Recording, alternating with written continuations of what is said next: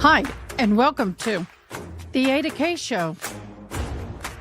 I am Ada K. Brown, and am currently a criminal justice major, and I'm a deaf courtroom commentator. Grab a cup of Java, and let's dive in.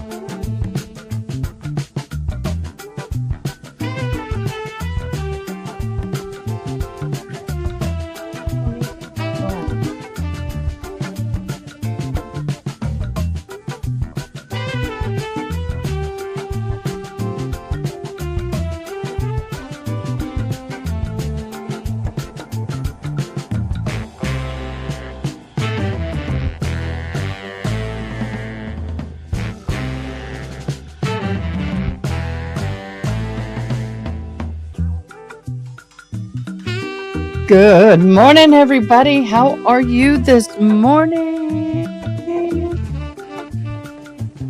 Happy Friday. Yeah, baby. We gotta.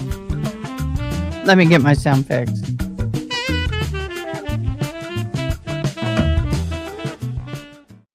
I forgot I turned the sound down for court on Wednesday.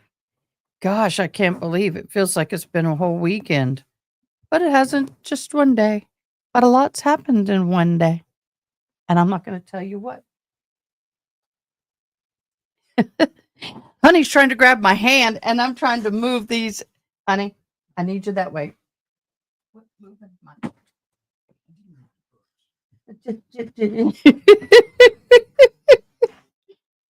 Honey Bun's in the corner again. Good morning, good morning, good morning, everybody.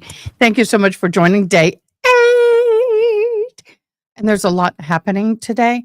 Court is already here. They're already in. Okay, until they start, let me give you a quick recap. Jen McCabe is still on the stand on cross. I thought she held her own very well. I felt that this time around she came across a little more sincere than last time. You can tell she's had some kind of coaching, maybe not from the prosecution, but she's had some help. Good morning. First in chats today were Gerald and June and Ada K. No, and Ronnie. Good morning, guys. Thank you so much for being first in chat. Elena, all the way from Spain. You're so sweet, babe. Thank y'all for being here. I guess we're already at a sidebar, but there were a few things that came out yesterday, Wednesday, and we'll go over those in break. But we are still in cross. They expect a couple of hours of cross. Then they expect to have, take that ring off. They expect to have about 30 minutes ish on the redirect. Supposedly, we'll see. The one thing that really came across strong for me was her, Jen McCabe's unwillingness to really be truthful about the FBI and the fact that she did lie to the FBI. The next day, either she or somebody said, "Boo, you better call them and you need to let them know, hey, I'm sorry, I misspoke. I did speak to somebody between the time you called and the time they arrived." They gave her, great, my hearing aids are wigging. They gave her a 10-minute window that they were going to arrive at her house, and they told her not to speak with anyone. And guess what? She did. And so needless to say, that was a lie. And Yeah, unfortunately, my ears are not are shorting out, so I got to switch. This tethers me, so if I walk away from the computer, I can't hear anything. So I'll fix my ears in a little bit. But that said, oh, these actually feel good today. They're softer. My hearing aids are hard, y'all. They hurt sometimes. Oh, one sunny day. Thank you for joining. Everybody, thank you for liking. We do have, I got to get everything on right. We do have bingo cards. I'm going to put it up. Miss Wonderful June created bingo cards for all of us. Yay! She's so awesome. So I'm going to put up our bingo cards. Let's see if everyone bingos today. Because it got a little, it was fun yesterday. Membership information drop off. What?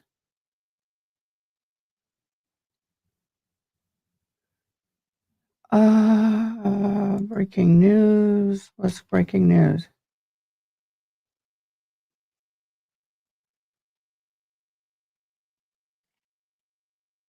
Yesterday. I'm sorry I didn't see that yesterday's. Good morning, member chat. Happy Friday! Everybody's go in member chat and put a meme up or whatever those things are called.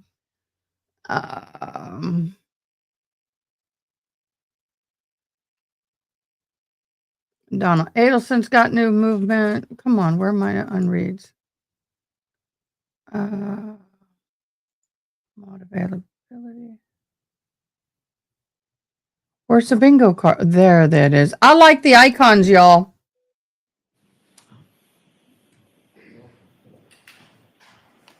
All right, let's bring the jurors in. I'm looking for the number And 8 actually, I'll bingo see you card, both guys. I scheduled don't in see order. it. I forgot something. Which one is the bingo cards we're using today, guys? I'll wait a minute for that to come up. So, but I need bingo card day 8. I'm not seeing that. Unless it was labeled something else. Don't forget to like. We only have 4 people who've liked today, guys. So go ahead and like the stream, comment I liked, and then you can be in the drawing for the giveaway.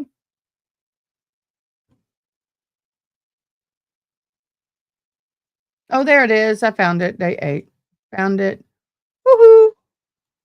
Keep looking. Keep asking. You shall receive. I'm going to put it down here. Thank you, Chrissy.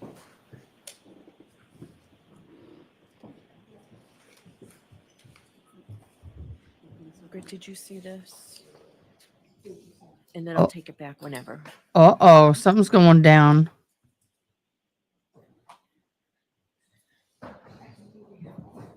Okay, it's in the pinned messages. Just click on the link and you got your bingo. Click on the link. You have your bingo card. It should look like this.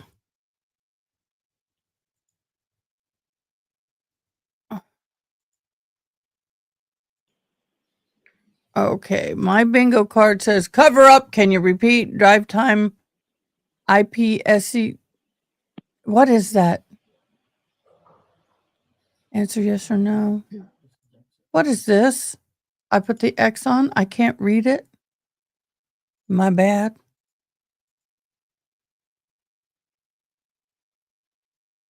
Shock and horror lunch break. Disregard to lawyer statements. Keep an open mind. Chloe the dog. I'm confused. Let them finish. Free space. All in the house. Contact a sustained informed law enforcement agency. Another LE agency. That was a lie. Canton select state shock. Answer yes or no. Chris Albert consent form true Parker and perjury. I don't know if we're, but remember, if I say one of those words or the court, if I say that's not what I wanted to happen. I don't know what happened. If I say the word or the court says the word, that is acceptable. Yay. All persons have any business before the Honorable Beverly Canoni. Justice of the Norfolk Superior Court and for the County of Norfolk. Draw near. Norfolk. Norfolk. God save the Commonwealth of Massachusetts. This court is Oh, I now felt open. vibration. I thought you were trying to get my attention. Okay. For the record, before the court is Commonwealth versus Karen Reed, 22 CR 117. I don't know what that Parties means. present are 18 jurors are present. The matter is on for trial. All right. Good No clue. morning again, counsel. Good morning again, Ms. Reed. Oh, my earring. Oh, there's it. I have to ask you those. The lean. questions. Was What's up with everyone that able lean? to It drives follow me my crazy. instructions and refrain from discussing this case with anyone since we left 2 days ago? Yes. Everyone said yes and nodded affirmatively. Were you also able to follow the instructions and refrain from doing any independent research or investigation? Unfortunately, yes. Yes. Everyone said yes and nodded affirmatively. Did anyone happen to see, hear, or read anything about this case since we left on Wednesday? Yes. Everyone said no, it should be. So today is a full day. We will be recessing this afternoon around 3:40, 3:45. All right, Mr. Jackson, if you go to the podium as soon as Ms. McCabe comes in. May we have Ms. McCabe? Jen! Jen! Jen! You're wanted at the seat. You're wanted at the podium. I'm bad, and I know it.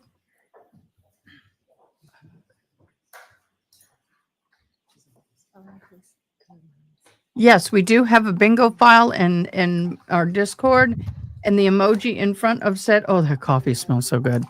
The emoji in front of that is a leprechaun, a little clover for good luck.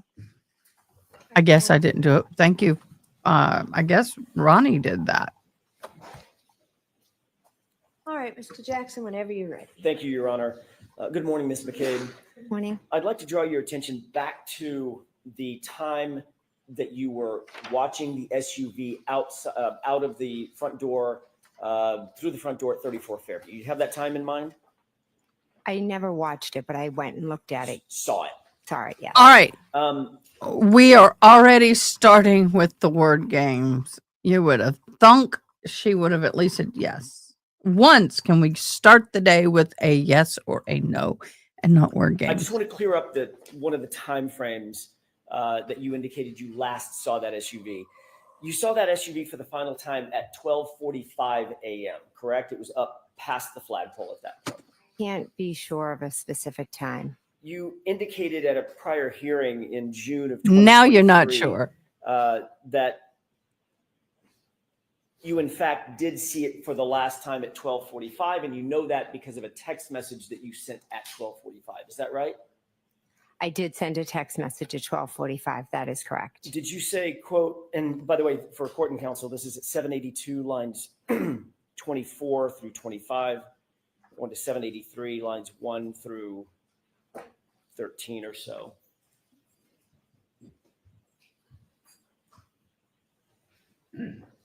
Actually, 1 through 3.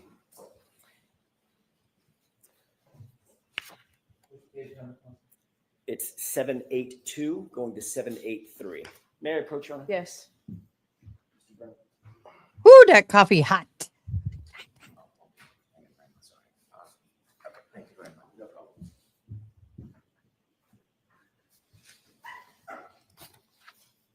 Actually, Ms. McCabe, and for court and counsel, I'm going to back up just a little bit up to line 20. I like how he's doing this for court and You stated, counsel. That's quote, new. So I think my husband and I were talking just like about what they were doing. Ooh. And then I sat back down, and then at one point I think I said hello. And then I said at 12:42, where are you? And then flip, I don't know if that's my last text or if I did one more. Yeah, 12:45, hello. Because they were still there. And then question, so the dark SUV was still outside the house at 12:45. Answer, at 12:45. Do you remember that question and answer colloquy back in June 2023? I've been asked a number of questions, specifically those words, no. I do remember testifying. I believe I said, I think in there. I think that, and to be honest, I'm not sure of exactly the times. I didn't pay close attention to when I was texting and when I was sitting, I was going back and forth to the door. But in June of 2023, at a hearing under oath, you did say that it was at 12:45 that you last saw the vehicle. I believe I said, I think. Your Honor. Take a look at the transcript I just read from. Your Honor. I believe the word I think is in there. You believe, but you're not sure. Okay, I'll look at it. Refresh your recollection. Sure. Please look at it. Let's be sure here. Thank you. I feel like she's been coached to the point she's almost being like an expert witness. She is doing some self-soothing things. I watched last night, as I fell asleep, some of her testimony from Wednesday, and I was looking at, oh, that's right, himself. That's right. I forgot. Thank you, June. My brain's not fully engaged yet. But anyway, May I approach you? Yes. Thank you. Does that refresh your recollection, Ms. McCabe, what you said in June of 2023 about seeing the SUV at the location at 12:45? I see what I read. Sorry. I saw what I just read. I don't remember my exact words of every testimony, but I did just read that. Yes. And in fact, what you said back in June of 2023, quote, I don't know if it's my last text or if I did one more. Yeah, 12:45, hello, because they were still there, period, correct? That's a part of what I said. And then the question was, so the dark SUV was still outside the house at 12:45, answer at 12:45. And then I said, I think my husband and I. So there's more to that conversation. Okay, what I read you is what the transcript indicates. You said on June 8th, 2023, correct? So can you answer that? Is that correct? That I saw it at that time. Ask the question again. Sure. That what you testified to in June of 2023 was you saw the SUV for the last time at 12:45. That's what you said, at least back then. That's part of what I said.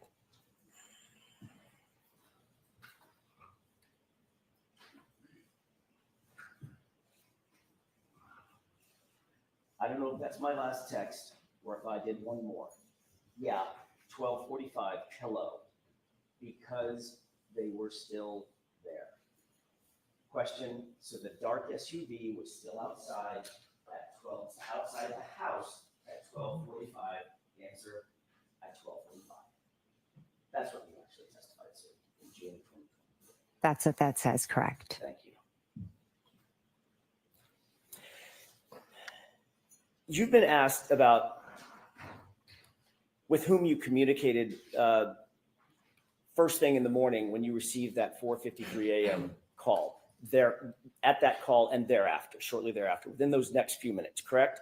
Yes. As a matter of fact, you were asked by Trooper Prince in a formal interview on February 1st, 2022. I know that was a while ago, but in that initial formal interview 3 days after the event, Trooper Prince, the female trooper, asked you who you called or who you communicated with during that important few minutes after you received the first phone call from Kaylee's phone, correct? I'm not sure of our exact conversation, but she did ask me a number of questions. Do you remember telling her, I spoke with Karen Reed, obviously. Again, I answered whatever question she asked me. So Okay, if she asked, I did speak with Karen Reed that morning, correct? Okay, Ms. McCabe, my question is, did you tell Trooper Prince 3 days after the fact, I spoke with Karen Reed? Yes or no? If you have a report, I don't remember the specifics. I met with many, many police officers. Sure.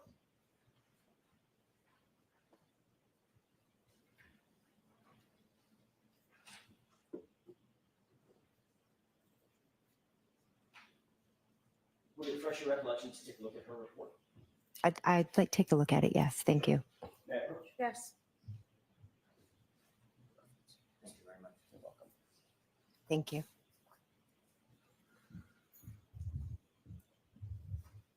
Ms. McCabe, you can familiarize yourself with that report, and there's a tab if that helps you, because Okay. it's somewhat lengthy. Okay. See if that refreshes your recollection. Thank you.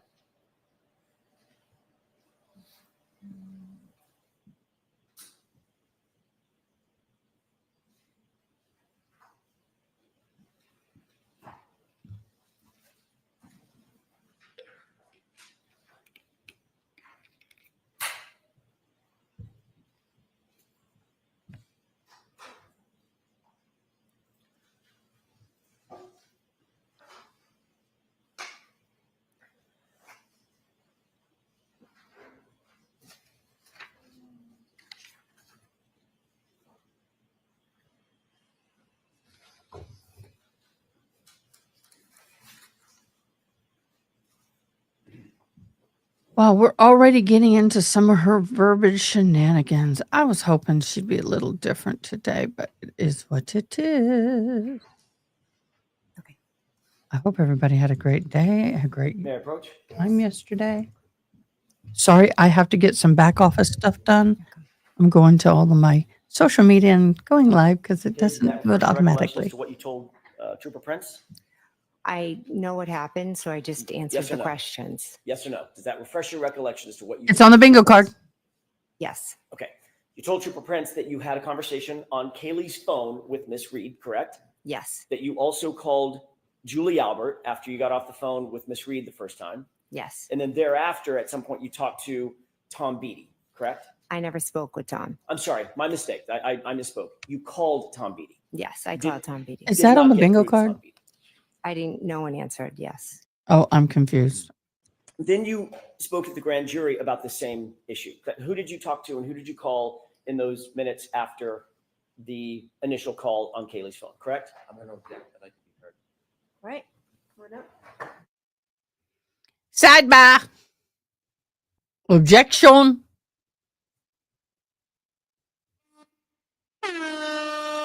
That's the objection button today. I got my coffee because I got a sweet honey bun. What you doing back there, honey bun? Trying to order a transcript. Huh? Trying to order a transcript from old school. Trying to order something? I'm trying to order a transcript from old school that I. Ah. He working, y'all. Here, babe. There, use that as a desk. I don't need it. I'm fine. Oh, y'all! It's one of those mornings where I just want to be quiet. Autocorrect made here equal her. Jen is a special kind of memory. Does she not ever? A honey bun sounds good with a cup of coffee. You know what? I love honey buns. I love honey buns. I love me some honey buns. Nice and sweet and gooey, especially when you put it in the microwave for a few seconds. Ooh, doggy, that sounds good. Now, if I was, oh no, now I want a honey bun. Consent form. I don't know if we have a consent form. I'm looking at the bingo card. I already have answered yes or no. Can you repeat? And a free space. Well, Judge Canoni did say lunch break. Keep an open mind. That's good. Perjury. I finally got what that meant. Ipsy dipsy. Latin himself. Yeah. I just sometimes when I see acronyms, it takes me a while to remember what they are. I'm really horrible at acronyms.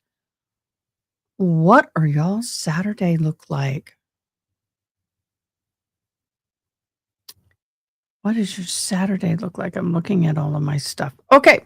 Now we've got the proverbial fan already. Oh, come on, y'all. Seriously. We got verified. I'm in Discord. Y'all go to Discord.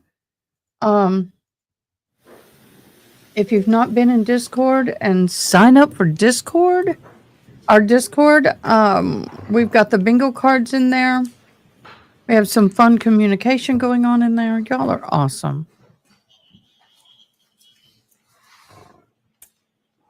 May I, Your Honor? Yes. Thank you. Mr. Oh, did McCabe, you were see that? also It asked said, the "May same I, Your series of Honor?" He goes, questions about, "May I, or a Roadrunner?" series of questions about the same events concerning that 453 phone call and the calls that you made shortly thereafter, correct? Yes. And in that testimony, you also, consistent with what you said to Trooper Prince, said, I spoke with Karen Reed on Kaylee's phone. I then spoke with Julie Albert, or I called Julie Albert, and then I called Tom Beatty, correct? I object. That objection sustained. What did you tell the grand jurors about who you called or who you attempted to communicate with in those first few minutes after that 4:53 a.m. call? I don't know exactly what I said on that day, but I know who I spoke to. You said on that day, you spoke to Karen Reed, correct? On which day? What are we The, talking the about? day of the grand jury. Okay. That would be April 26, 2022. I don't have the paper in front of me, so I don't know my exact words. Well, I'm not asking you for your exact words, but did you tell them, as you sit here, do you remember telling the grand jurors under questioning by the Commonwealth that you spoke with Karen Reed? I spoke with Karen Reed that morning. Again, I've been at many grand juries and different things. So to remember specifically, I don't remember specific questions and specific answers. But yes, Karen Reed did call me that morning on Kaylee's phone. Wouldn't you remember the specific answers if you were consistently telling the truth? What, babe? If you tell the truth, you don't have to worry about your lie. Yeah, well, babe, I got these ends. I'm lip reading you, okay? Just make sure that I know you're there, honey, okay? See, that's a deaf girl problem. I have to lip read when I have these in because I don't have any ears on. But yeah, if you're telling the truth, then you wouldn't have to remember what you told, when, where, how, and all that. Question is, Yeah. what did you say to the grand jurors? And you're saying you don't remember? What question are you asking me? Whom did you attempt to communicate with in those Just hold on. first few minutes after you first received the phone call on Kaylee's phone? If you're asking me now, I can answer you. I'm asking I you- don't remember this. I'm sorry. I don't remember the, Baby, what? the specifics. If you want to show me and then I can review it. Words swap. I know the answer to the question. I'm just not sure of my exact words on you that leaving? day. I didn't ask you what your exact words were. I'm asking Hold you on. about your memory. You're testifying based on your memory, Ms. McCabe, are you not?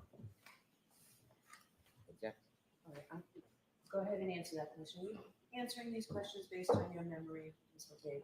So I'm answering questions based on my memory of what happened on the 28th and the 29th. I've testified multiple times. I've been interviewed by multiple police officers. So to pinpoint one conversation is a bit of a challenge for me. But what I can tell you is what I remember from that day, which was, I'm sure, very similar to however I answered, because it's the same.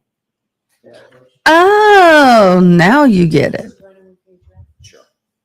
188, 189. Thank you. I didn't get an answer to that question, Ms. McCabe. Would it refresh, I just have to do this for the record. Would it refresh your recollection to look at your transcript? I'll look at it, yes.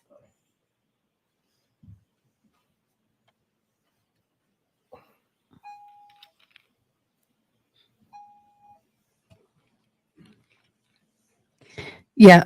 Yay, my ears. It's so hard for a deaf girl when I got those other ears in. I can't hear anything else. I can't. I have to have my hearing aids in. I'm that bad. Elena, I'm so sorry. I hope you have something you can take to help alleviate that headache. But you know what? It's okay if you have to go lay down Okay. and shut this off. May I approach? Yes. I will try not to get excited. Thank you. Okay, the other day we had a problem with my sound being a lot stronger than court. I need to know if that's the case now. So somebody let me know how it is. Refresh your recollection about what you told the grand jurors in terms of whom you communicated with or attempted to communicate with that morning. Yes. What did you tell the grand jurors? I told them that I communicated with Miss Reed and that I called Julie Albert. And Tom Beatty. Oh, and Tom Beatty, I'm sorry. Right. So in both of those statements, to Trooper Prince, when you were asked about your communications, and at the grand jury, by the way, at the grand jury, when you were asked who you communicated that morning, who you communicated with that morning, you didn't need to see a report, did you? You didn't ask to see a report like you're doing here. Well, I'm asking because you're asking specific questions about what I said on a specific day. And depending on who's asking the question, they ask questions in a different manner. So the answer is always going to be the same. If you ask me who I spoke to, I'm always going to tell you I spoke to Miss Reed and Julie, I called Julie Albert and I called Tom Beatty. The answer is always the same, but the way the question asked and maybe some of the words that I use may be different. And I don't remember on specific days. I've been questioned many times, but the answers are always going to be the same. The wording may be different. Yeah. Finish? Is that answer? Yes, I am. Okay. I'm going to allow that, but let's move on. I hope y'all heard what I just said about the microphones. Please let me know how the sound balance is running. Questions about who you contacted that morning. I don't want to get too loud. I want to be mindful of Recollection refresh. headaches. You said, I talked to Karen Reed. I called Julie Albert. I called Tom Beatty. Correct. Correct. Oh, thank you. And that's exactly what you told Trooper Prince as well. Karen Reed, Julie Albert, Tom Beatty. Is that right? Yes, correct. But you did make another phone call that morning that you left out of both of those statements, didn't you? I'm not sure. At 5:07 a.m., you called over to 34 Fairview, didn't you? If it's in my phone record, then I must have. It's in your phone records that you're aware of. Well, let me ask it a different way. You're aware that your phone records actually show that at 5:07, you called to 34 Fairview, Nicole Albert's phone, correct? Correct. It shows also that that call lasted 38 seconds, right? I'm not sure what it shows. You actually spoke to your sister, Nicole, that morning? I did not speak to my sister, no. So that 38-second call went to voicemail? I'm not sure. All I can tell you is I never spoke to my sister Nicole that morning prior to waking her up. But you do acknowledge that you made a phone call at 5:07 to Julie Albert. I'm sorry, to Nicole Albert, your sister, over at 34 Fairview in those early morning hours, correct? Yes, I learned after. When I'm first being questioned, it's days after. It was a chaotic morning. I remembered the waterfall, Julie, then Tom Beatty.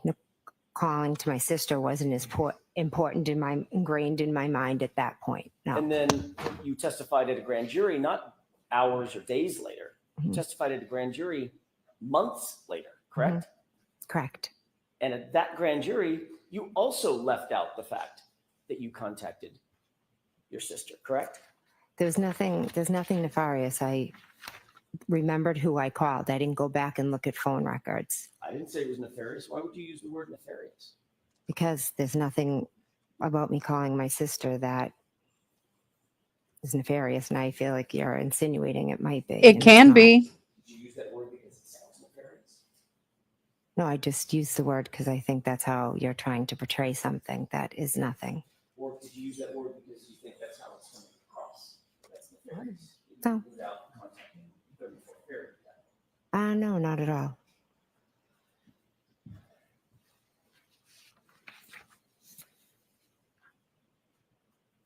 Later that morning of January 29th, but by the way, you do acknowledge that your phone records show that you called at 5:07 a.m. to your sister's cell phone, correct? I don't have them in front of me, but I believe that is correct. Yeah. Okay. Were you calling your sister's phone to alert her of something? Is that why you called? No. Later that morning on January 29th, after those initial phone calls and after the scene had been cleared, at about 11:30 in the morning, you did have a formal interview with Massachusetts State Trooper Michael Proctor, did you not? I did. Yes. Day before yesterday, you testified that Karen Reed, actually I think it may have been Tuesday, you testified on direct examination that Karen Reed just showed up at your house screaming, correct? Correct. In point of fact, you told Michael Proctor in that 11:30 a.m. or thereabouts, that interview that morning, that on January 29th, when Karen was on the phone with you, you told her to come to your house. Isn't that true? No, I never told her to come to my house. She told you she wanted to go search for John, and instead of saying, I'll come meet you or I'll go wherever you want to go, you told her, no, come to my house and pick me up and we'll go together. Correct? No, that's incorrect. Hi, Seeking Justice. Hello. Oh, you changed it Do from you remember News talking to Trooper Junkie. Proctor? Oh, I do, yes. Do you remember exactly what you told him concerning the plan to either come to your house or go search for Oh, John? share. There was never a plan for Karen to come Do to my you house. remember exactly what you told him with that regard on that issue? No, I don't. Would it refresh your recollection to look at a police report that he drafted Oh, on that sorry. issue? Well, those are his words or summary. That's not my question. I know these are his words. He wrote it. Mhm. My question is, would it refresh your recollection about what you told him to take a look at his report? I know what happened and I know what I told him. I don't know what's written in that report. Yes or no? I don't need to see the report, no. Because it would not refresh your recollection to see a report where he indicated that you told him that you directed Miss Reed to come to your house. I object. The objection is sustained. I'm going to strike that.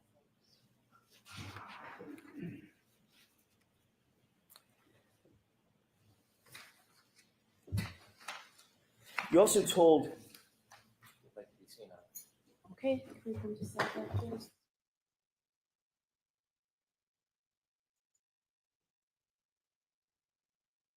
Sidebar.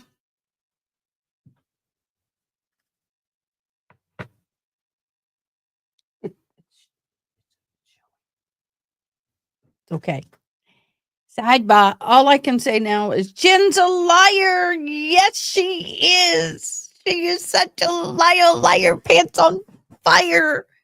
I wish I could have this thing running across the bottom of my screen with a pair of pants flying on fire. Oh. Oh. I wish. Oh. Sidebar.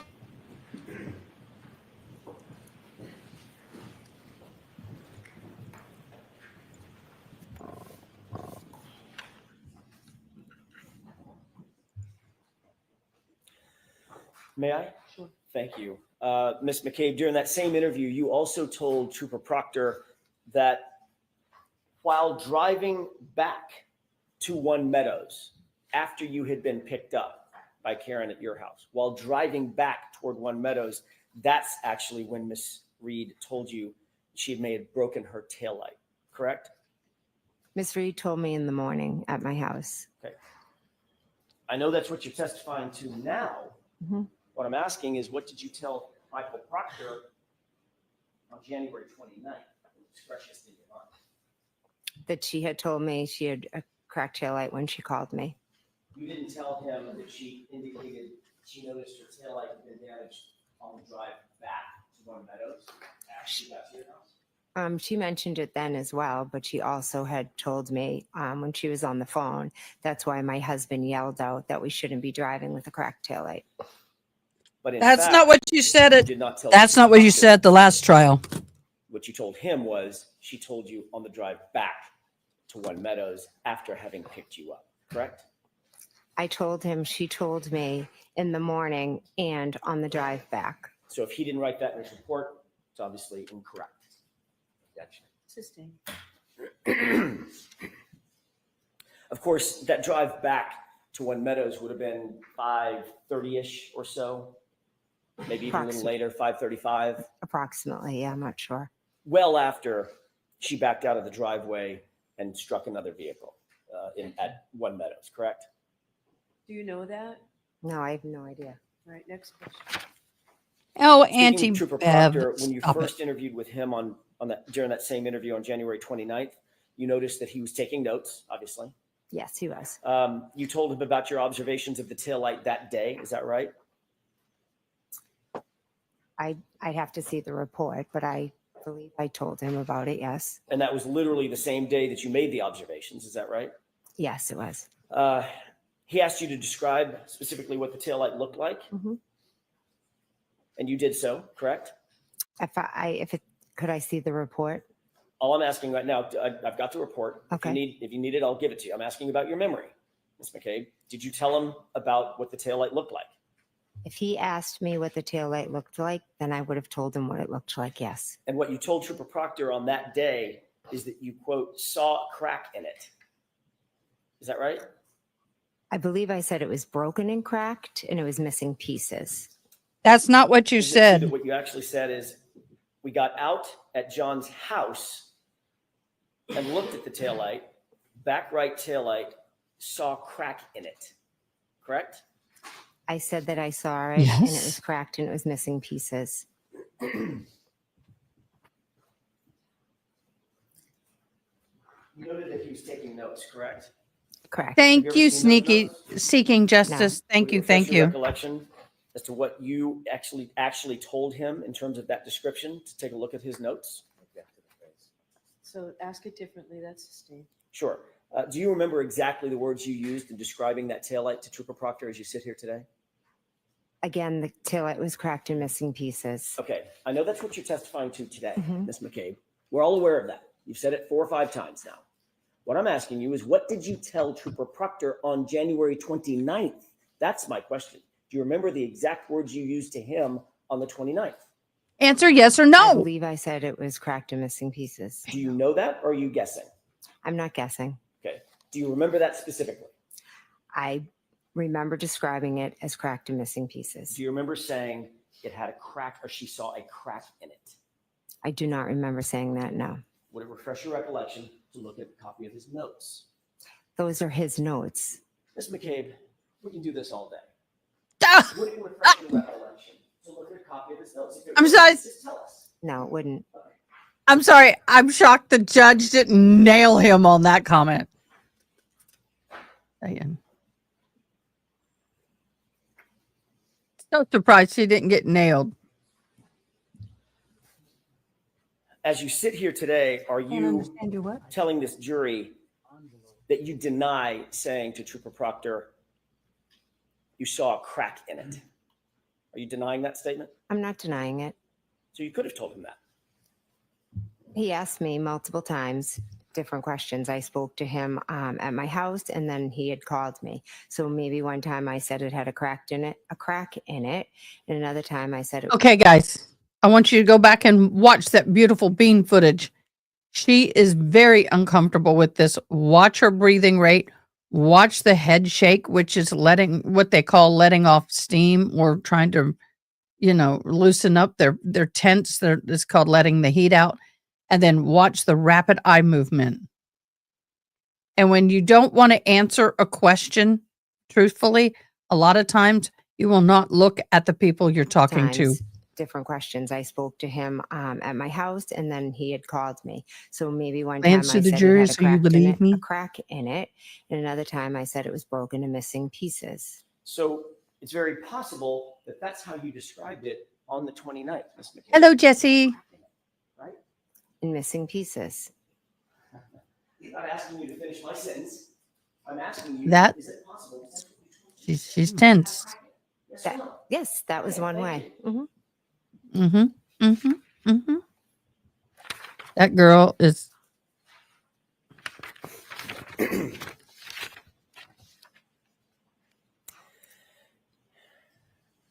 In the days following January 29th, in the events of January 29th, 2022, were you and your family coordinating your versions of the events that occurred on that morning? No, Were you and your family coordinating some sort of damage control in terms of the language that your family would use to the public, to the press, to law enforcement? no, Did you and your family use a group chat? You and part of your family use a group chat to text each other to coordinate your communications with either the press or the public or law enforcement or family or friends? I have multiple group chats with family and friends. You had a very specific group chat that included yourself, Nicole, your sister, Mhm. Brian Albert, and Matt McCabe, correct? Yes, I did. Your Honor, if I may. Okay.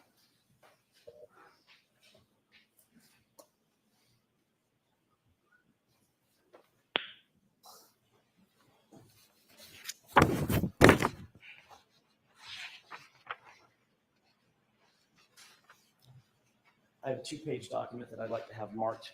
Right. Asked to approach. Sure. Thank you. Did you show Mr. Brennan what it was? Mr. Brennan, I failed to show you. It's okay. Thank you. You're welcome. Thank you.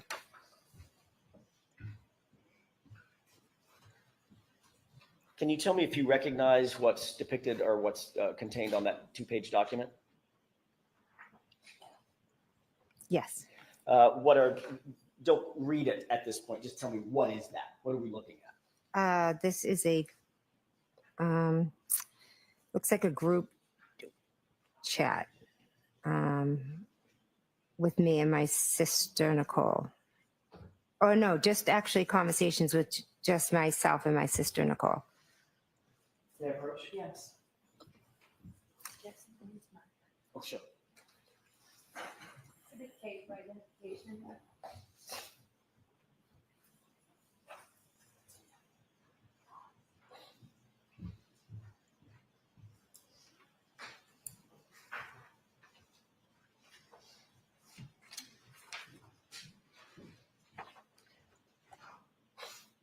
Did you happen to catch the date of these chats? I just took I- the document away from you. I apologize. That's okay. I didn't know. May I approach? Do you have an extra copy so she has one of you? I'll just leave that one. I've got an extra copy for myself. I'll leave that one. Thank you. Do you note the date of that series of chats? Yes, it says 12922. Okay. Is that a chat just between yourself and yourself and Nicole, or is that include others as well? I think it's just myself and Nicole. There was another series of chats, we'll get to that in a second, that does include Nicole, Brian, Matt McCabe, correct? Yes. On this particular set of texts, do you see the first text starting in the green box? That is a text from you to, it says Coco, correct? Yes, that's my sister, Nicole. Okay. And you recognize this text? I do, yes. And you recognize the texts following in the following bubbles? Yes. I would ask that this be marked moved into evidence. Is there any objection? I could review it briefly. Sure. Why don't I see you at sidebar for a minute? Hold this. Sidebar. Sidebar. Mm-hmm.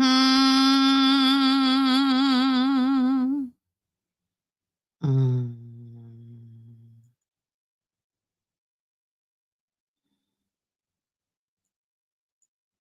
Mm. Let me enlarge that. Control Z, Z, Z. I'm trying to make something. Y'all have never done anything with animation, so we'll see what happens. We'll see if I do it good or not good. Good or not good. We'll see. We're going to lock. Enemies, they are grouped together. I assume. No, they're not. I'm trying to make something. I've never done it before, so we'll see if I can. Unlock. Grouped together. There we go. Did Jackson just say the text was on January 29th of 2022? Yes, it was. And that is right, y'all. This is what he did say. He said it. He said it. AM or PM, Gerald wants to know.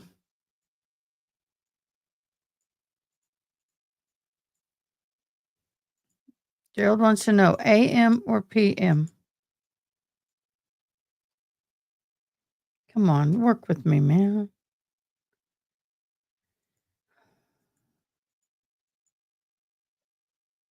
It's working with me, y'all. Unlock.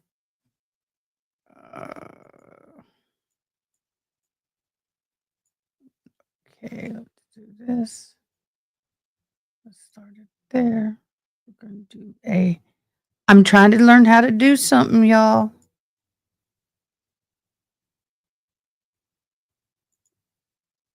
Control Z. On a moat.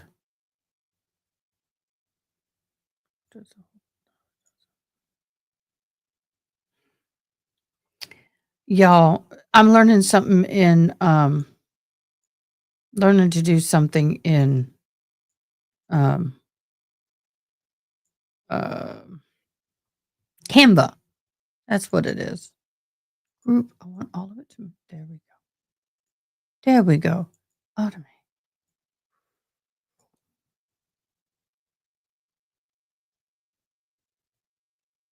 Control. Z.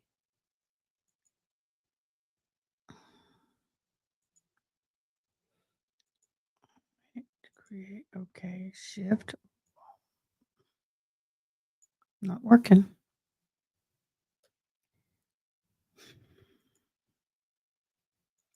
I don't know why it's not working, y'all.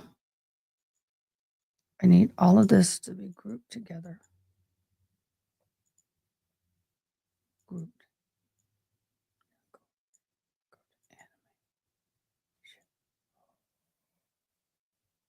Okay, now I think I got it. Now I think I got it. Uh-oh. Somebody's in trouble.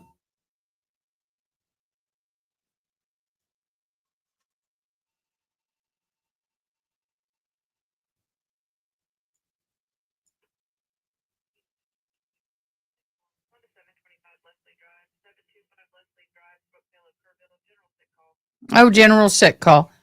Hello, everybody. Thank you guys for joining. I am trying to learn something new in Discord. I'm trying to I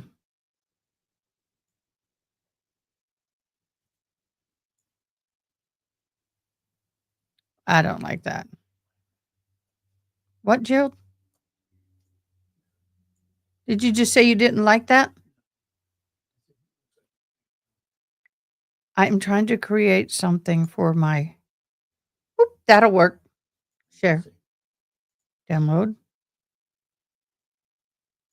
Save download settings.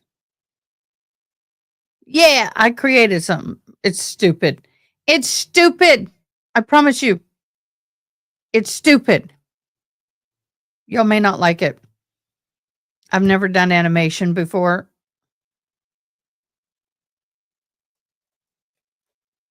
Never did animation before, so we'll see how this one goes.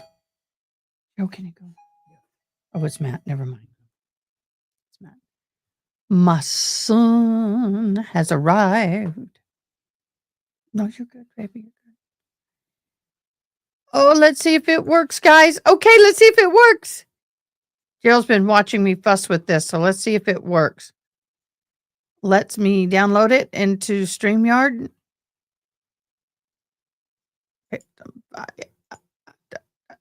Okay, let's see. It's processing. It's going to take it a minute.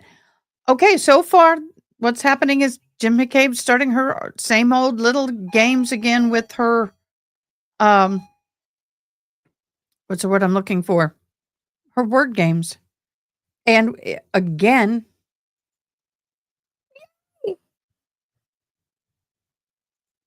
what do y'all think about that? Every time she's lying, I'm going to go, liar, liar, pants on fire. I've never done any animation in Canva. I was learning, y'all. I don't know what it is with them. Uh-oh.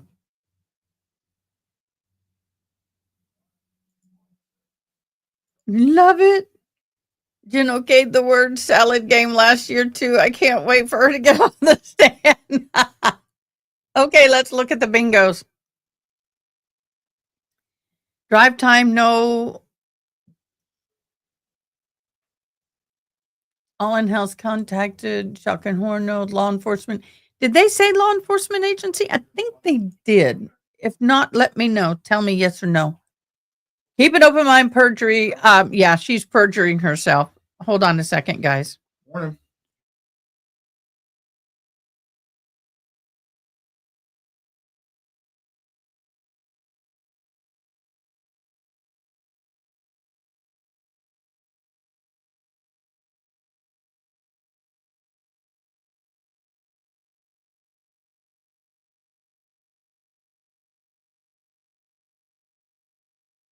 The son told me I left the shower on this morning. I'm like, no, I didn't. He goes, I woke up and it sounded like something was leaking. I'm like, we have to get a new shower thing. If you don't hit it just right, it won't turn off all the way. And I'm deaf and I can't hear it. And I don't have a service dog to tell me, Ma, water running.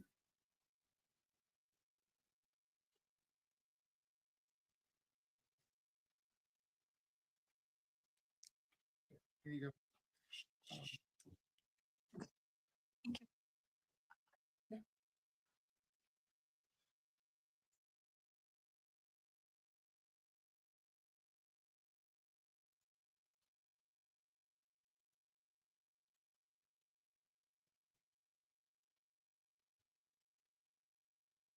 Oh, Trooper Garino read. sorry.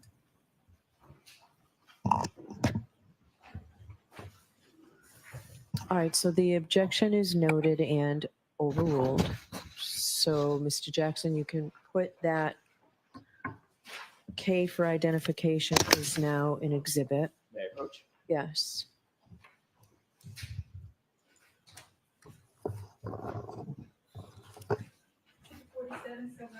Thank you.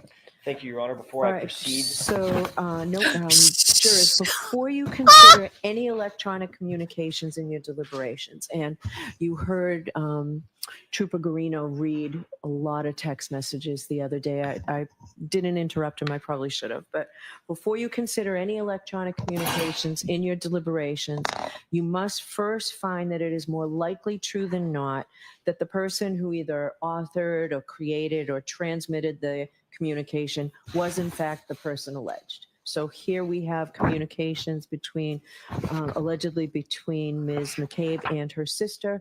Before you can consider them, you must find that it's more likely than not that they were the people who sent and received those. If you do not find it's more likely true than not that the person alleged to have created or sent them, then you may not consider the electronic communication in deciding your case. Now, when you read or hear about these text messages, you may not consider the statements for their truth, but you may consider them solely for the limited purpose of understanding the state of mind of here, Ms. McCabe, when she sent those messages. All right. Oh, Now we're that- getting into the bad That's what I messages. needed to do, Mr. Oh, Jackson, your turn. snap. thank you, Your Honor. With the court's permission, I would ask that the January 29th text be published. Yes. Mr. Wolf, is there a way to, there we go. Margaret, the witness might need that exhibit. Your Honor, may I approach just to retrieve the exhibit? Yes. That's what she just witnessed. And the judge whispered, the witness might be in that exhibit, is what she whispered because it caught it with my captioning, my computer captioning, You're welcome. which is better than the YouTube captioning. Yeah, I was just going to say, could you please enlarge that? Any way to make that bigger? We'll take one bubble at a time. Ms. Thank McCabe, do you need lights on or are you okay? Oh, I'm okay. All right. Thank you. Ms. McCabe, does this appear to be a Ooh. representative copy of what you're looking at? It's just been marked for evidence. Yes. PM, y'all. Starting at that It's top right there. text, which is the green bubble PM. here. Can you see at the very top where it says from, there's a redaction? Yes. The last four digits of that phone number, do you recognize that? Yes. Is that your phone number? Yes. Do you see just beneath it, it says to, and there's a line that says Coco? Yes. Is that your sister? Yes, it That's is. Nicole. Yes. And if you look down on the bottom right corner of this exhibit, do you see a time and date stamp? Yes, I do. What is that time and date? It's 1:29:22 at 7:54. Is that 7:54 Hello, p.m.? Maddie. Yes. Okay. Can you read for the jurors what you texted to your sister at 7:54? Sure. Carrie talked to the cops and kept it simple. Who's Carrie? Carrie Roberts. And this is a text that you sent about Miss Roberts's interview with the police. Yes, it is. If Mr. Wilk, can we pull up the next text, please? Do you see the response in the blue bubble? Yes, I do. Who's responding to whom? I'm responding to my sister, Nicole. Can you please tell us the time? And we know it's the same date. What Yes. time is that? That would be 7:50. I'm sorry, 7:56 or 58. Sorry, I'm not sure if that's an 8 or a 6. Someone needs glasses, honey. You should have a transcript for her. Just I may saying. have misheard you. The blue bubble is from whom? It's from my sister, Nicole, To whom? to me. Okay, I may have misheard you. I thought you said the reverse. I want to make sure we're very clear. The I'm blue sorry. bubble is from Nicole. The green bubbles are from you. Yes, correct. Got it. And this text says, I'm sorry, read that for me one more time. Sure. Okay. Try and get some sleep. Talk tomorrow. Next text, please. What's the time of this text? 7:57. This is from you to Coco, to Nicole. Yes. What does that text say? Any update? What did you mean by any update? I meant, had she heard anything or learned anything new? Next text, please.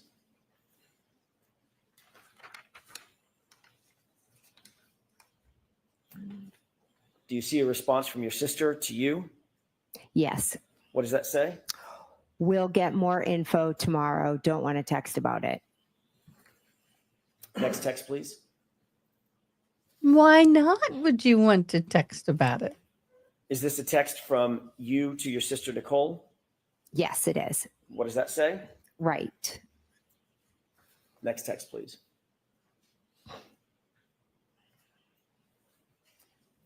What is the date and time of this text? It is 1:29 in 2022 at 8:01 p.m. And this is in response to the text that you just read from you to your sister. And this Yeah. is now a text from your sister back to you, correct? Correct. What does this text say? Okay, text me in AM, or if you hear anything later. Thank you. We can bring the lights up for just a moment. An important, why is that?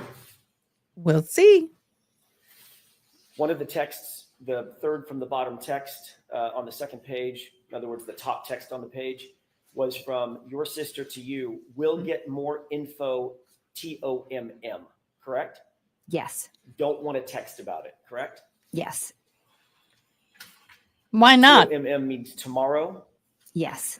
This was January 29th, 2022, correct? Yes. Tomorrow would have been January 30th, Yes. 2022. Is that right? Yes. Your Honor, I'm holding another document. This is a multi-page document.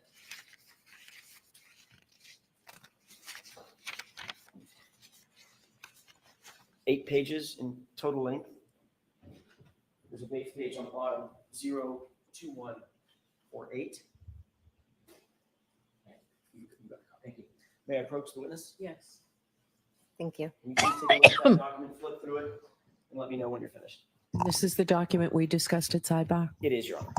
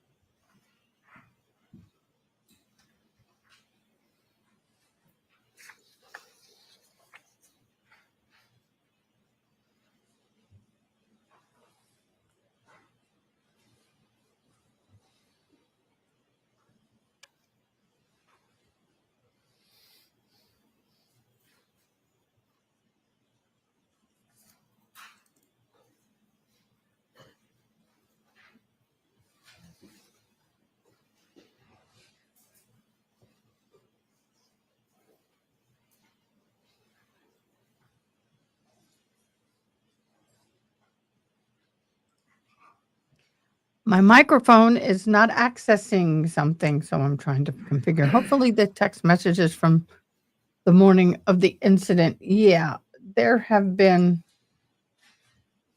Yeah.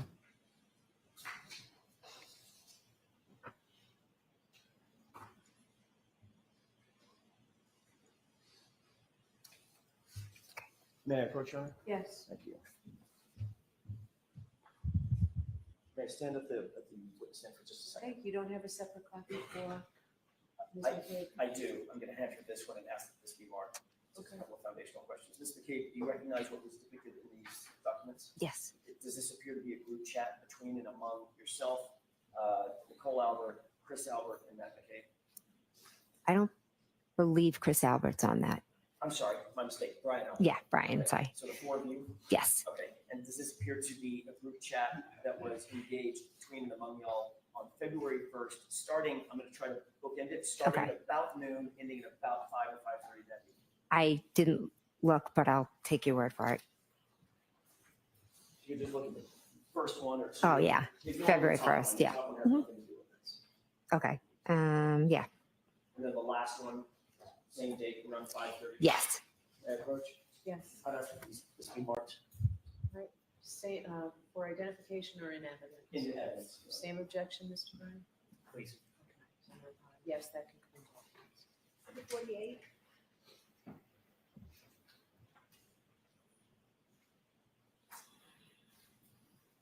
Can I? And jurors, the same instruction regarding the electronic communications and the same instruction regarding this is not to be used for the truth of what's in there, but simply as it goes to Ms. McCabe's statement.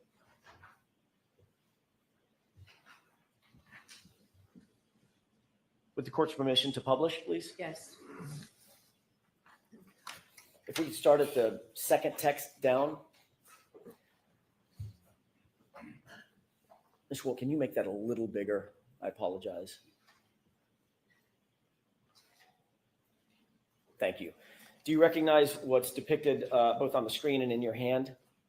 Yes. Does it appear to be the same thing? Yes. Okay. Taking a look at that first text, who is that from and who is it to? Okay. All right. It's from Brian Albert, and it's to myself, my sister Nicole, and Matt McCabe, my And- husband. If you can orient us, please, and I won't do this with every single text, but orient us for the first text. What date and time is this text? This is February 1st at 12:50. So this is about 3 days after the event in question. Yes. 12:50 noon, Noon. Yes. just before 1 p.m. Yes. What does that text say? Julie said Channel 4 is in D&E. And that's from whom? Brian. So Brian Albert explain what that text means. So Brian Albert is telling us that Julie told him Channel 4 is in D&E. Who's Julie? I'm sorry, Julie Albert. Thank you. Let's go to the next text.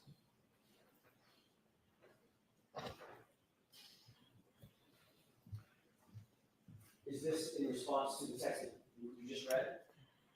Yes.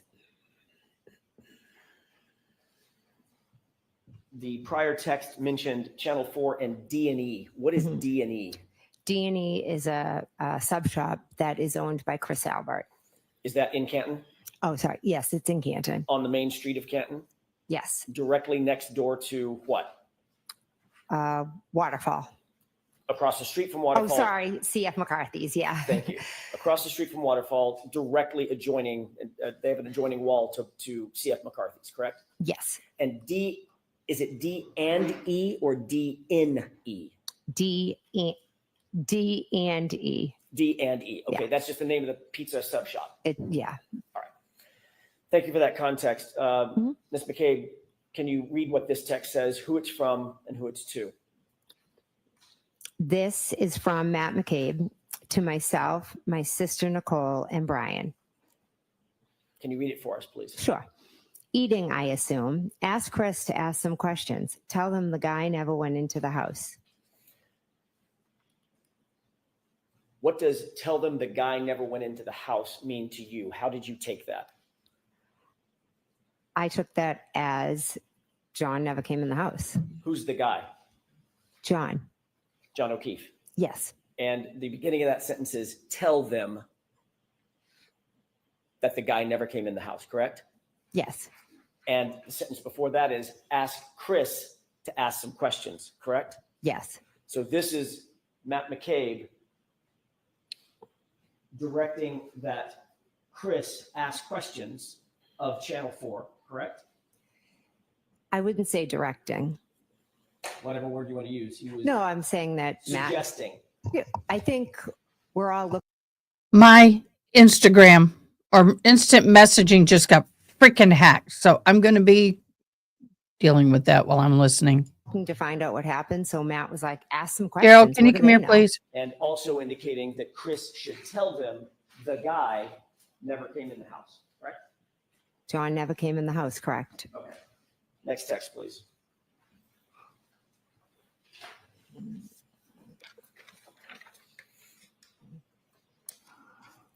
Can you orient us? Who is this text from and who is it to?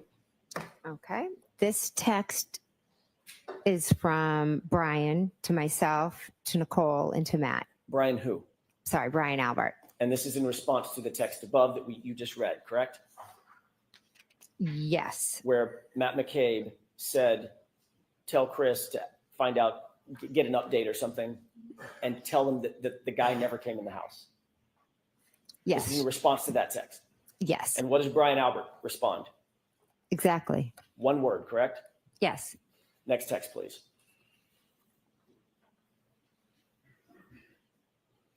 This is a green box, so I presume this is you. Yes, it is. And this is to whom? To Nicole, to Brian, to Matt. And what does your text read? It means, oh my God. It's ONG, but Yeah. it meant to be OMG, correct? Yes. Yeah. I do a lot of errors. Which stands for oh my God. Yes. Next text, please.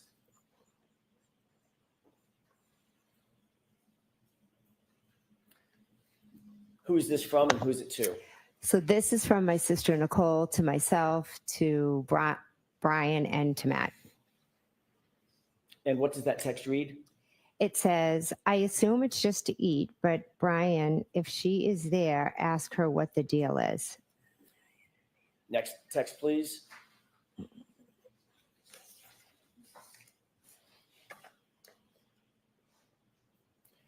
Before I ask you about this text, the last text, that was from whom? One more time. My sister Nicole. It was from your sister Nicole, Yes. and she mentions a she, pronoun she. Yes. Is that referring to Julie Albert?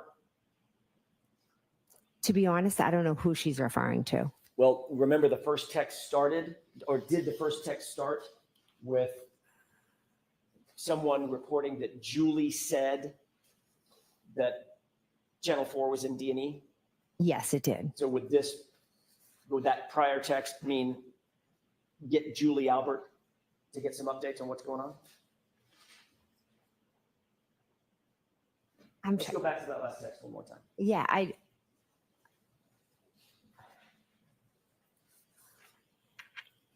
You see where it reads, if she's there? Does that mean if Julie is at D&E, hence she just reported that Channel 4 is there? I'm truly not sure if who she's referring to as the she. Okay, fair enough. Let's go to the next text, please.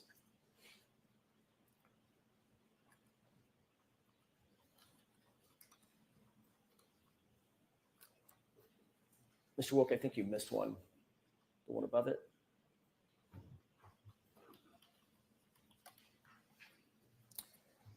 Who's this text from and who's it to? This text is from myself, and it is to my sister Nicole, to Brian, and to Matt. And what does this read? This says to ask if we heard if she is in a mental hospital. Next text, please.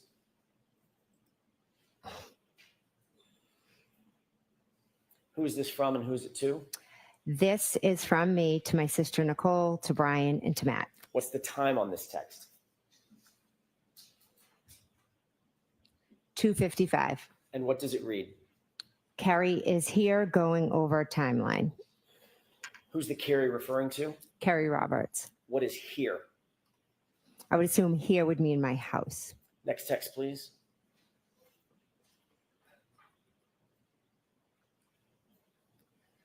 Who's this from and who's it to? This is from Brian to me, to Nicole, to Matt. And what does this text read? I did hear that. Next text, please.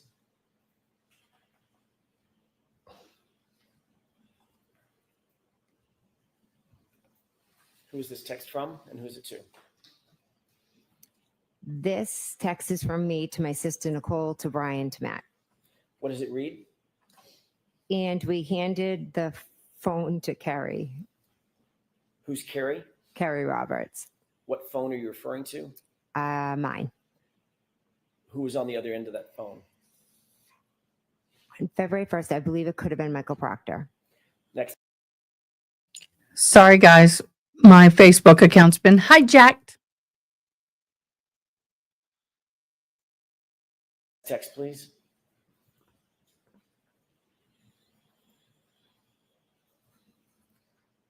Who is this from and who is it to? This is from me to Nicole, to Brian, to Matt. What does it read? She is telling him everything. Everything is in all caps with an exclamation point, correct? Yes, it is. What's the timestamp on this, Ms. McCabe? 2:55. Who's the him that you're referring to in this text? I believe it was Michael Proctor. Next text, please.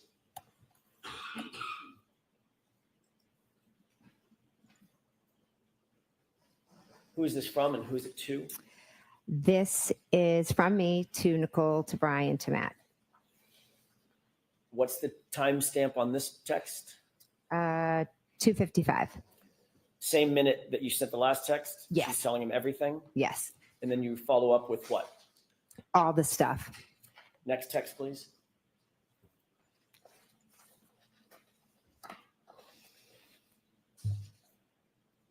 Who's this responsive text from? This is from Matt to myself, Nicole, and Brian. And what's the timestamp on this? 4:35. What does this read? Yep. If she pleads out, it will end. If she fights it, it will be an episode. Who's she? I'm assuming that would be Miss Reed. Next text, please.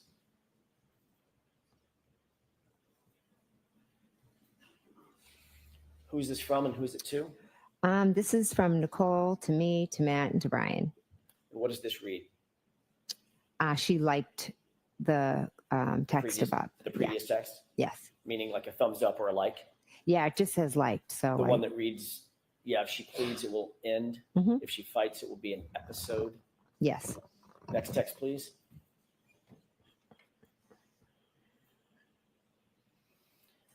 Who's this from and who's it to? This is from Matt. Oh, sorry. To me, to Nicole, and to Brian. And what does this read? Brian, sitting separate.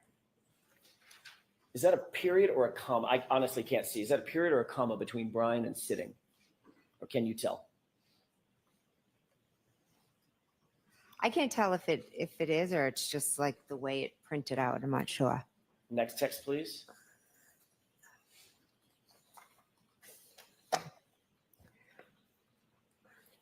Who's this from and who's it to? Brian, to me, Nicole, and Matt. What's the timestamp on this? That is 4:55. And what does that text read? Okay. And the next text.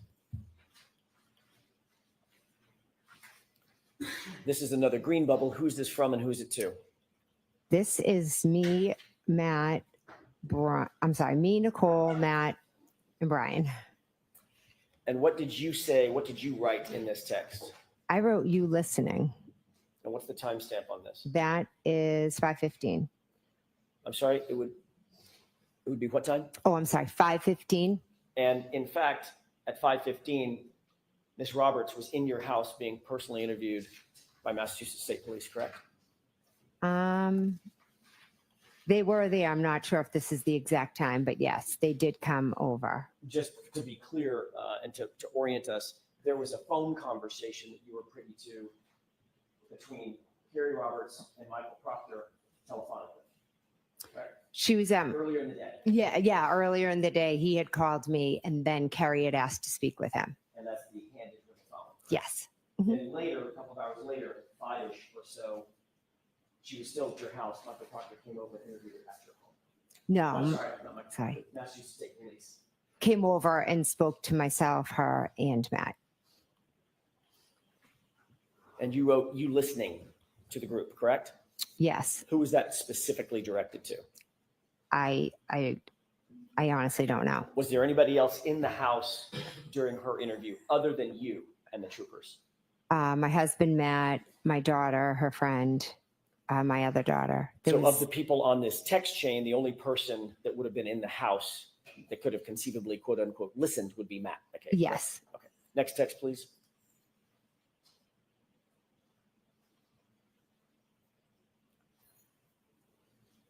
Who's this from and who's it to? It's from me to Matt, Nicole, and Brian. And what does it read? Cops here again. You were reporting to the others on this text stream that the police had arrived at your house. They were in your house with you and Carrie that you just described, correct? Yes, I was just telling them that they were here again. Next text, please.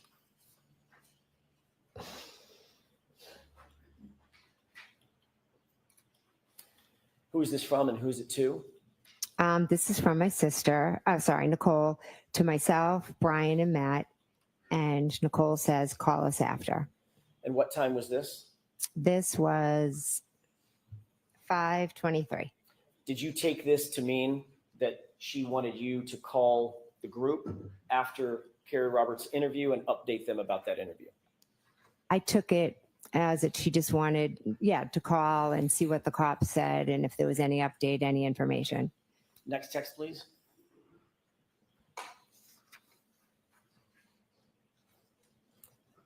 Who is this from and who's it to? This is from Matt, and it's to myself, Nicole, and Brian. What time is this? This is at 5:31. And at 5:31, what does Mr. McCabe write to the group? This girl could write a book nonstop. Was that in reference to Carrie Roberts having her interview with the Massachusetts State Police? Yes, it was. And this girl is Carrie, correct? Yes. Next text, please.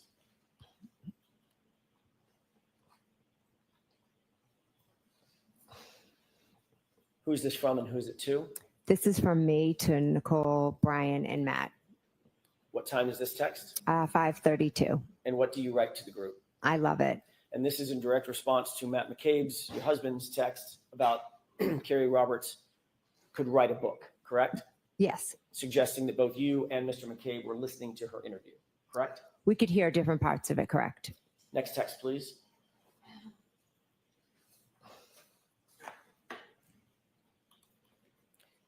And who is this from and who is it to? This is from me to Nicole, to Brian, to Matt. What did you write? I wrote, she is telling them everything.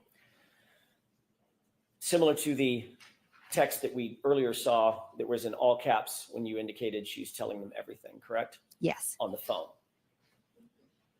That was in reference to what she was saying on the phone. Yes. This is in reference to the live interview, correct? Yes. Also indicating that you were listening to and were privy to the content of her conversation with the police. I could hear bits and pieces of it, yes. Enough to say that she's telling them everything. When I used the word everything, I meant it not only was she telling them what had happened, but she was also telling them opinions and different things. Okay, so you could hear it that much. I could hear her saying some opinions. Okay. Next text, please.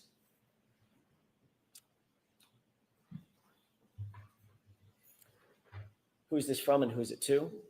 This is from my sister Nicole to myself, to Matt, to Brian. And this is in response to she is telling them everything, correct? Yes. And the text reads what? Good. Next text, please.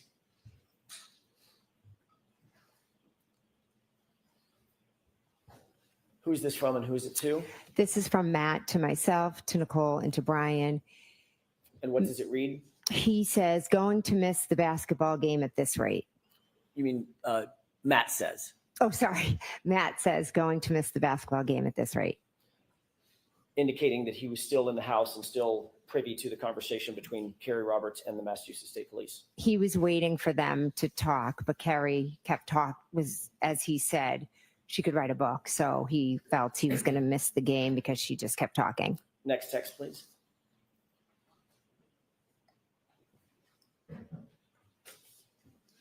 That may be the end of it. Yeah, it is. Is that the last text on the page? that you Yes, got? it is. May I approach you? Yes. Do you want both of them? Okay. There you go.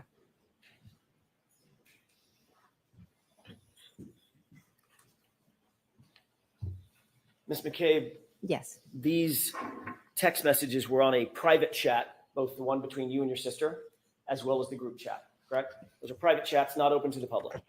I get you, Renee. Thank you so much For for any of those liking texts and to become joining. public, Sorry, I'm correct? dealing with a little. Those, I handed my phone Situation over, so here. I knew all my texts would be seen. When you were writing the text, when the group was chatting back and forth or texting back and forth, those were intended to be private Do texts we need to between and interpret among for you, just the people on Renee? the text string, correct? I just was texting my family. I wasn't thinking any more of who was going to see it. You certainly did not expect when you were writing those texts that the defense, Ms. Karen Reed's representatives would ever get a hold of those texts. That was not in your mind, correct? Would never have been in my mind, no. That is a textbook example, what we've just seen, Right. of witnesses colluding with one another about a subject matter that's under investigation, correct? All right, jurors, disregard that comment, completely disregard that question. Your Honor, may we approach? Yes. I want to hear that again. Representatives would ever get a hold of those texts. That was not in your mind, correct? Would never have been in my mind, no. That is a textbook example, what we've just seen, of witnesses colluding with one another about a subject matter that's under investigation, correct? No. All right, jurors, disregard that comment, completely disregard. Oh my that gosh. question. Your Honor, may we approach? Can't put that Yes. crap back in the horse. You need to put that on the bingo card. You can't put that crap back in the horse. Liar, liar, pants on fire. Oh my gosh, y'all. Forgive me, guys. On my iPad, I tried to log into on my computer and phone, it's fine, but on my iPad, it's not. And I tried to get in instant messaging because that's how I send Miss Diane notifications that I'm live and other people in the deaf community that were live. And I was on the iPad and I was trying to go in, and there was an account under Renee something else. Not you, Renee. I hope it's not you anyway. I don't think it is. And it's not accepting my 6-digit code. Oh, wait a minute. Gerald, can you bring that back here, please? Don't do anything. Bring me the iPad. I had an idea. So anyway, just bring it back. I can't log in. Somebody has hijacked my account. Had an idea. What did you enter? Okay, if that doesn't work, we'll try one other. But it was somebody else's account, somebody else's name using my cell phone number. Thank you. In the text that we just saw, you were colluding with other witnesses, percipient witnesses in this case through those text messages, were you not? I was not. You were organizing your statements to the police based on what you overheard, what you heard during Carrie Roberts' interview with the Massachusetts State Police, weren't you? No, I was not. You were reporting back to other percipient witnesses what you heard and saw during other witnesses' statements to the police, to wit, Carrie Roberts, correct? I was telling them Carrie was speaking with the police. And you told them she's telling them, quote, everything, correct? Yes, I told them some of the opinions that she I stated. remember this now. McCabe said she could write a book. She's going on. In other words, she's going on and on. Your statement was, I love it, correct? Yes, And you reported that back to other witnesses who were not privy to Miss Roberts's statements to the police, correct? to my sister and to my brother-in-law, yes. And then your sister asked for updates when Carrie Roberts was done, correct? I don't know if it was in regard to updates when she was done or updates like, did they tell us anything? Is there anything new? We were still all trying to figure out It what had didn't work. happened. The four of you were discussing the facts surrounding this case, not only with each other, but discussing interviews, formal police interviews that you heard or overheard with another witness, weren't you? I told them some of the things that Kerry Roberts said, yes. And you were happy about what she said after you had created this timeline with her, correct? I'll interpret in a minute. The timeline had nothing to do with it. But it was certainly chronologically. Her interview with the police was after this timeline had already been created between you and Karen Roberts. Yes, we both put down what had happened so we would remember. And then once she was interviewed, you were responding to the rest of the group, just telling them everything, meaning everything. It's not working, babe. I'll deal with it later. No, I meant she was telling them everything. I'll be right back. She was telling her personal opinions about Miss Reed.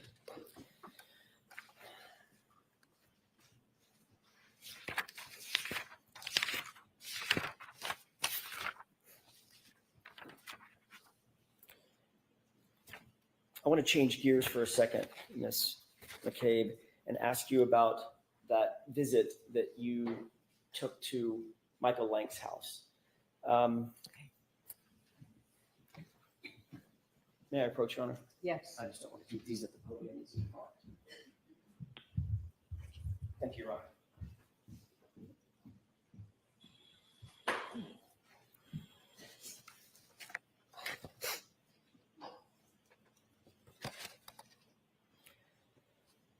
Have you and Ms. Roberts discussed that visit to Michael Lank's house before your testimony, before you testified to it for the first time in May of 2024, about a year ago? Did y'all discuss that at all? I don't recall. You testified under oath in that proceeding that you went, and I want to be very clear about this, that you went from One Meadows, the O'Keefe residence, John O'Keefe's residence, directly to Michael Lank's residence, which is in another neighborhood in the same town, correct? Yes, we went. Correct. And you indicated that you were there to drop off one of Carrie's daughters. Is that right? Yes. That's how you testified in May of 2024, about a year ago. Yes. Just a moment, Your Honor. Yes.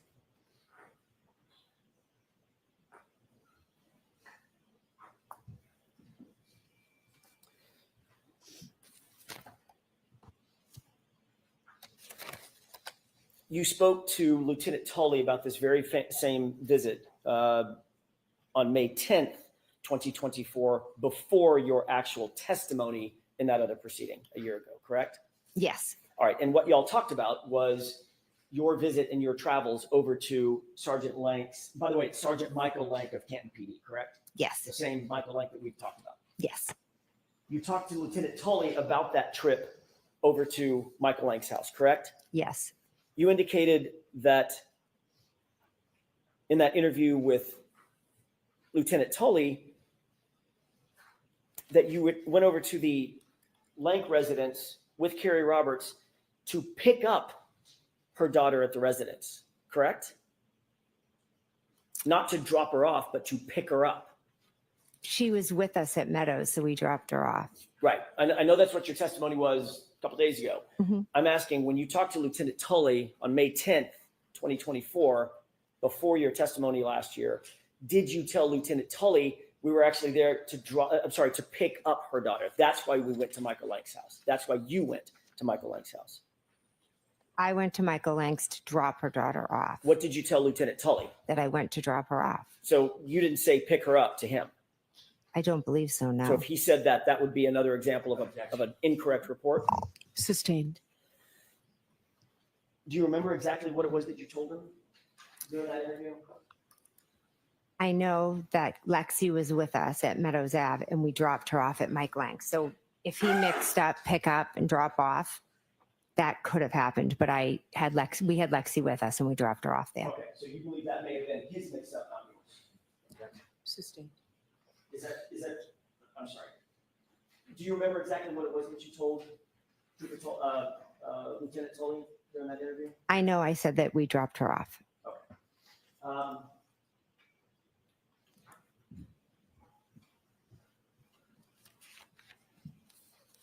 it was 11 days later that you actually testified, correct? 11 days later from, After the interview, about 10, 11 days after the interview with Lieutenant Tully, that you actually testified in court about in a proceeding about this issue. Ben, I don't know the exact dates of when I testified. If you testified, say, May 21st versus May 10th, it's about 11 days. Yeah. All right. Mhm. When you testified in that other proceeding, you did testify that you had dropped off Carrie Roberts' daughter, not picked her daughter up. Is that right? I know I dropped her off, yes. Did you also talk to Carrie Roberts about her testimony and what she was going to say about dropping off or picking up her daughter? No. Okay. You never talked to her about it before you testified or before she testified last year? We both know what happened, so I I'm don't, just asking if you had a discussion. That's all I'm asking. I have no idea if we discussed that. So you might have. I have no idea. And in the last year, let's clock it around all the way to now, Mhm. you've probably discussed it additionally with her, correct? Probably not that detail, no. Now, you also indicated, by the way, the reason that this subject matter came up with Lieutenant Tully is you were confronted with certain location data records indicating that you were at Michael Lank's house for a period. Can you hold while the emergency vehicle drives through the area, Sustained, please? ask it differently. Were you provided any records and asked about records that showed that you were at Michael Lank's house on January 30th, 2022? I was asked if I had gone to Michael Lank's house, and I had, to be honest, I had completely forgotten because those days were just a complete blur. But then I remembered that after we left Meadows Ave, we did drop her daughter off at Michael Lank's. All right. Do you recall ever seeing a document, seeing something that indicated that you were actually a piece of paper, a document, a record, anything indicating that you were seen at Michael Lank's house through GPS location data forms? Did I ever see a record of that? Correct. Did Lieutenant Yeah. show? No, he didn't show me a record. He just asked you about He it. just asked me. Did he tell you during that course of that interview that he had been provided with GPS data records indicating that you went to Michael Lank's house? I don't remember the specifics of what he asked, but I know that he did ask me if I had been there. Did he tell you that he had received those GPS data records from the defense? Sustained. Did he tell you anything about receiving any documents from the defense that prompted the question where you were on January 3rd? I don't recall.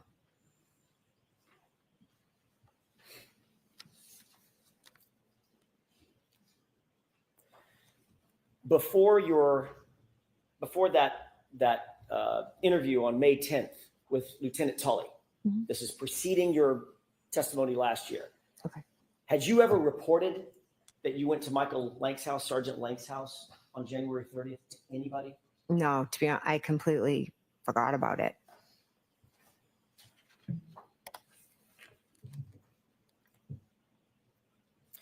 You indicated that during that visit, you sat outside in a car, in Carrie's car, correct? Yes. Basically for the entire visit. Is that right? Yes.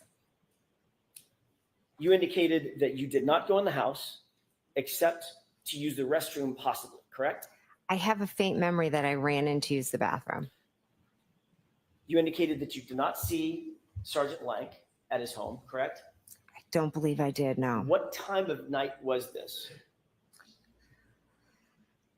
I don't know. We had been at Meadows for a while, and then we left, dropped Lexi off, and then I went home. I don't know a time, maybe afternoon. I'm not sure. I'm sorry.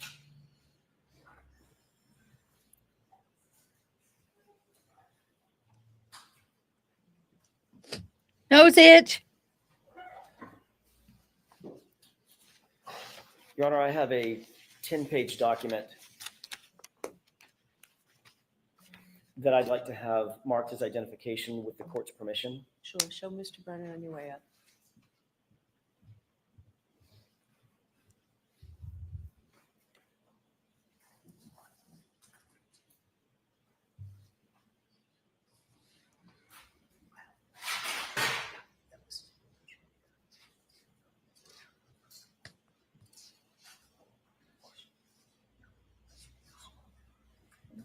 Take your time.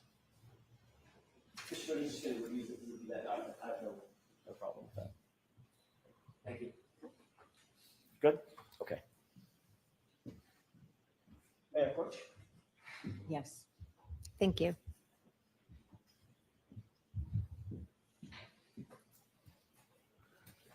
Do you recognize the document there? So has it been marked yet? I'm sorry, I asked that it be marked for identification at this point, just only for identification. Sorry. So Madam Court Reporter will mark it and give it back to her. Thank you. For identification. Thank you. Go ahead, Mr. Jackson. Thank you, Your Honor. Once you get the document back, I'll ask you a couple of quick questions about it. Okay.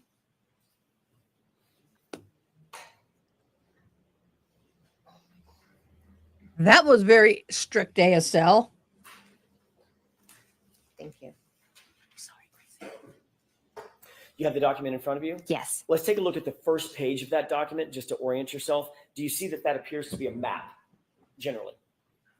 All right, so I'm just going to ask you to take a look at the document and don't describe it. Sure. Take a look at the first page and tell me if you recognize anything on that page. I do, yes. What do you recognize generally about that document? I'll see counsel at sidebar. May I have that, please, Ms. McCabe? Sure. Sidebar. What's up with this? What is up with this? Go figure. What's up with this? Okay, let's look at our bingo. I spelled that wrong. Bingo card. See what we need. Drive time. Not yet. All in-house contacted. I don't know if that's correct or not. Y'all need to tell me if I missed anything trying to fix the instant messenger theft. Yeah, I'm sure Brennan's having a kitchen fit. Oh, yes. Let me look at something. I forget. God.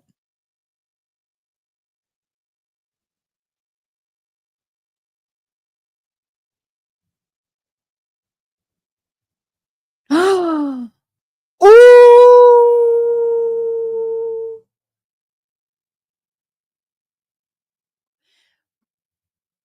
Paul O'Keefe showed up at Aaron O'Keefe's yesterday, and they were admonished by Auntie Bev during a long morning break, making faces at Karen Reed. That was yesterday. Breaking news. Jennifer McCabe called her sister Nicole Albert at 34 Fairview at 5:07 in the morning on January the 29th of 22. Spoke with her for about 38 seconds, close to 1 hour before Officer John O'Keefe's body was found dying in the cold. Oh, yes, that is huge.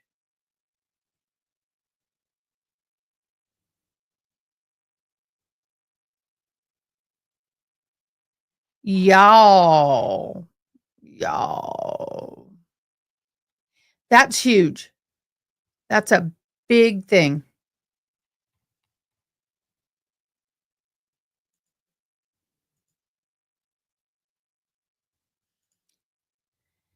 Okay.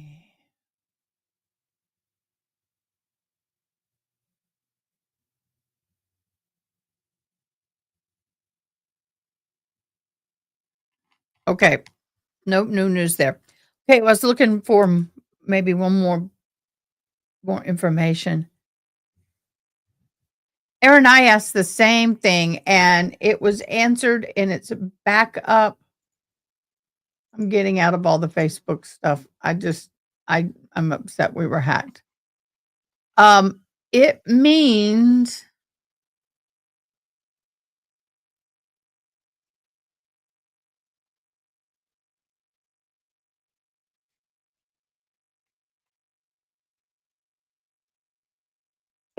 Do you recognize a location that's pinpointed on that page?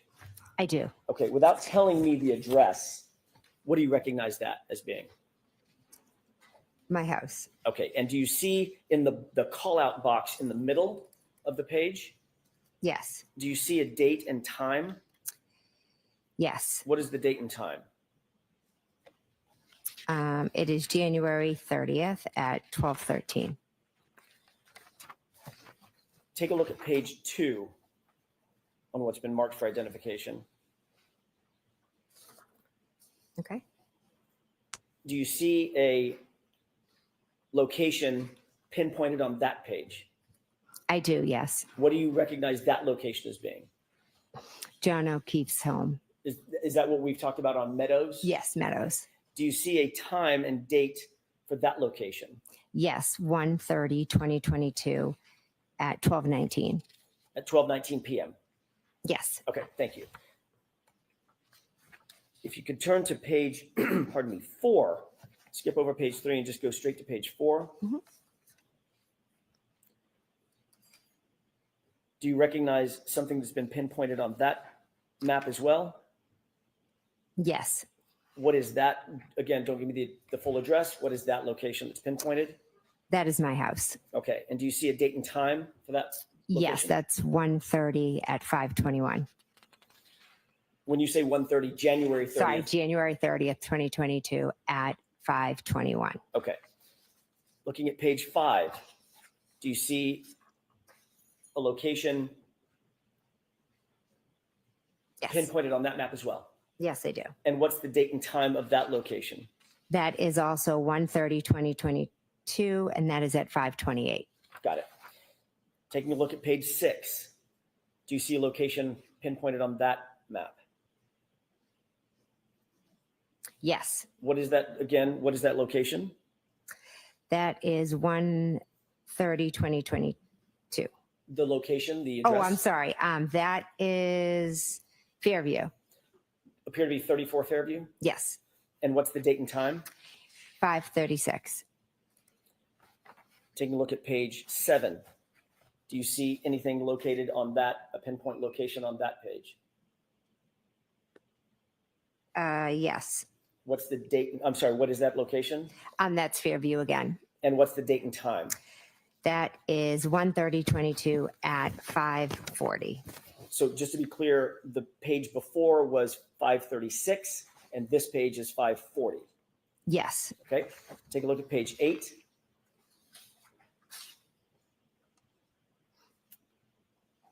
Do you see what's pinpointed on that page? Yes.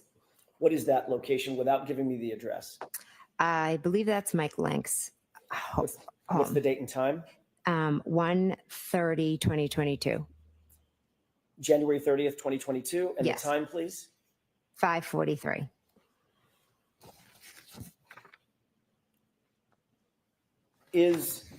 You're familiar with Canton, obviously, Yes. much more than we are. Is Yes. driving time from 34 Fairview to Michael Lank's house consistent with about 3-4 minutes? It could be with they have multiple stop signs Okay, and due to the weather. right. Taking a look at page 9, Yes. do you see another pinpointed address? Yes. I believe it's the same one Okay, the same address on, as Oakdale? Mike Lank. okay. And what's the time, what's the date of that? 1/30/2022, and that is 6:28. And 6:28 is about 45 minutes after 5:43, give or take, correct? Yeah. Finally, the last page, page 10, do you see yet another pinpointed address? I do. Yes. Is that your address? Yes, it is. Okay. And what's the date and time of that pinpoint? That is 1:30:22 as well, and that is at 6:34. And would it be safe to say that your address from Mike Lank's address, maybe 6 or 7 minute drive? Yeah, depending. Mhm.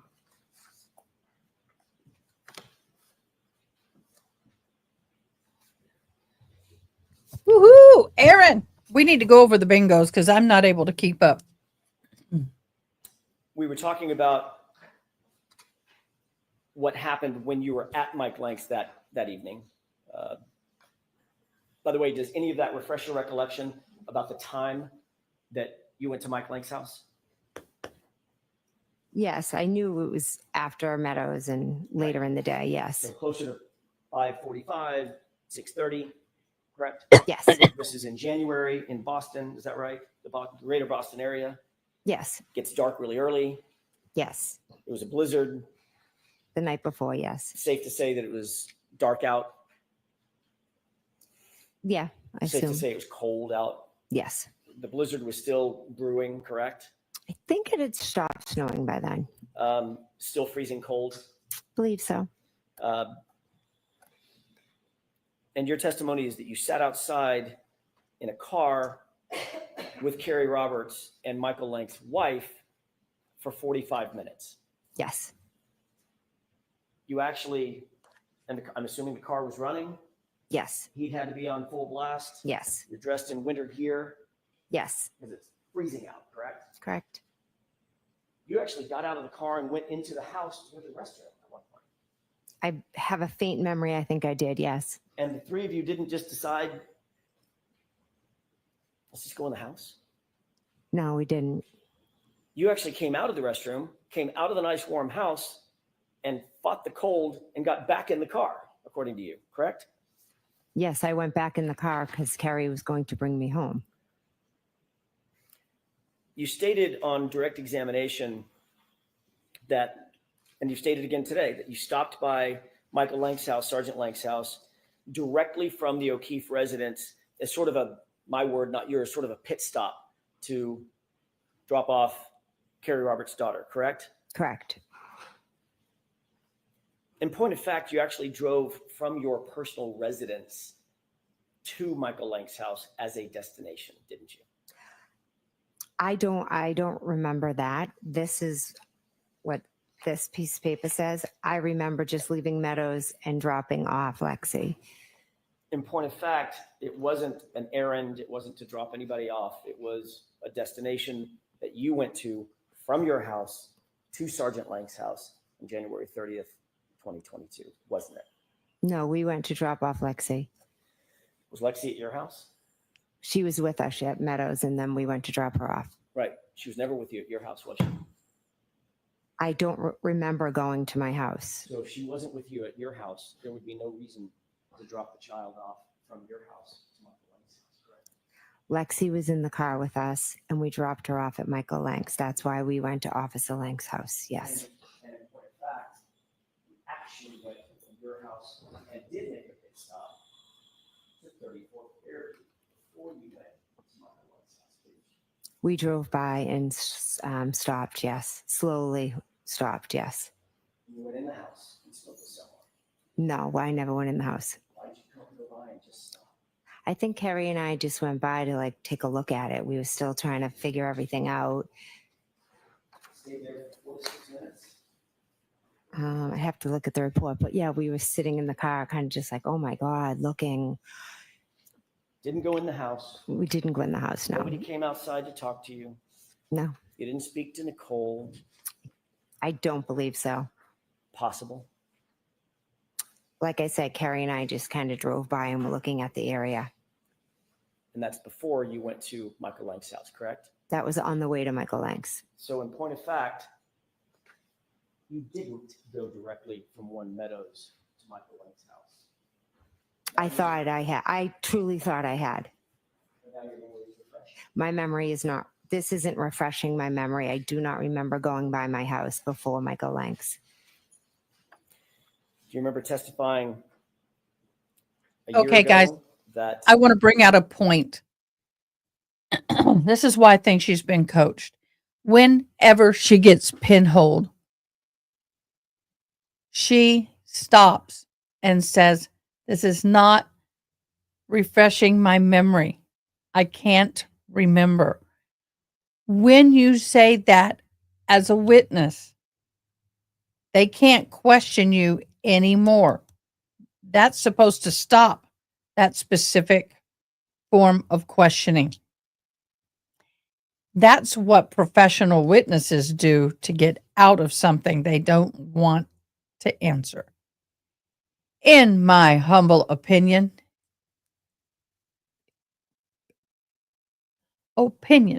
sorry. Well, let me ask it this way. Do you remember denying a year ago that you ever even stopped by 34 Fairview? I don't remember that now. Would it refresh your recollection to take a look at your prior testimony? Sure.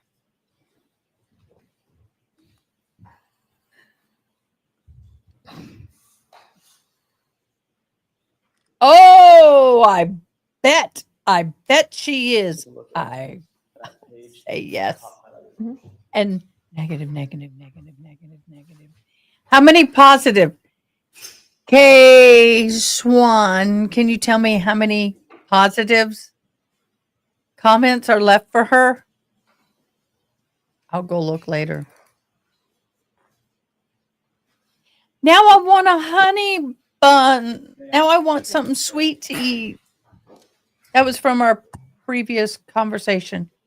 On May 21st of last year, you were asked about this very thing in a prior Yep. proceeding, correct? Correct. At that time, you denied altogether ever going by 34 Fairview, correct? No, I believe the paper says I never stopped by, but we drove by. And now you're saying that you did stop. Stopping by and driving by meant something She's different to struggling. me. Stopping by, I look at as like, then you pop in the house. Driving by is you just drive by. So we just drove by slowly and kind of looked at the scene. And Ms. McCabe, I think you just said that you may have even spoken with Nicole. I didn't speak with Nicole, no. We were in the car, Carrie and I, and Lexi. You were denying that you ever spoke with Nicole or any other member of the Albert family or anybody at 34 Fairview as you sit here today. As I sit here today, I'm telling you that we slowly drove by. So again, last question on this point. You did not, you now admit, drive from One Meadows over to Michael Lank's house directly to drop off Carrie's daughter. My memory is we did drive from One Meadows. I know what this piece of paper says. I'm telling you that just my memory is we left Meadows and went down Fairview and then went to Michael Lank's. But this paper is saying we stopped at my house first. I don't remember that. But And all of again, you- I was in shock. Sorry. So a All of lot you- of things from that day are foggy. Certain things, certain details I may have forgotten. And all of your testimony Oh, the last several days. I'm calling BS. I'm calling BS because you said yesterday that your memory is just as good, if not better, today than it was in the past.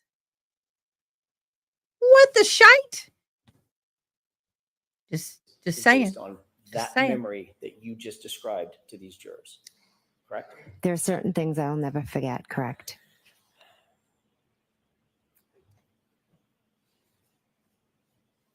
What do you think about this sneaky justice seeking I'm going to ask you a couple of justice? questions. You may, Sorry.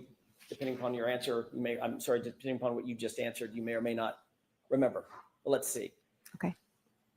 Isn't it true that at 12:13 p.m. you left 12 Country Lane on January 30th, 2022? Yes, according to this, yes. Isn't it true that at 12:19 you arrived at One Meadows, the O'Keefe residence? According to this, yes.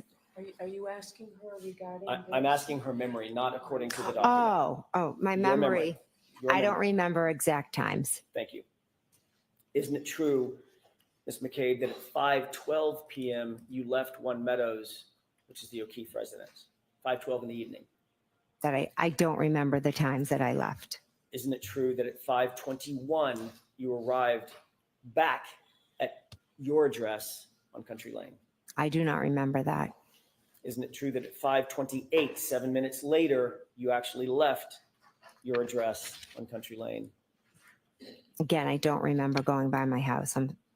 Isn't it true that at 5:36 you arrived at 34 Fairview and stayed for at least 4 minutes? I know we drove by. Isn't it true that at 5:40, or there just thereafter, you left 34 Fairview? I know we left and went to Mike Lank's. And isn't it true at 5:43 you arrived on that Oakdale Road address at Sergeant Lank's house? Not sure of the exact time, but yes, we did go to Sergeant Lank's house. And isn't it true that at 6:28, almost 45 minutes later, actually a little better than 45 minutes later, you left that address at Michael Lank's house and drove back to your house directly? After leaving Mike Lank's, I went home, correct? And you arrived at your house at 6:34, correct? According to the paper. What about according to your memory? I don't remember exact times. Mr. Jackson, is this a good place to take a break? is. Do I'm you about have to a shift while gears. more? Okay. Hey, Gerald, come here. All right, jurors, we will take our morning recess. 15, 20 minutes, we'll see you back.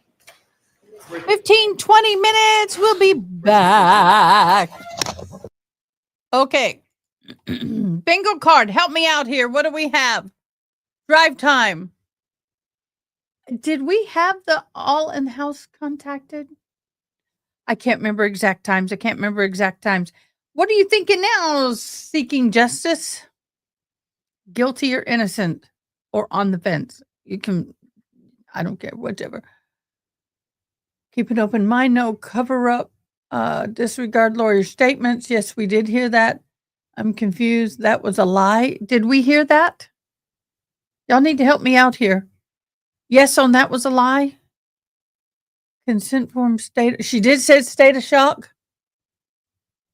Canton Selectman know another LE agency.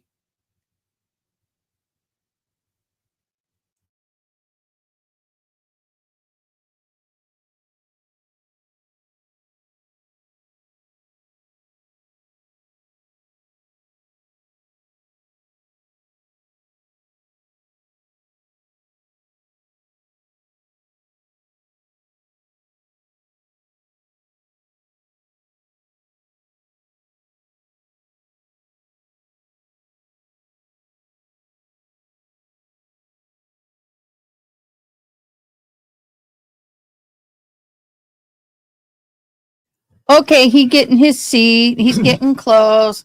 Guess what, y'all? I got some news. We are engaged. I said yes to this man. I did. And he was so sweet. We used my mama's ring. Mine's on order. Yeah. So we're engaged officially. Now we got to plan a wedding. May happen as soon as August. he's all like, yeah. Y'all, no one has said anything. This is the left hand. I've had it on all morning. Although signing, look, I've lost so much weight, y'all. I got to get it sized. But my ring's on order. But it was special because my mama, my biological mother, has passed away. And this was her wedding ring. And I kind of wanted something special with this. So this is my engagement ring for the proposal. The other one, when it comes in and is resized, we will do a reveal of that one. We's official now. I told y'all I'd let you know, and we'll keep you guys all on the update. I was hoping Diane would be here for this, but she's working. Oh, okay. Yeah, it is. This is a very sentimental ring for, let's see if it'll catch it. Come on. There it is. It's got 4 diamonds, little ones surrounding the center one. But yes, we did it. We did it. I didn't run him off, and y'all, I tried hard. I tried hard. I tried hard to run this man off. Oh, they did? Okay, I'll put Trooper Proctor on there. I think they did too. So, aw, thank you. Thank you, thank you. Aw, thank you so much, y'all. So, at our age, there's no sense in waiting a year to get married. And on top of that, with my education calendar between now and the end of the year, and then me either going into law school or going into master's and then into PhD in law, it looks like the best time for us to get married would either be August or December. And I don't want a December wedding. Too many people have Christmases and holidays. So if we can get, if everything aligns, it'll be in August. So, oh, thank you guys. Thank you, Haley Mouse. So, I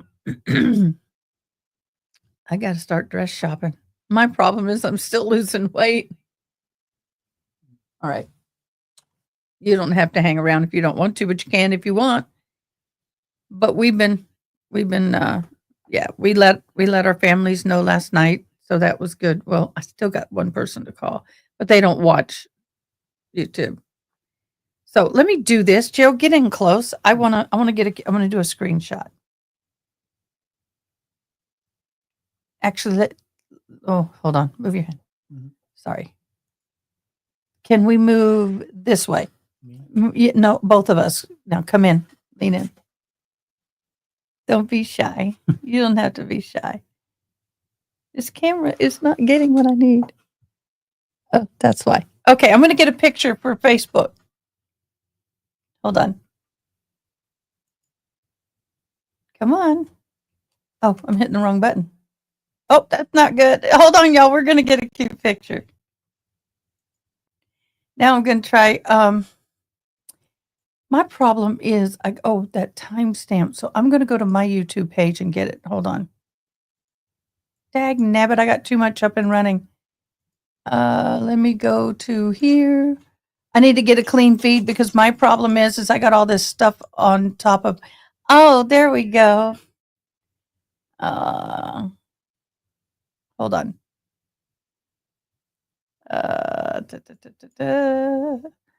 Okay. My. Why does that happen, honey?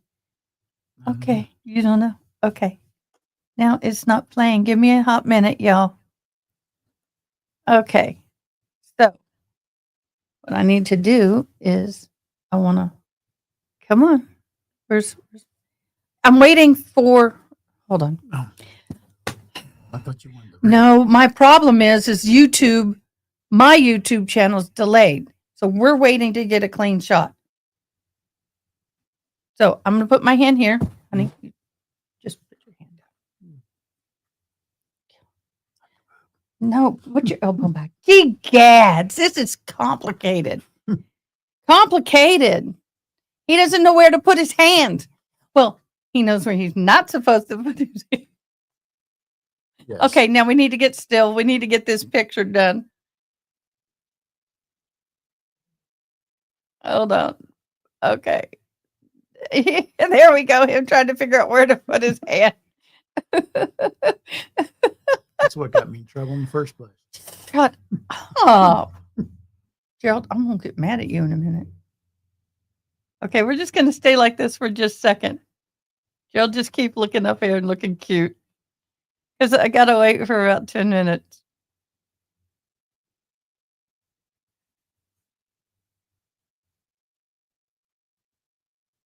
Give us a second.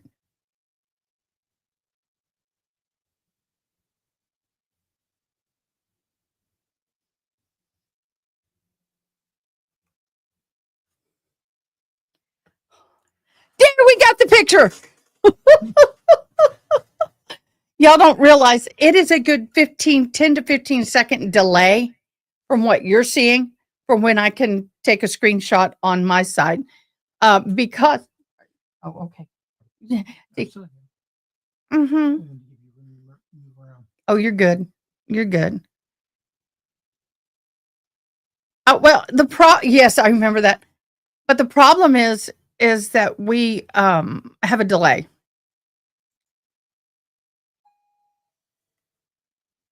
Oops. I don't know who that is. Boink. Maybe I might get a better screenshot now that I'm not holding it. I hope so. we're having too much fun with trying to get this shot with the delay. Yeah. My eyes are always all over the place. Oh, that is cute right there. All right. That'll work. I got several. I'm going to post it on Facebook. Well, if we look at the calendar in August, well, he's already got it. Listen to him. 2nd, 9th, and 16th. I'm all like, I need to figure out when does the fall semester for San Angelo State's, let's see. But it's the 22nd. Usually the last week in August. Not necessarily. I've had it start as early as the 17th. Academic calendar for San Angelo State, July, August, 18th. So between the 8th and 18th. Let's see. No, the 25th. 25th. Okay, that's good. So sometime between the 8th, I believe it's the 25th. So sometime it'll be the 2nd, 9th, or the 16th. It could be the 23rd. But part of it's going to be venue availability. Part of it's going to be other availabilities, but it's going to be in August. We want to know where he wants his hands. You don't need to know that. Because he's not going there until the honeymoon. You can always wish. Yeah, Gerald, keep it clean. I am. Me and my hubby mentioned getting married in the spring and married the 26th of August. We had been together 5 years, but wanted to be married before our son started Catholic. Yeah. Yeah, my thing is that I'm graduating in December, and that was the other reason why I didn't want to do it in December, because for me to have a graduation party and go through all that graduation and end of school finals and testing and yeah, no. And we want to be able to have time for a honeymoon. So I'm thinking maybe the 16th, that, and then the school starts. That gives us a week before school starts. So we'll see. Availability. We gotta find a place and do all that. Ada Gerald, come over to sunny Spain for your honeymoon. Honey, if I had the money, I'd be there. I'd love to go overseas. Spain would be one place I would love to go. Yeah, we'd like to go to Spain. So yeah, don't want that happening. What's going on in here? I got a lot of stuff showing up. So anyway, but we wanted, y'all are the second group of people to know. You're my family too. Oh,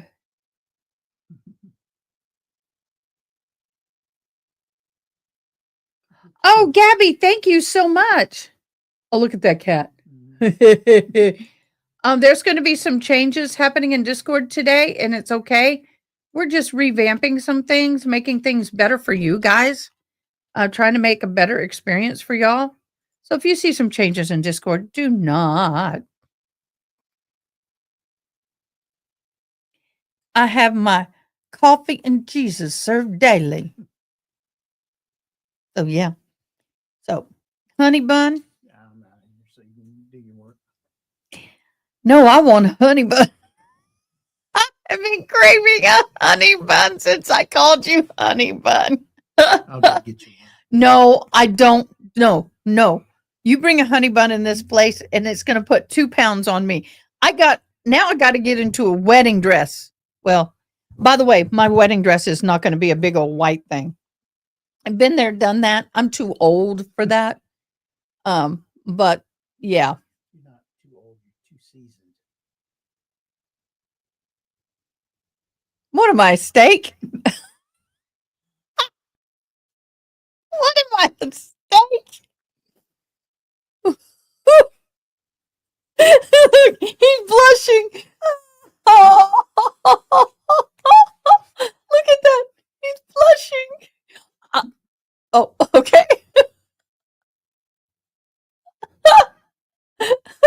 I'm like, what am I, raw meat? No, you've never heard that term. I've heard that term. I've always just wanted to say that, and never had the opportunity to say it. Leave it to me. Leave it. Oh, I won't say that either. Oh, y'all.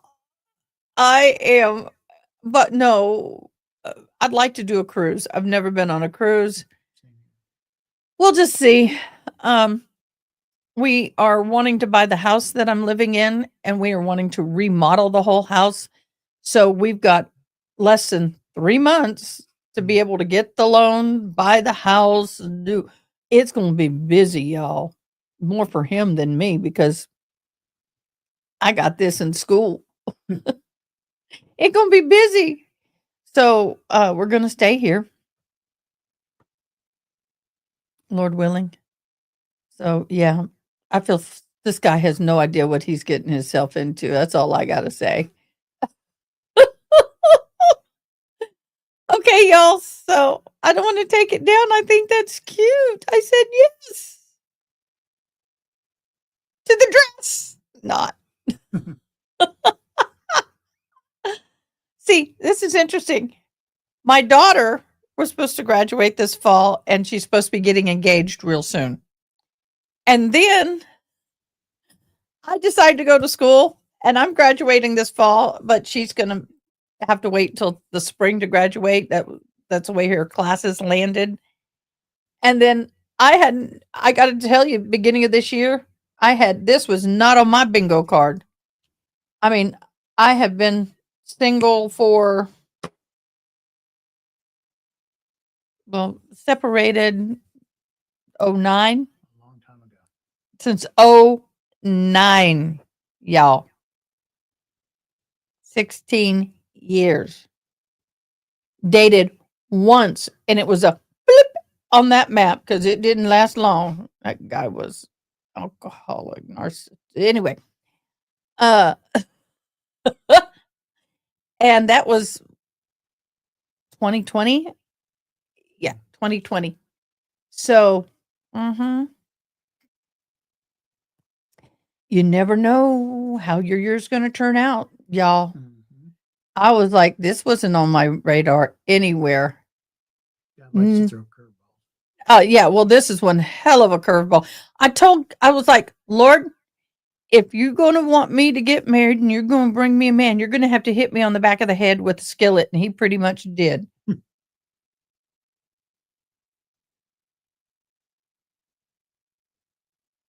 Thank you so much, Veronica. Interpreting it's hard for me to follow along. So thank you for those notes. I will put those up. Thank you. You're awesome. Thank you, thank you, thank you, Veronica. But oh my gosh, y'all. He hit me on the back of the head. I hit you with a cross. That's right. Uh-oh. Oh. So now, y'all, my mom was all excited. She gets to plan a wedding.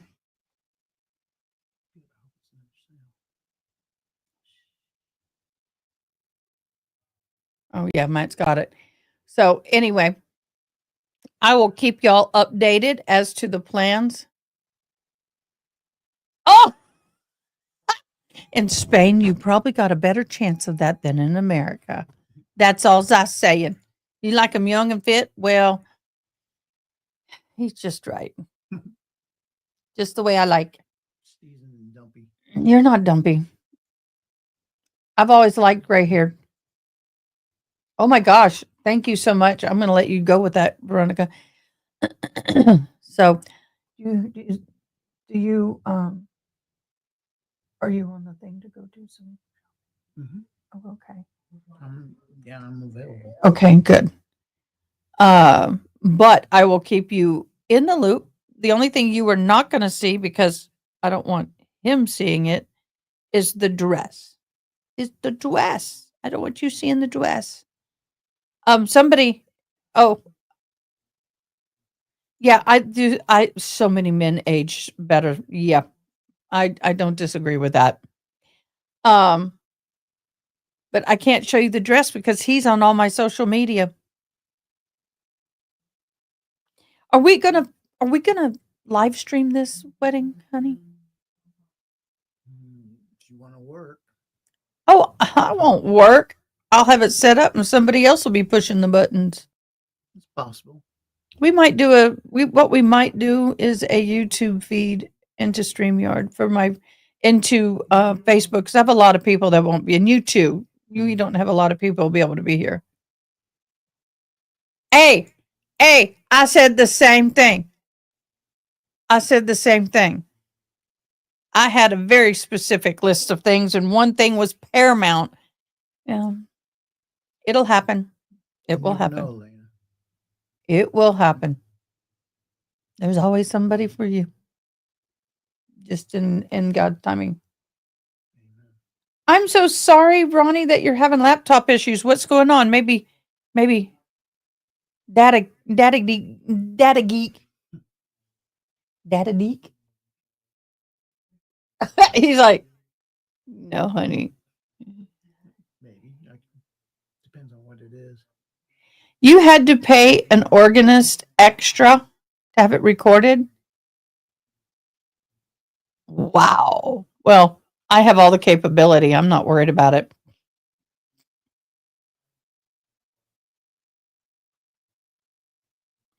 Okay, me no nada. Do I have to Google translate that? Do you know what they said? Can you read it? Only parts of it. We're not good in Spanish here. Sorry. Oh, copyright. Oh, yeah.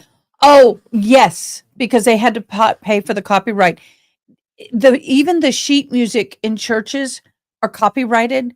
So if you have 50 choir members and you purchase 60 copies, you can't go and Xerox a copy if someone loses it and y'all don't have any more. You can't do that. Oh, hold on. Thank you. You can't do that. You have to pay per copy. Go to Spain for your honeymoon. Time. We don't have time. We might do it on an anniversary, though. That might be nice. That might be nice. If you need more. No, it's good. I just wanted it laying flat. Oh, so that would be nice. I don't know. Sometimes I don't know. Part of me wants to go somewhere cool and just be go go go go, and the other part of me like I go go go all the time. Be nice to have a honeymoon where it's just relax. Because let me tell you, y'all, those of us have been married. Weddings are very exhausting, especially the weeks leading up to it. And then trying to go to school on top of that and run a live. So I would be kind of like, let's just find a place just to chill.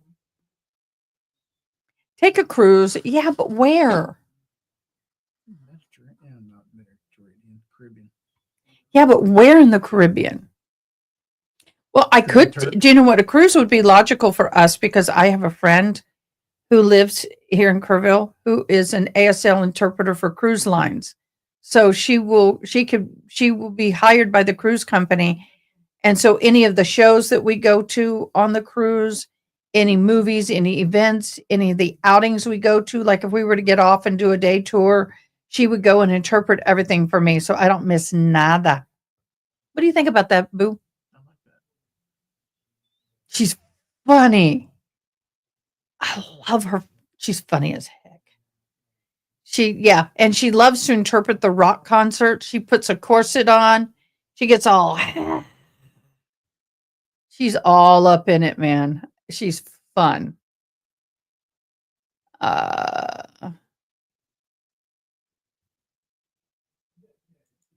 Oh, I've already been told to ask Gerald about my question on the. All right, what's the question? Ask it. Doesn't hurt. It's the same thing every time. LOL. What's the same thing? I don't think you haven't been on a cruise either, have you? No, neither one of us have done a cruise. If we couldn't do a cruise, then I wouldn't mind going back up into the mountains of Tennessee. I have a cabin that I rented when I took my daughter there 2 years ago. And I can't believe this summer will be 3 years ago.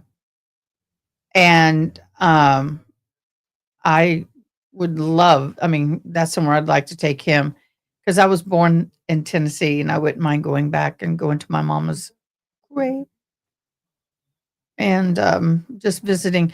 I want to go to Bristol when they have the races, NASCAR. Yes, I'm a NASCAR fan. I was only days old when my daddy took me and my twin and stood over the finish line. I was on one side of it. He was on the other, my twin brother. He was holding us like this and we got our pictures taken. Now my daddy's gone and he's passed and I don't have the picture, but he told me about it.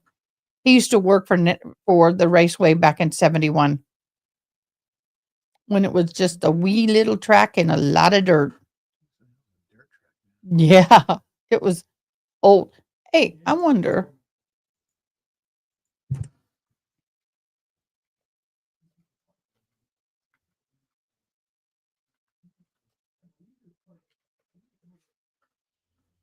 I wonder. Yeah, it was.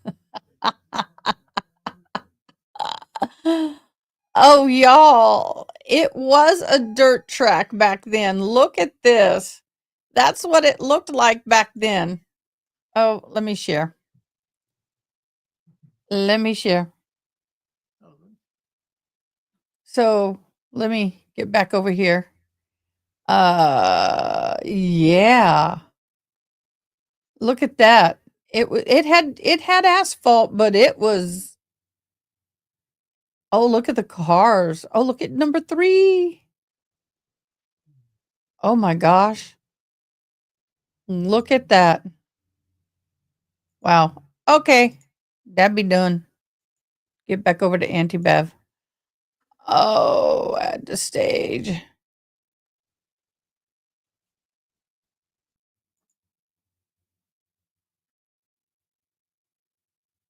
Oh, wow. I have a twin brother. Well, I grew up in San Antonio from the age of, I think it was 82. And I got married and moved away from San Antonio. And I'm only 20 minutes from Fredericksburg. So we want to go somewhere a little different. Don't know where. We'll figure it out. You Googling me? No. I was answering K. Ah.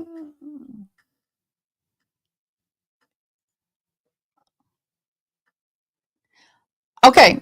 Send me questions about your laptop after your live. Maybe we can do a FaceTime face to face in Discord. We can call on Discord. Oh yeah, we do. We're in and out of Fredericksburg a lot. It's pretty over there, but do you know what I'm disappointed about? And a lot of people like it, but I don't. It is thanks for the spoiler. Wall to wall wine vineyards. And they're not even full vineyards. They have fake vineyards. They have the real grapes and everything, but it's like 1/8 of an acre. And they have this big building and people go in and do wine tasting. It used to be beautiful country and peaches and peach trees. Now it's wall to wall. Is it good? It must be. He took a big bite out of it. We have a guy that comes by and sells banana nut bread. And I'm glad he did because I still haven't gotten that banana nut bread y'all were talking about yesterday. You want a bite?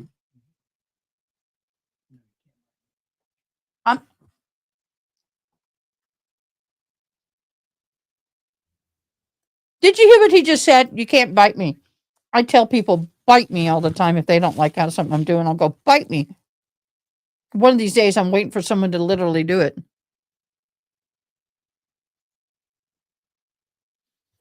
Gerald has not done the Nimitz Museum, and we are going to go do that. I drove past it yesterday, though. Mm, That and the Museum of Pacific. that's the same museum. No, it is. He would really like it. And I always go in my wheelchair. I always love World War II history. A lot of walking. And a building, when you go through the Google and you look at the size of the building, you think it's a small museum. It's not. And they've improved it over the last couple of years. And they have an outside part. And then at certain times of the year, they have a living reenactment. And they actually have real flamethrowers and stuff. And I'm like, cool, dude. By the way, I used to have a flamethrower on my back when we were doing control burns and back burns. I only did it 3 times, but y'all, that's a walking bomb on your back. I'm not kidding. It's cool, but scary at the same time. Very cool, very scary at the same time. Yes, a lot of walking inside. Thank God. They do have a portion outside, which is way cool. Way, way cool. So maybe that's what we ought to do one weekend when we don't have anything on our plate. So this Saturday, we have a glow in the morning. We have a church picnic to go to. We're going to visit a church tomorrow afternoon. And then we have Sunday, we got church, maybe, and lunch with Dad. Oh, we're going to do lunch, Mamacita's, 12:40, Mom and Dad. Okay. And then next weekend's Mother's Day weekend, we're going to go see his mom on Saturday and announce to his family the engagement. And then, or have you already? No, not yet. I'm Okay. keeping it secret. Oh, yeah. Let's keep it a secret until you tell your mom and dad. The big wildflower farm there. They have a wonderful wildflower farm. But do you know what sucks? Even they've dipped into the winery thing because it makes a lot of money. See, Fredericksburg is a great, quaint German town.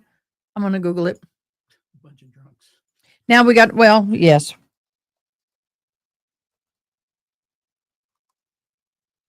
It's not a bunch of drunk. I mean, it's not like you can walk down there and see a bunch of drunks.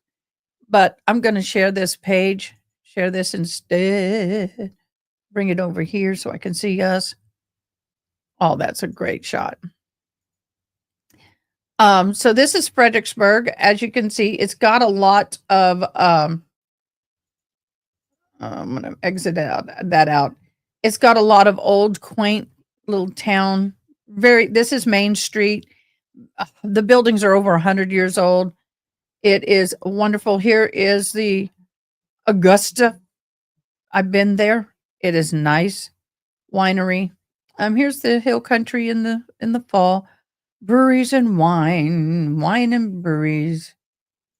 Yes, but see, here's the old German. They have a great square where it's a lot of German food and American and Mexican. They got the river. They've got Lyndon B. Johnson ranch is not too far from there, about 30 minutes from there. But it's a great little town. Here's the museum. If you were ever in Central Texas and want to come to, it's awesome. Here's the Fredericksburg. Look we get beautiful wildflowers in the spring. I'm just going to move that over here. Beautiful wildflowers in the spring. This is the kid-friendly spring break. Yeah, it's beautiful. See, we go from gorgeous here to desert. It's just Enchanted Rock. Enchanted Rock is cool. It's the biggest piece of granite in the U.S. Here's the museum. So it's a lot of cool things you can do. A lot of wonderful things. So if you're ever in Central Texas, go to Fredericksburg. It's awesome. I just did a free commercial for them. They need to pay me. Get the money. Oh, they have a lot of wonderful bed and breakfasts there. Yeah. And good Airbnbs. I have a friend that manages over 80 Airbnbs, and they're really good. So anyway, it's only 10:30 and I'm ready for lunch. Maybe I'll eat a little bit of this more of this bread and I'll take care of it. I know what's wrong with my laptop, Ronnie. It's old and slow. Like me. Like me. Old and slow. My hair is doing it's doing a weird thing. I'm not used to doing buns. Mary, you need to come to Texas. So, but the problem with Texas, it's so big. East Texas, you got pine trees, the red sandy dirt. We got the coastline. Central Texas is hilly and beautiful. And then you start going to West Texas, it gets real flat. Quit. It gets real flat. And then you get some dead. They say that in Texas, you can find pretty much every is it called geographical climate in the world? Climate zones. Texas has parts of that. Up near Amarillo, it's more like, Colorado type. Yeah. South is real deserty. So, yep. You can find every culture, every race, every, you got, if you are more into the Cajun, you want to go near near the far eastern Louisiana border. You get a lot of Cajun influence. If you want to get more into the Spanish, well, it's pretty much all over. But San Antonio South is really influenced. Isn't Dr. Phil from there? I don't know where he's from, but I think he's from Dallas. Yeah, but there's places that look like the Grand Canyon. Yeah, it's called the Mini Grand Canyon. But the other thing is that, do you know when Dr. Phil says, I'll send you a drug rehab for free? It's called, oh my gosh, I just lost it. But it's in Hunt, Texas, which is about 20 minutes from my house. And well, I better not say it online because he doesn't. But it is huge, and it's in the hill country. It's gorgeous. So he sends them to where I live. Here is where he sends the people for recovery. Can I remember the name of the place here?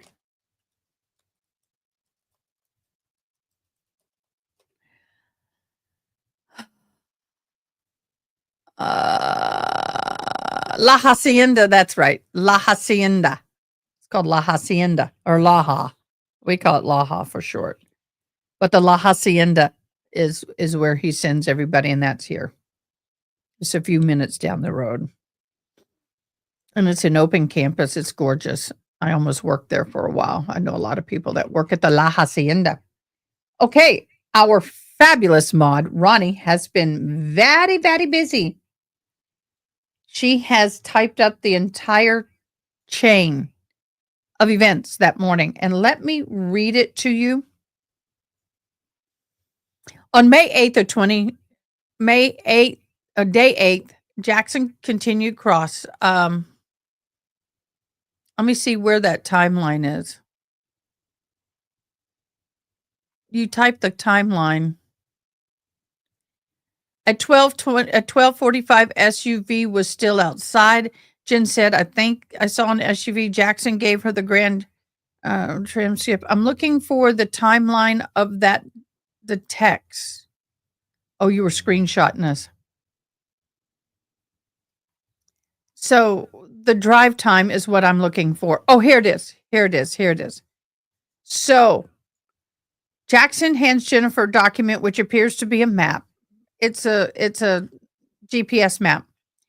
And Jen denied stopping by her house on the way to Lang's home. She said the mapping is correct. At 12:13 p.m., she left Court Lane. At 12:19, arrived at Meadow Street. at 5:12 p.m., these are all PMs, left Meadows, arrived back in Content. Okay, at 5:28, left her house. At 5:36, back at Fairview. Bye, honey. 5:40, left Fairview. 5:43, arrived at Langstown. 6:28, drove back to her house. 6:34, arrived home. What you doing, babe? You getting a call? You gonna make? Oh, who you calling? Don't shut the door, please, honey. Don't shut the door. Yeah. Oh, that's a great picture of us, Haley Mouse. Thank you. We'll be using that one. That looks better than the one I took. I said yes. I'm going to leave this up for a while. Does that bother y'all? I like it. I'm going to leave it up. Yes. Well, in Kerrville, we have an outside theater where they also do some some musicals and some wonderful drama, and it's wonderful. And I've never gone or participated or been a part of any of it because I didn't have anybody to go with, but now Gerald and I will start eventually excursioning out. Yeah. Yeah. Oh, thank you so much. So, yes, Texas is a great place to do vacation. If you want to stay away from what I call the tourist traps, let me know. But Fiesta Texas, SeaWorld, and all of that. I mean, if you got little ones and you want to do that, that's great. But if you're more into the more natural stuff, we have something. There's thousands of parks here. I mean, little to big, camping, fishing. That's one thing about Kerrville being central. We have we have camping, we have hiking, we have indoor, we have theater. She's got the whole mesh all in one place.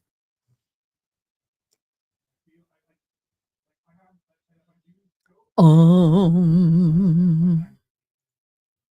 going to pull up pictures. Winner, picture dinner. Why does that still have? Okay, I want that one. Let's see if I can edit it in this program.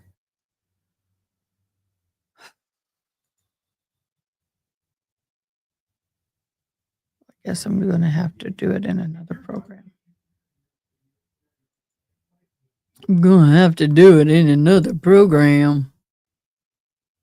Okay, let's delete all this and get a new one going.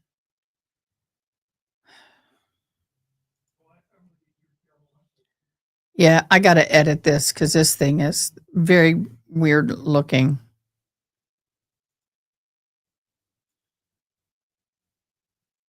Very weird looking. I got to sharpen it up. Sharpen it up, y'all. Thank you guys for all your kindness, your love, your support. We really appreciate it. I mean, this is a very wonderful and amazing time, but also very scary. It's scary. It's a good scare. I'm not really scared. I'm just being facetious, but I want to sharpen. Let's see what auto adjust it. No. Control Z on that one. Sharpen. There we go.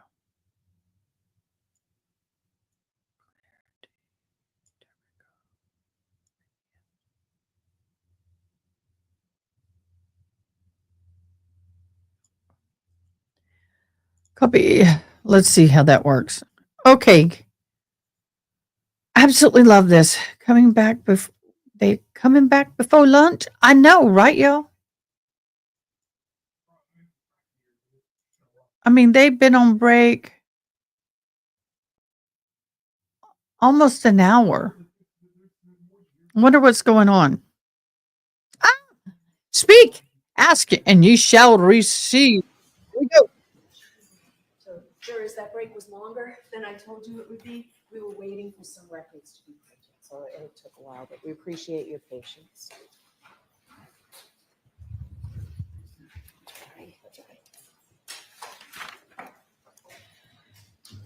All right, Mr. Jackson, go right ahead. Thank you, Your Honor. Ms. McCabe, I want to shift gears to some phone calls that you had with Trooper Michael Proctor back in January of 2022, moving forward to February and March. Your Honor, may I approach? Yes.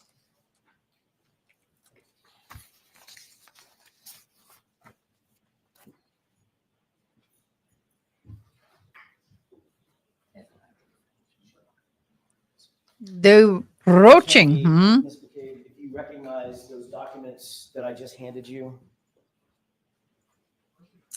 Yes, this first one looks like a Verizon record of my phone. Okay, and what about the second document? Phone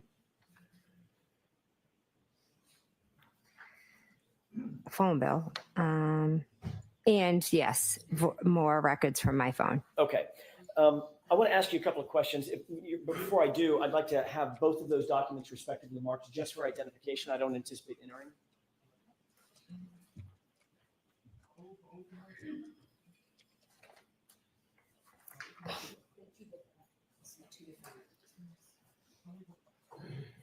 M and N for identification.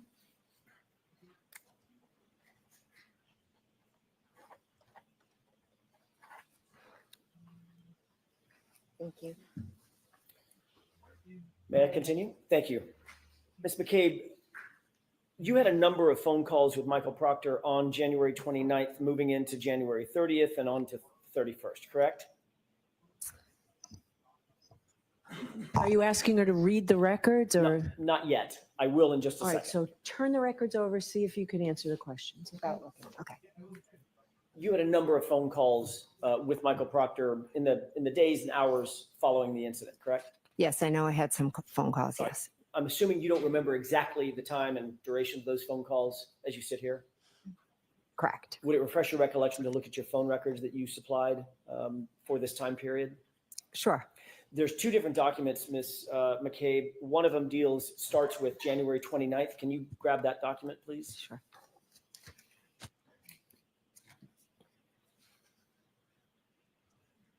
Okay. You should see some highlights on that document. I do. Did you receive a phone call from Michael Proctor at about 10:54 a.m. on January 29th, a couple of minutes in length? I object to the form. Okay. So you asked her if this would refresh her recollection. You need to ask her if this refreshes her recollection. Sure. Do you remember, as you sit here, a phone call at 10:54 a.m.? I remember getting a call. I don't remember the exact time. Would it refresh your recollection to look at the document that you're holding as to the time of that phone call, time and date? I see what the document says, but I just, in my head, if you ask me what time did he call you, I don't remember. Do you have any quarrel with the accuracy of that document? No, it looks pretty accurate. Okay. It looks right. It looks possible. Yeah. All right. Did you receive, as you sit here, do you recall, does that refresh your recollection that you received a phone call from Michael Proctor about 10:54 in the morning? Does that refresh your memory now? I know I did receive a phone call from him. Yes. At that time? I don't know the exact time. All right, so the answer is no. Was it mid-morning? Yes. Did you receive another phone call on the 29th around? Without looking, so this is again, you're right. being asked questions. I'm going to go through this with each one of these calls. There's not that many, but a few. Okay. On the 29th, did you receive a phone call at around 12:49? I know I received a phone call.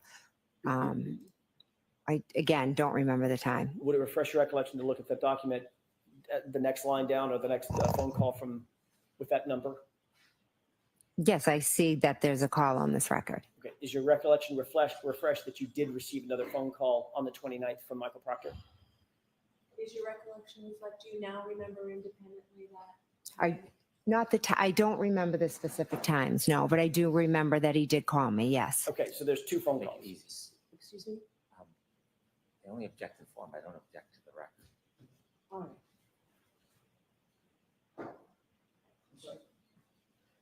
So I guess the record is fine, but if you're asking it whether she remembers. You surprised by that objection? Well, then I'll just. I'm being told that. I defend her of the faith. Fine. I said yes.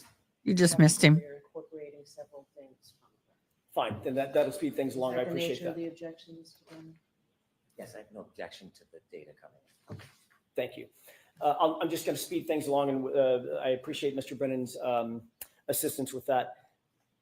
January 29th, you see the record indicates a phone call from Michael Proctor. I am going to 10:54. call you Yes. liar, You also liar, see on pants that on same record fire a phone on call that one. on January 29th coming in from Michael Proctor at 12:49 p.m., correct? Yes. Moving on down to January 30th, you see a record of a call at 9:51 a.m. from you to Michael Proctor, correct? Yes.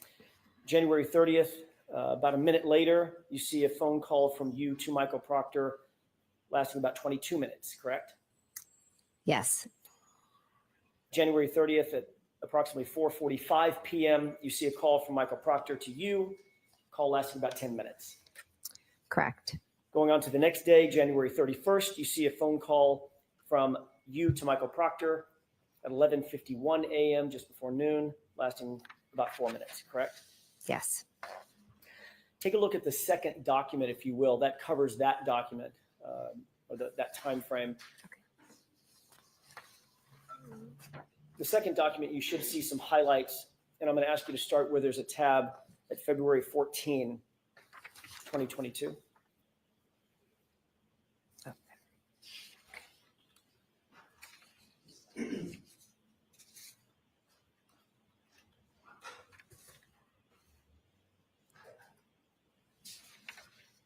I don't, am I looking at the second one or May I approach you? Yes. this one? Yes.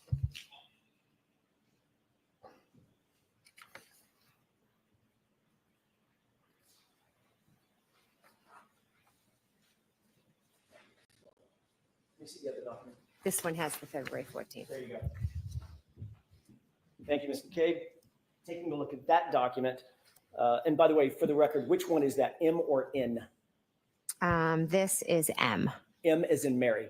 Mary, yes. Thank you. Do you see a record of a phone call on February 14th at about 3:55 p.m., lasting about 17 minutes between you and Michael Proctor? Yes. February 17th at about 5:19 p.m., is there a record of a call between you and Michael Proctor at that time? Yes. February 28th at about 12:48 p.m., is there a record of a call between you and Michael Proctor? Yes. On the same date, February 28th, do you see a call at 4:34 p.m. with you and Michael Proctor? Yes. March 1st at 10:16 a.m., do you see a record of a call between you and Michael Proctor lasting 10 minutes? Yes. March 1st, you should see two calls, one at 4:51 p.m. and one at 5:06 p.m. Do you see those two calls between you and Michael Proctor? Yes. One was 1 minute and the other was 2. Thank you. Those- And staying on that same date, Welcome, Defender of the 5:50 Faith. p.m., Thank you see so a much call for on being March here. 1st Hey, Kelly between you and girl, Michael you Proctor, missed it. lasting I about said 12 minutes. Yes. And then finally on March 29th, 2022, do you see a call at about 3:27 p.m. lasting about 4 minutes? I'm sorry, what was the date? March 29th? Oh, okay. Yes. Okay. And that's about a 4-minute call at 3:27 in the afternoon. Yes. Okay. And you had in fact, and that's all I have on those records. Thank you Okay. for that, Ms. McCabe. You had in fact met Michael Proctor in person on January 29th, correct? Yes. He was actually in your home and personally interviewed you, correct? Yes. Not only did you have him in your home, it was for the purpose of a formal interview between the two of you in person. Is that right? Yes. That was the time that Brian Albert was there Yes. in your home as well. Yes. And you had at least, I think we went through about 14 phone calls with Michael Proctor in just the next days and weeks, going all the way up through February and March. We've just gone over those, correct? Yes, there are calls, but you're right about the number of calls, but some of them, I don't even know if they were answered. And of course, that doesn't, and that may be true, but Mhm. you're communicating back and forth, certainly, Yes. in the weeks and months following. Yes. And that doesn't include those records, just for brevity's sake, those records stop in March. But there Yeah. were more communications in April, May, June, July, August, correct? I'm not sure about that. I don't know. I think initially we communicated, but I'm not sure how long it went.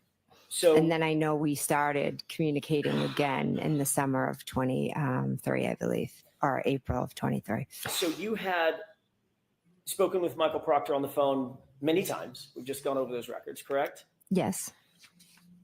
You met him in person on the 29th.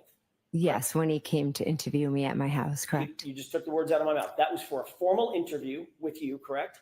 Yes. And it was in your house that you met him for that formal interview. Yes. And that was probably for some time. It wasn't a 2-minute conversation. No, you, Then in September or October of 2023, you were interviewed by Lieutenant Tully, correct? I have been interviewed by Lieutenant Tully. I don't recall the date. And you indicated just now that you began picking up conversations with Michael Proctor again in the summer of 2023, correct? Yes. So there were many more communications at that time, just before the September-October timeframe of 2023. Yes, but that was in regards to something different than this case. Not the subject matter, but you had met him and talked to him more times in the summer of 2023, correct? I never met with him. I just spoke with him. Okay. In that interview with Trooper Tully, you were specifically asked about your relationship with Michael Proctor when Trooper Tully sat down with you in that, I think it was a September or maybe it was an October interview, correct? I don't remember the specifics of the interview. He asked you specifically whether or not you had met Michael Proctor, whether or not you had any sort of relationship with Michael Proctor. Is that right? I'm not sure the specifics of the interview. Isn't it true that you told Lieutenant Tully that you had, quote, never met Trooper Proctor prior to September of 2023? No, because Michael Proctor was in my house in January of 2022. Exactly. The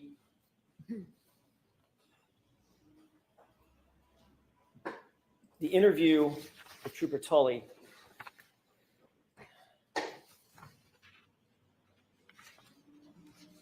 I may have just a moment, Your Honor. Okay.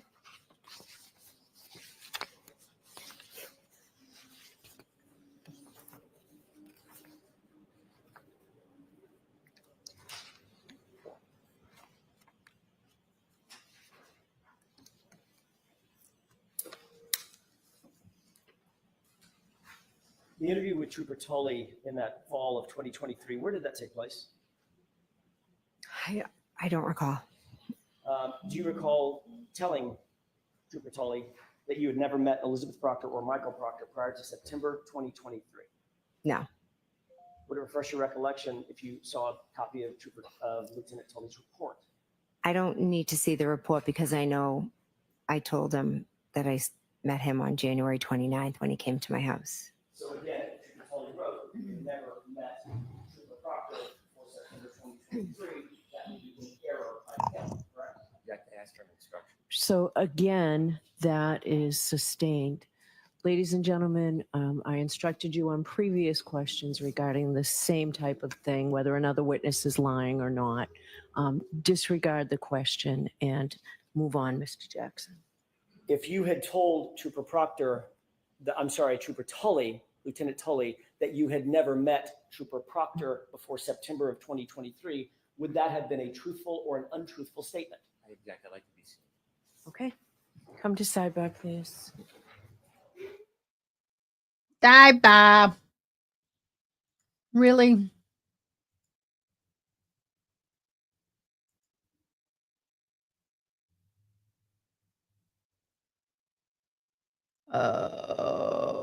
I don't know. I'm trying to get.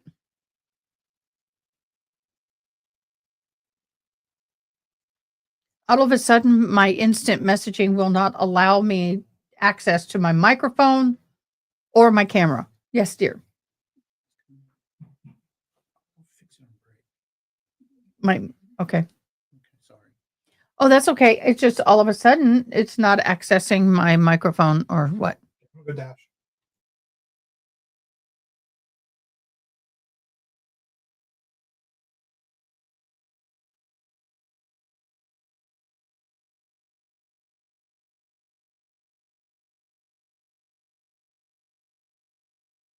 My son and my fiance both my men in my life came in here and they started, I'm like, I'm live, y'all.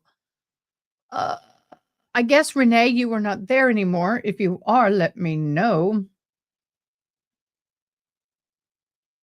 I am trying to get my microphone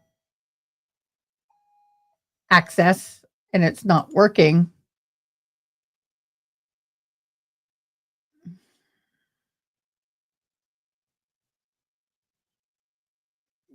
Ugh. Okay, I'll just minimize it. I'm waiting for Miss Diane because she's going to try and hop on at some point today. At some point, Miss Diane is very busy with, she interprets for colleges and schools right now. What? What holiday was it? Tell.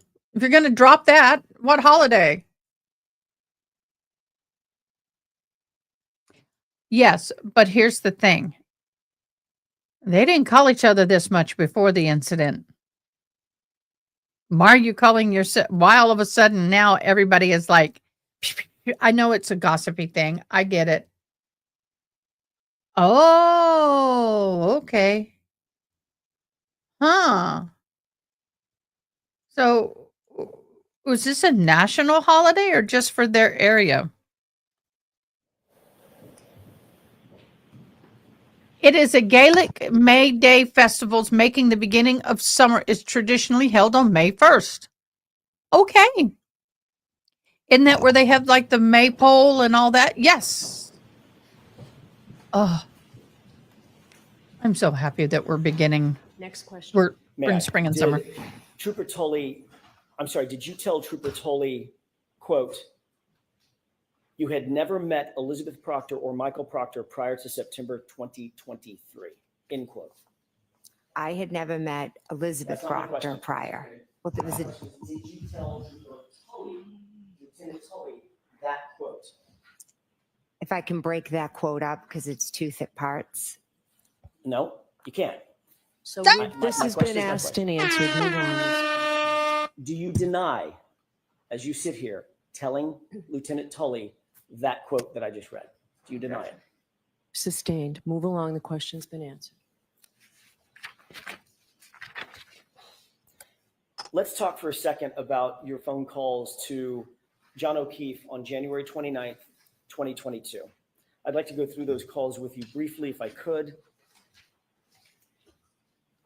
Your Honor, this has previously been marked Exhibit 26. Okay. Mr. Brennan has a copy, if I may. Yes. Thank you. Do you want this one? That bad. Thanks.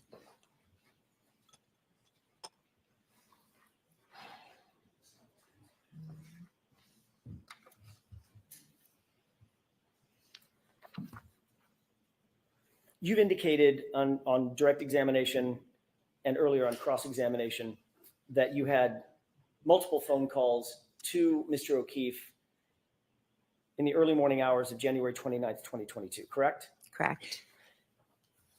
Those phone calls ranged from about 12:14 a.m. until about 12. Oh, yeah. We know, boo. Correct? A lot of things. There was a call at 12:14 and then at 12:18. I'm sorry, I'm bracketing it. The Oh, calls I were between, apologize. that's okay, 12:14 all the way to about 12:50, correct? Are you saying 15? 50, Oh, 50. 50. Oh, sorry. I apologize. You need hearing aids too and glasses?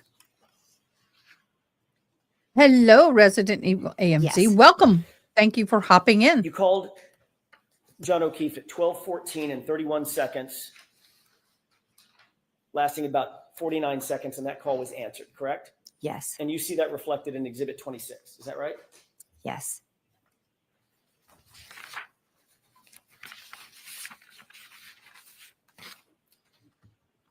Going in reverse chronological order on this exhibit, you also see a call at 12:18 and 47 seconds. Welcome. And you call, I'm sorry, John O'Keefe calls your phone lasting about 36 seconds. Is that right? Yes. You know that that call was answered, even though it says, it says unknown in the document, correct? I It wish. does say unknown, yes. That 1, 2, 3, 4, fifth column over. Welcome from That's what says Georgia. unknown. Yes. But I've it got also friends indicates in that Georgia. call lasted 36 seconds, so you know it was answered. But welcome. I don't know Thanks for from this joining. record it was answered, but I know from my memory that I spoke to him a second time. Yes. You also made a call, moving out to the page before this, starting at the bottom of the page, Mhm. at 12:29 and 44 seconds. There was a call from you to John O'Keefe's phone lasting 7 seconds, correct? That's what it says. And the record indicates that it was an answered phone call, correct? You deny speaking to John O'Keefe at 12:29 and 44 seconds. Yes, I never spoke to him after 12:18. Okay. Moving up, 12:41 and 10 seconds. There was a call from you to John O'Keefe's phone indicating that that was missed. You see where it says missed? I do. 12:41 and 59 seconds.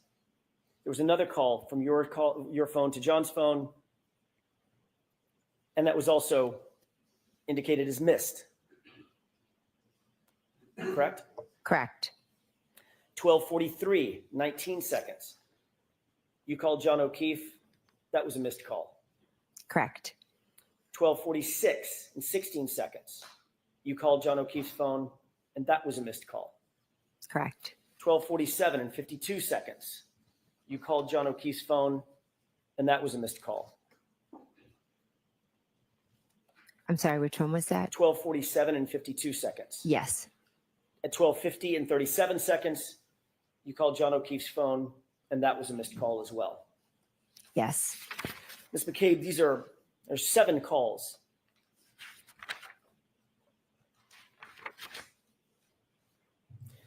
That you indicate you made to John O'Keefe's phone and that were missed. Is that right?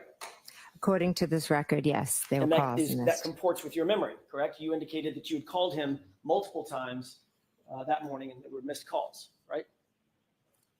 I called him, but I also think that some of the calls I might have done inadvertently. Well, we're going to get to that in a second. My question is that comports with your memory that there were several calls, according to the records, there were several calls made to John O'Keefe's phone, including 2 calls that you say you spoke to him, 12:14 and 12:18.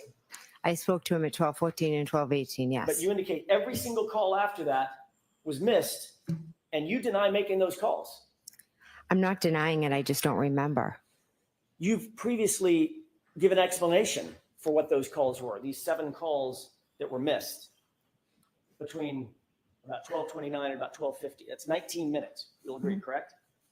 Yes. If you divide 19 by 7, that's about every 2.5 minutes or 2.7 minutes, your phone is calling John O'Keefe's phone, correct? Correct. You previously explained what you attribute to those phone calls. Is that right? Yes. What's your explanation? I think I was going back and forth to the door. I was texting him. I think I put my phone in my pocket. I think I inadvertently maybe have. Oh, Last butt hearing. dial. That's not on the bingo I think card. I called it a tomorrow. butt dial. Y'all, we're And it's not playing just one bingo. butt dial, correct? Guys, we're playing bingo. Look at the top of your chats on YouTube. You'll see a white and it says pinned comment by Ada K. Click on that link and get yourself a bingo card. Get yourself a bingo It card. could be multiple, yes. 7 butt dials in the course of 19 minutes, less than 20 minutes, correct? That I'll be back. evening, I wasn't paying attention to butt dials or calls. I was going back and forth, listening to music, being with family. So if I inadvertently called his phone, I did. Not inadvertently called him once, 7 times, correct? According to you. According to the record. And we only know about these calls because you're looking at an extraction of John O'Keefe's phone, correct?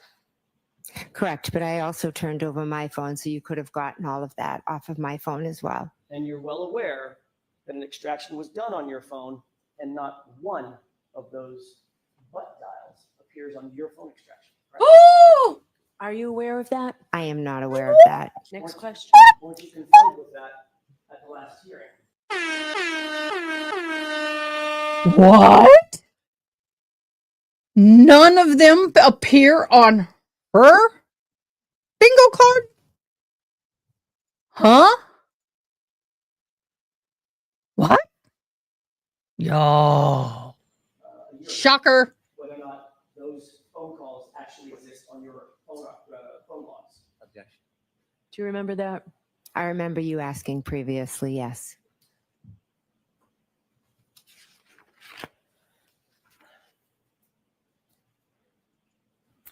When you dial somebody by mistake, Trying to find something it small. requires several steps, doesn't it? Not working.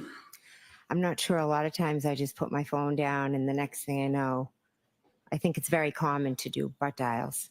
So you have an iPhone, is that right? Or had an iPhone. I do, yes. And that iPhone required a biometric or a passcode to get into to even open the phone. Right? It's not open right now, right?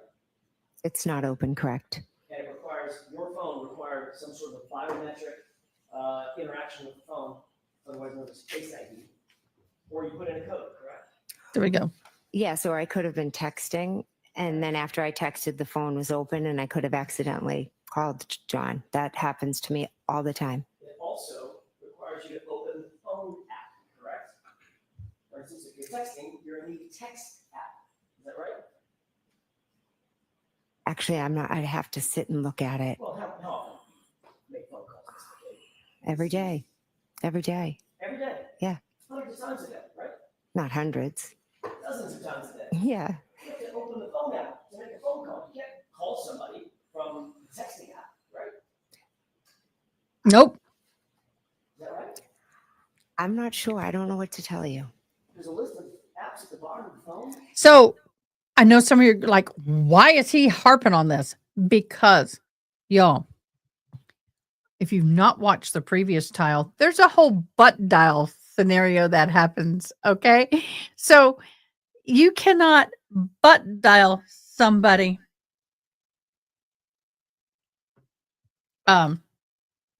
Yeah.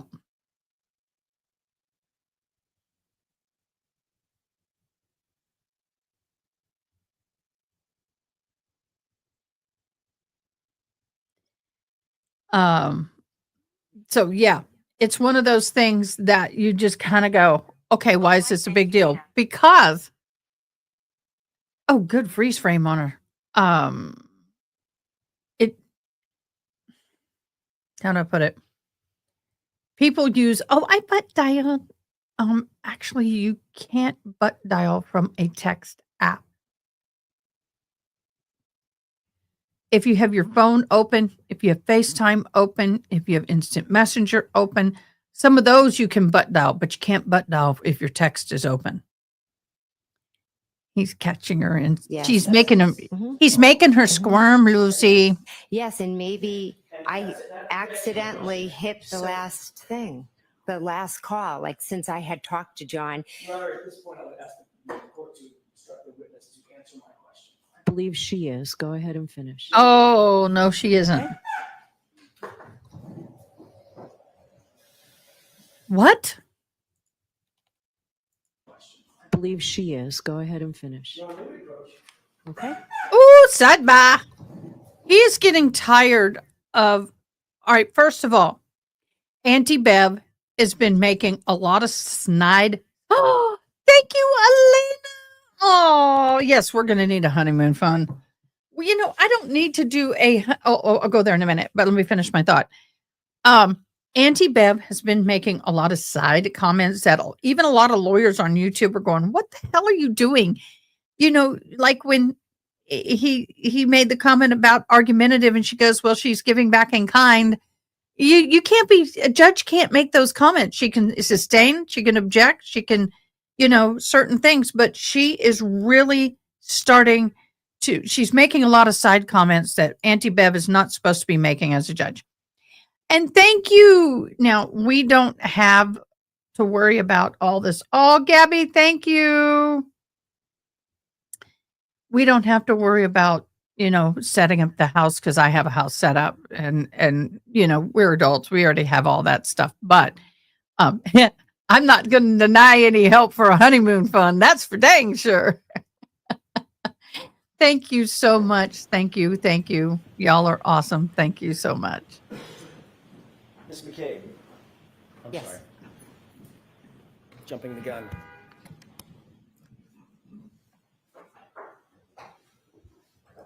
So let me, Ms. McCabe, answer only the question that's being asked of you, okay? Ms. McCabe, you're She can aware say that. When you're in the messaging app, you have to do something else volitionally to open the phone app, correct? Correct. You have to touch the phone, is that right? Yes. That would open a separate app, correct? Correct. Then, once that phone app is open, then you have to choose a person to call, correct? Yes. Sometimes the last dialed. Right. Yeah. And if that happens to be the last dial, scroll through, pick a person, make one tap, and that calls the person and initiates the call, correct? That is one way. Yes. But if you get out of the app, if you close your phone, hit the lock button after a text message, none of that can happen without you having to open the phone and engage the phone additionally, correct? If you hit the button to lock it, yes. Right. So you indicated that these are all missed calls. What is this? So, Jill, the ring wasn't at the door. You slide dog. Well, okay, Gabby, this ring is my mother's wedding ring, and she's deceased, my biological mom, because I'm adopted. And it meant the world to me that I'm wearing this as my first engagement ring because it was hers, and she's not here to be with me and to celebrate. So I feel like that's a part of her taking a part of our special time. My my engagement ring we picked out, I'll get that soon. Is that right? But this will That's at always the be on record this show, finger. yes. In addition to a missed call, you've had missed calls before. You both received a missed call and you've made calls that were missed. Is that right? Yes. When you make a call that's missed, generally goes to voicemail, does it not? It does. Yes. So then you have to do something additional with that call. Push the end button, correct? Correct. Otherwise, voicemails just go on forever. And actually, they go on for 4 minutes, Okay. right? I don't know how long voicemails go for. So if you had missed calls, 7 missed calls, that's at least 14 interactions, double it, because you got to make the call, then you got to end the call. 14 interactions with your phone for a single missed call. One I'm sorry, missed for call. 7 missed calls.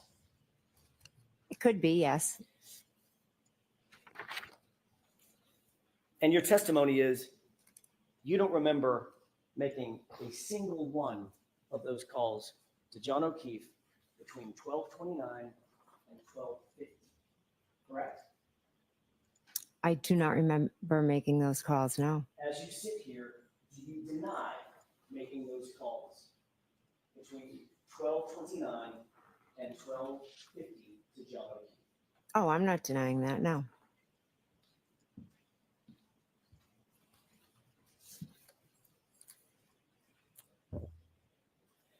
I'd like to ask you a few questions about January 29th, a little further on in the morning after you got home from 34 Fairview. Approximately what time did you get home? I'm not sure. Maybe around 11:30, 12. I'm not sure. 11:30 or 12? It could be 11. Are you talking about? I'm confused. Are you talking about? Let me rephrase the question. Okay. Sorry. On the night of the early morning hours of January 29th, 2022, when you left Fairview. Oh, I'm sorry. What Okay. time did you get home today? It was after 2, I believe. I'm not positive. You went upstairs, is that right? Yes. You began to engage with your phone at Yes. that time. What application did you open up on your phone once you got upstairs? It could have been Hockomock Sports. I'm sorry, I'm backing up foundationally. What Okay. application on the phone? Was it Safari? Oh, okay. Yes. You- I think. Yes. You use Safari as your browser? I'm not sure what I used. You opened up a search engine as well within that browser, did you not? I'm not. I just know I Googled Hockomock Sports, I believe. I'm not sure what app I opened or how I went about it. So Google is a search engine. You use Okay. Google.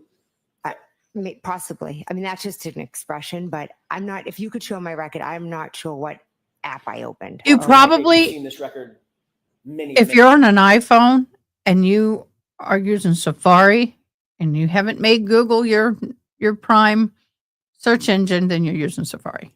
times about that search early in the morning hours, correct? You know that it was a Google search. It was Google. Okay, it was a Okay. Google search. Okay, so it was a Google search using the Safari app. Okay. You indicated that you were Google searching Hockomock Sports and something about Ozone, Yes. Ozone Sports or It Ozone was Basketball. yes.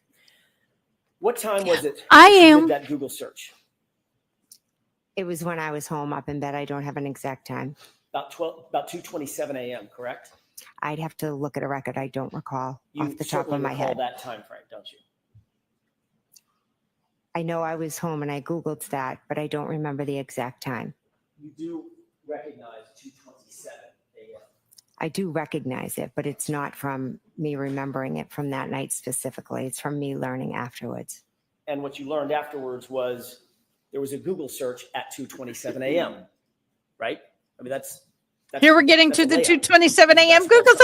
search. right? There's a record, I think, of one. Right. The record is of a Google search at 2:27 a.m. on your phone. Is that right? I'm not a phone expert, so I don't know. I can't read. You're well aware. You don't have to be a phone expert to know that there was a Google search on your phone recovered at 2:27. She doesn't in the want to morning. answer it. You know that. You've been told that. You've seen it. You've been asked about it dozens of times, haven't you? I have been asked Yes. about it dozens of times. Yes. So let's. So set you the know it's foundation. there. There was a. Her word games are pissing me off. She's making it worse for herself, I believe, on the word games because y'all, she knows that search is there. She can say at the time, I didn't remember, but I mean, come on, this is not the first trial. You have testified so many times about this. Just say yes so you don't have to do this. I know y'all are getting mad at Jackson, but this woman is making it like pulling teeth and toenails and everything in between. Google search on your phone at 2:27 a.m. Correct?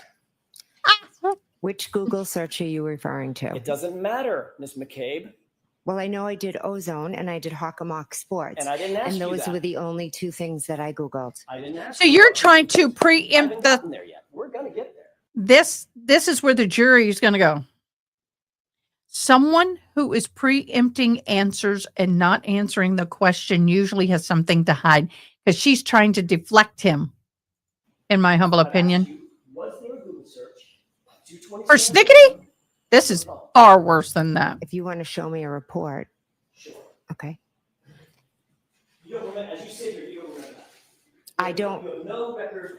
You have nothing in your mind about a Google search. at Goodwin, 2:27. case one. You're testifying to in front of this jury right now. Are you asking me if I made a Google search at 2:27? I don't know what time I was searching for Hockomock Sports and Ozone. I have no idea what time that was. You're well aware. She's going to keep driving that in. And that's why I think she's been coached because most people would not answer that way. I don't remember what time I Google searched. I did a Google search, but I don't remember what time it was. End of it. You know, oh yeah. Yeah. As soon as it gets to the point that he needs to get to, Bev is going to go, can't go there. Watch it. Records have been told, correct? Yes, they have. You've been confronted with those records many times, haven't you? I've been asked by you, yes. And by others, right? And others. Yes. I mean, the police have asked you about it. You've been interviewed about it. I've been asked by you. And Mr. Lally, Yeah, Mr. Lally asked about it, yes. and every time you're asked, it's about a Google search at 2:27 a.m. That's all I'm asking. It is, but it's not one that I remember doing or making or did. It's not one I did. It's just one that is in a record that was misread. Are you denying that Ooh, you made a she's Google not. search at 2:27 a.m. If you could show me this Google search, I'd appreciate it. Any Google search. See, they're saying, okay, here's where this is getting tricky for those of you who are new to this. They're saying the prosecution is saying that she did a Google search at 2:27 a.m. because she opened up a tab, and in that tab it says the Hakaman Sports, okay, at 2:27 a.m. However, the defense have documentation from another search company that says she did another search, and she keeps trying to avoid getting into that house long to die in the cold. She is starting to show signs of stress, and her hair flipping, her tongue clapping, her tongue lipping, the eye movements getting faster, her breathing's getting faster. She is not a happy woman. I don't know what that squeaking noise is, but it's driving me bat crazy.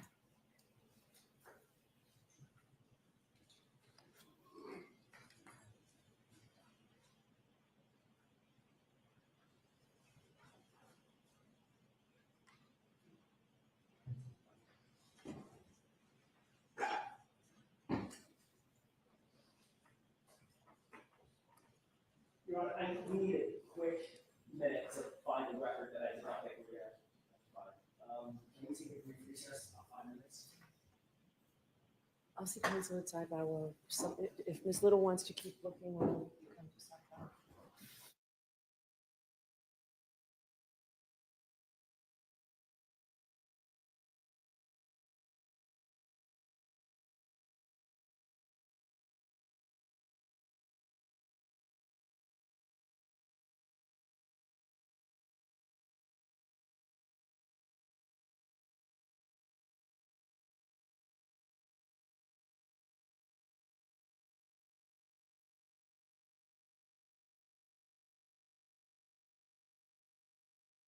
Oh. There we go. Oh, Hold on. oh, yeah. Hold on. So we are in the sidebar. Let's see. We still in sidebar. Okay, here we go. Now she's looking at it.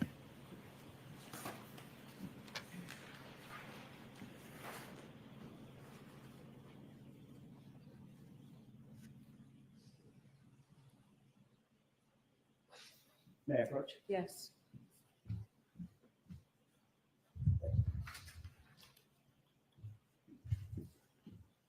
You indicated you wanted to see a record, Ms. McCabe. Did you see a record that indicated a Google search? Not what the contents of the Google search is, but there was a Google search.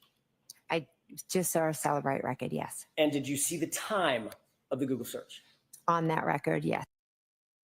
Paul is sitting in the back row because he was making snide comments and glaring and making rude looks. And it was at Karen Reed when she got up with every objection. Every sidebar, she gets up and comes back. And he was misbehaving in court. So he got backseated. He got the back of the bus. Yes. Is it 2:27 a.m., correct? Yes. Oh, she is. Every time she gets stuck, she'll look at the lawyers. And I'm all like, someone's in trouble. Ultimately, you will agree that there was a Google search done. And now I'm going to ask about the content of Hoslong to Die in Cold, correct? That was done in the morning at the request of Ms. Reed. Ms. McCabe, I didn't ask you that. I asked you a yes or no question. Did you understand my question? Could you repeat it, please? Sure, I'd be happy to. Thank you. Did that record indicate that there was a search at some point done, at some point, for Hoslong to Die in Cold? I object to her reading the record. So was there a search on that at some point? On that paper, was there a search that said that? Is that the question? Let's start with that. Yes. Yeah, there was. Okay, now let me ask you a different question. You Google searched the phrase Hoslong to Die in Cold. Yes or no? Yes. On January 29th, correct? Yes. So you agree that you were on Google. Okay, let's address two things. Number one, seeking justice. I have no problem with someone being coached. There's legal ways of coaching, and then there's not appropriate ways of coaching. Coaching in when there's an objection, you have to stop. You have to look. If it's sustained, don't answer. If it's overruled, you answered. Make sure you look at the person who's questioning you. Make sure that you try not to get too emotional. That kind of coaching is fine.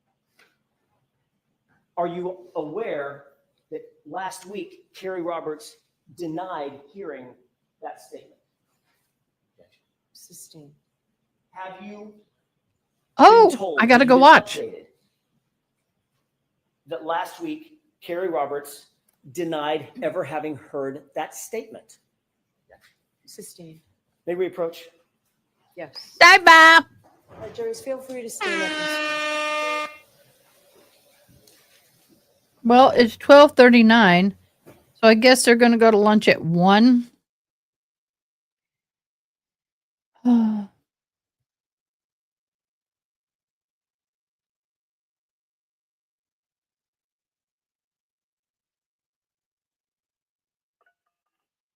Uh-oh, got a call out. Let's see if it's for me.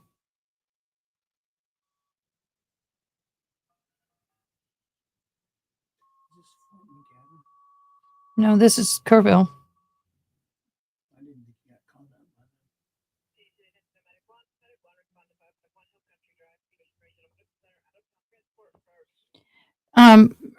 No, I am a Fort McGavick Volunteer Fire Department, but also if there's a DOA or, major mass casualty, I go. So, yep. So Bess is going to go. Yeah, I love this. Auntie Bev is going to go. Is going to ask, how much longer, Mr. Jackson? As much? For those of you who are just joining, I said yes to Gerald. We announced it this morning, hence why I'm leaving I said yes up all day. Karen Reed should be allowed to turn and look at her family either. Yep. But no, it got bad 2 days ago. Was it Wednesday, I believe, or was it Tuesday? Tuesday, I think it was. And it got to the point that they had to move him. 2.5 days. 2.5 hours. Yes. Yep. So, Mary, you're familiar with this. It used to be by my bed, but I don't think somebody's going to want to listen to that for the rest of their life.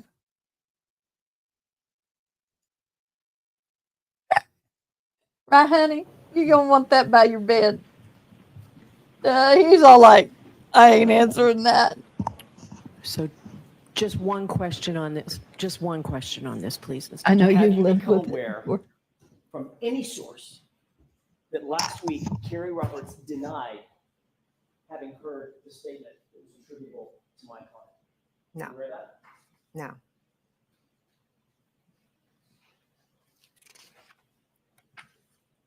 Hey, Seeking Justice.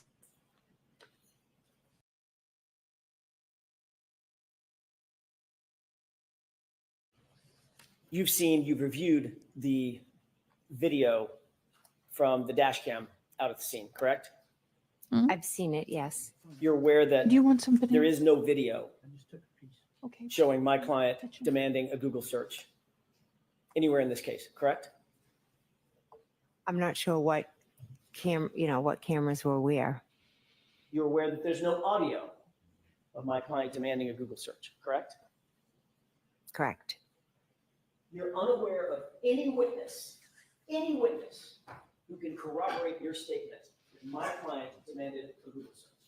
Any witness at all. It was just the two of us. She had sent Carrie off. Oh, conveniently So, of course, sent Carrie away. Carrie Roberts is not such corroborating witness. Is that right? At least you understand that. Can you rephrase the question, please? Carrie Roberts is not a corroborating witness for you. You understand that? You just said that. Yes, Carrie, I don't believe heard it. She So was it's- sent off. So it's your word and your word only, Ms. McCabe, that my client demanded a Google search. Is that right? Yes. Yes. Ms. McCabe, you were with Carrie Roberts just before her grand jury testimony. Is that right? Yes. You had been with her to create a timeline of a version of events that occurred, correct? I wouldn't say He's a version moving. of events. We each put down what we remembered. She saw what you put down. You saw what she put down, Yes. and you compared and contrasted those with each other to create that timeline, correct? No, we didn't compare and contrast. I said she called me. She said this. Then Carrie and someone was writing it down for us. That would be your Whom? sister. Who? It was my sister. Yes, Which sister? my sister Denise What's your last name? Galvin. She here? Is she is on the here, witness yes. list? Where is she? She's sitting over there. Can you point to her and describe what she's wearing? She can't be on the Sure, witness. she's over there in the back with the striped shirt on. She's not. She can't. The purple and the gentleman in the black. Yes. So she witnessed this timeline being prepared, correct? So why is she not She a wrote the witness? timeline, yes. And then you've spoken to Miss Roberts several times about this case Yes. and about your perceptions of this case, correct? We talk about what happened and the aftermath of this case. We don't talk about the specific details as much as we talk about the aftermath of everything. Ms. McCabe, the fact is you instructed Carrie Roberts to say that she heard that Google hypothermia statement from my client before she testified at the grand jury, didn't you? No, absolutely not. I never instructed her to do anything. You wanted some witness to back up your story about this Google search, correct? No, absolutely not. I Ms. don't need. McCabe, It was said. Karen said it. It's that simple. so you're the only person saying that, though. Yes, and I stand by that 110%. And the reason that you wanted another witness to back up that statement is because you knew that that Google search for Hosselong to die in cold points a very uncomfortable finger right toward you, correct? I never did that search at 227. I never needed to instruct somebody. No, I'm sorry. There's an apology again. Has someone told you that you need to apologize when there's an uncomfortable question that you don't want to answer? No. Have you discussed this with anybody? No, and that's not an uncomfortable question. I'm fine to answer it. How many times did you say, I apologize yesterday in cross-examination? Oh, all the time. I didn't count. Probably more than 15, right? I have no idea. I'm just trying to answer the questions and be truthful as I can. And you're aware that the Celebrite extraction that was done on your phone determined that of the three searches, 2:27 a.m., 6:23 a.m., 6:24 a.m., only one of them was recorded as deleted, correct? Objection. Sustained.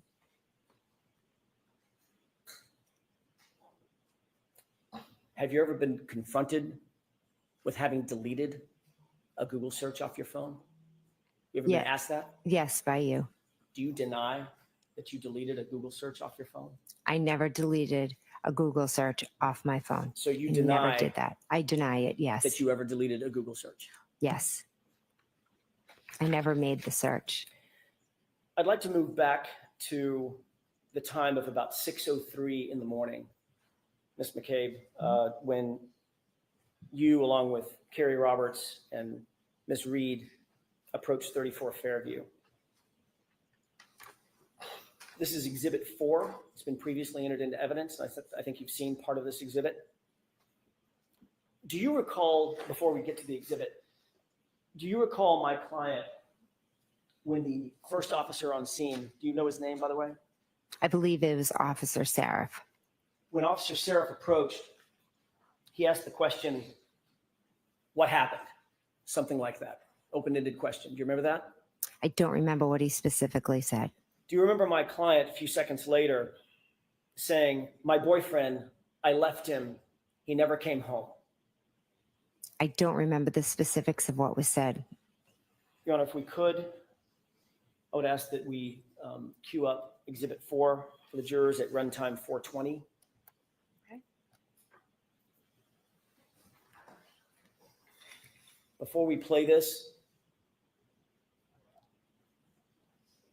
I'm going to play just like a second of it and ask if you can hear the volume. Okay. We could, Mr. Wolf? Could you hear anything? Oh, I can hear. Yes. Sorry. Okay. I don't know how loud it's going to be, quite frankly. Okay. Ms. McCabe, will you please pay attention to the audio portion of this video as this is played?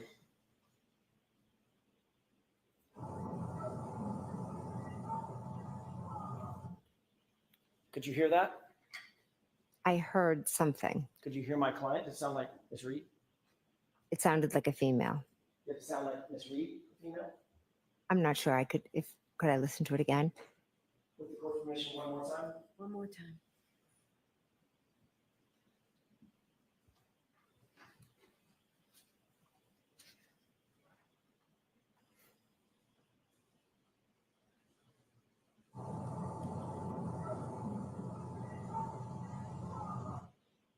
Could you hear it?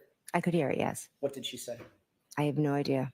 Did she say, my boyfriend, I left him and he never came home? I could not make that out.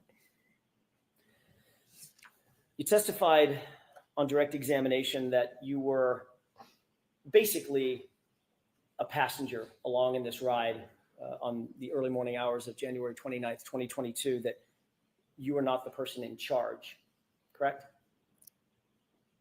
I was in the passenger seat and Miss Roberts was driving. It's a bad question on my part. Let me see if I can reframe that. You testified that it was Carrie Roberts who was basically the take charge person in the scenario between and among the three of you, Ms. Reed and Ms. Roberts. Yes, yes. Not you, correct? No, You were just sort of along for the ride, assisting how you could, correct? I was trying to help Miss Reed and find John O'Keefe. If we could play a clip starting at, and I'm going to ask you, Ms. McCabe, to take a look at several clips. The first one starting at 6:21 runtime to 7:41. It's just over a minute. With the court's permission? Yes.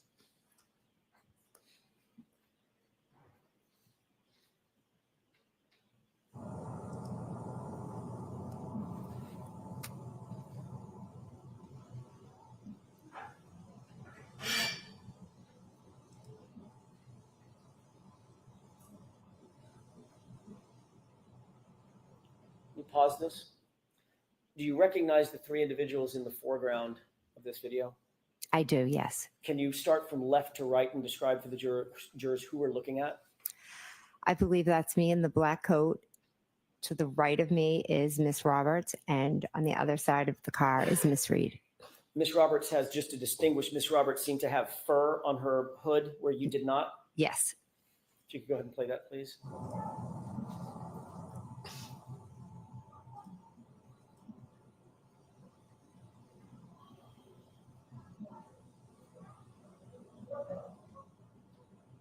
Can you pause it, please?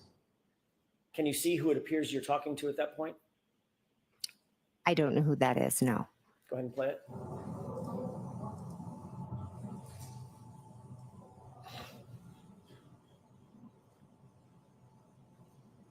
Pause it.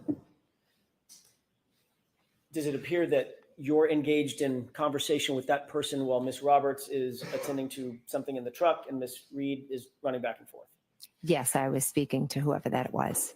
Do you believe that was a police officer? I believe, yes. Go ahead and play it.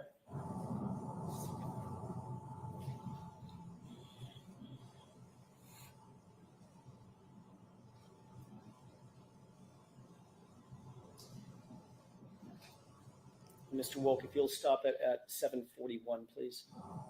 I want to go to, is it Universal Studio that has Harry Potter? I so want to go there.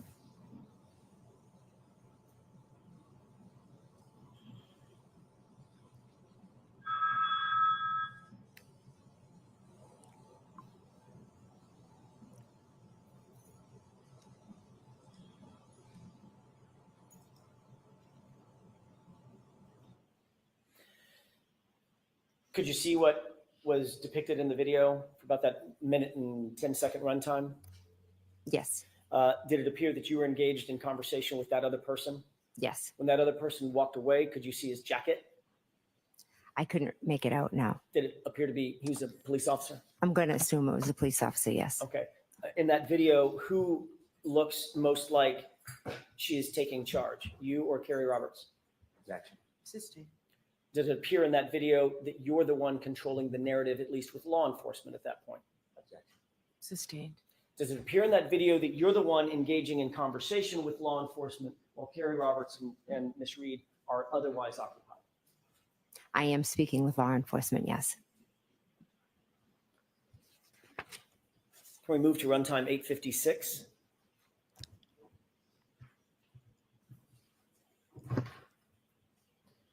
Sorry.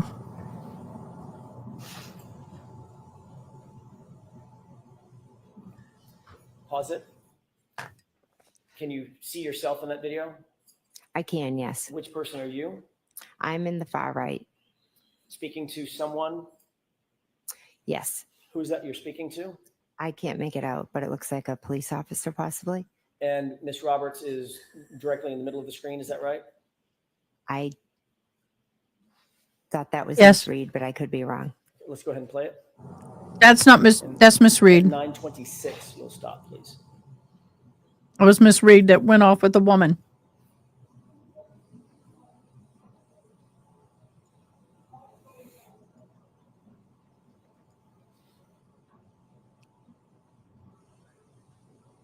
Ooh, Haley Mouse.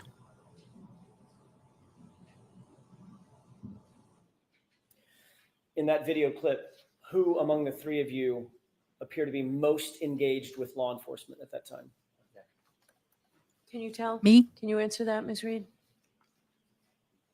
I mean, can you answer that, Ms. McCabe? Yes, I can. I was speaking to police officers. Yes, I Second time. We need to put that on the bingo card. On the big bingo card at the end of the trial. This is what at least the second time that Auntie Bev has called her Miss Reed. At least the second time. And she's like, I ain't answering to that. was trying to help them. Okay. Can we go to runtime 10:49? This will be from 10:49 to 11:55, Mr. Wolk.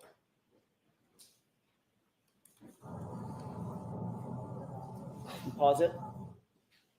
Who is it that's just gesticulating in the video? That is Who you- me. Pointing Go and to. play it.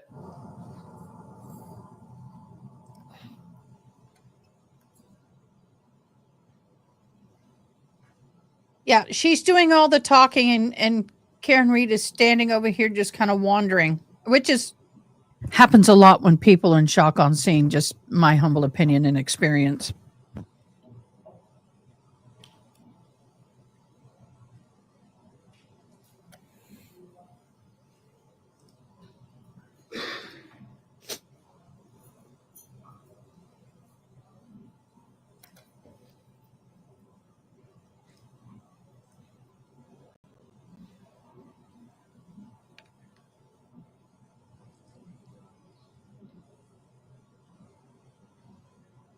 She's doing all the talking.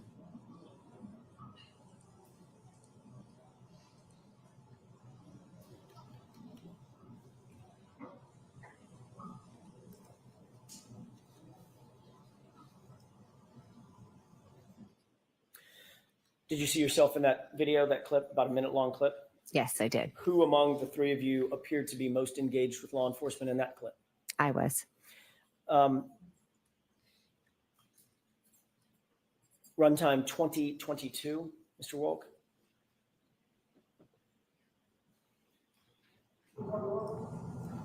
She's not happy.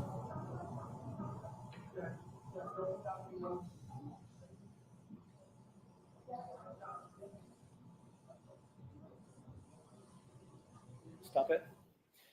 Do you see yourself in that video? I do, yes. You've just walked in from frame right, Yes. from frame right going left? Yes, behind Miss Roberts. Okay, Yes. and that's you right in the middle of the screen? Yes, it is. And Miss Roberts had already run through, went to her SUV, correct? Yes. Okay, go ahead and play. This is about a 2-minute clip for the court's edification. All right. And this is the last of them.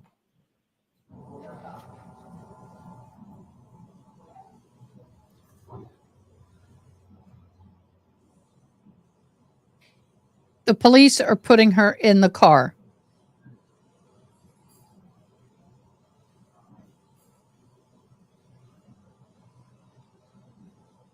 So they put her in Carrie's car. Mr. Wolk, can you pause it? Can you tell who you're speaking to there? I think it's Mike Lang. Go ahead and play it.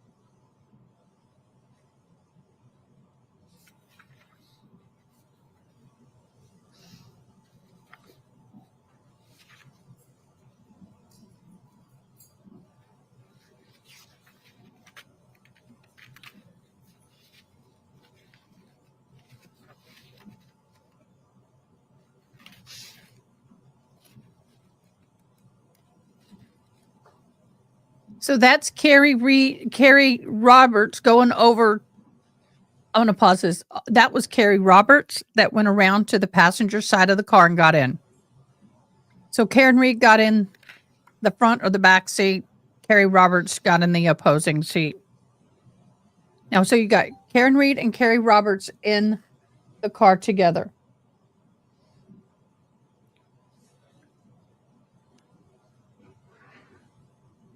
Jen is still standing outside, talking to everybody.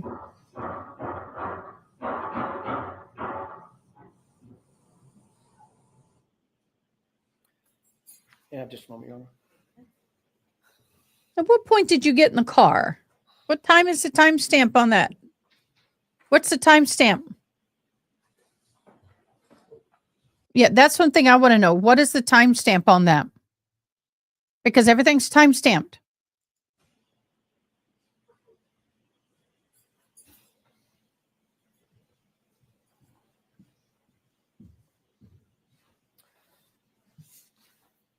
Ms. McCabe, who was most engaged in that clip with law enforcement between and was. among you and Carrie Roberts and Ms. Reed? I was. You noticed when Mr. O'Keefe was placed on the gurney in a prior clip and moved past you, correct? Yes, Did you notice what your reaction was when that gurney passed you? I didn't know.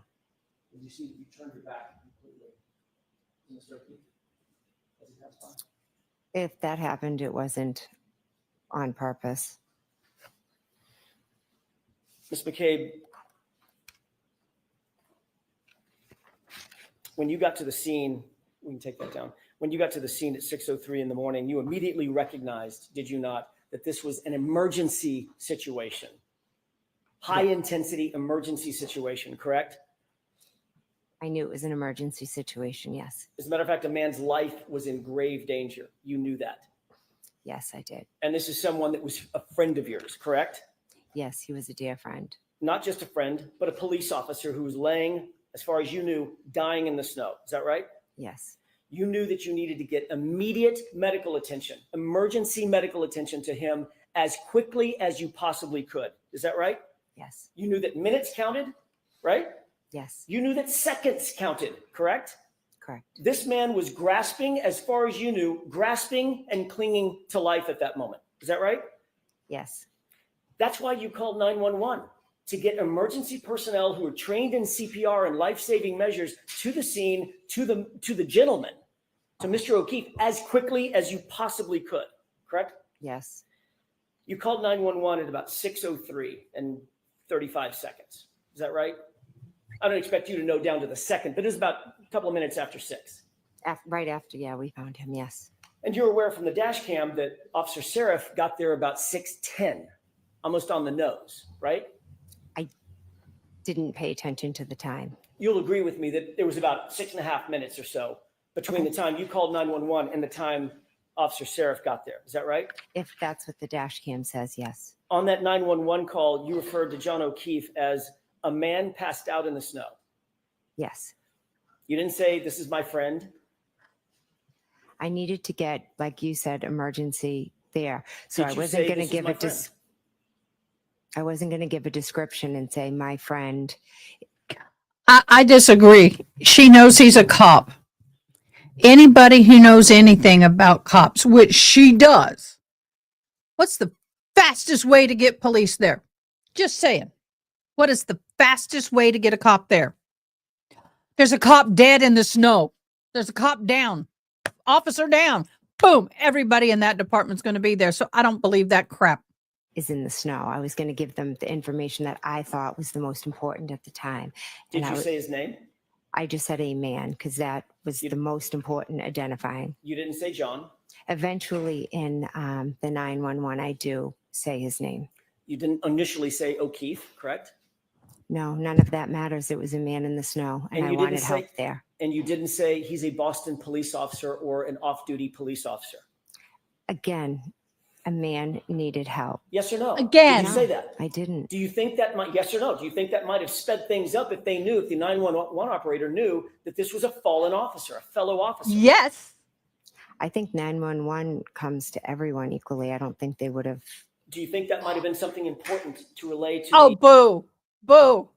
Those officers, every officer that was not in the middle of a stop, and those sometimes who are, will run. I call BS on that.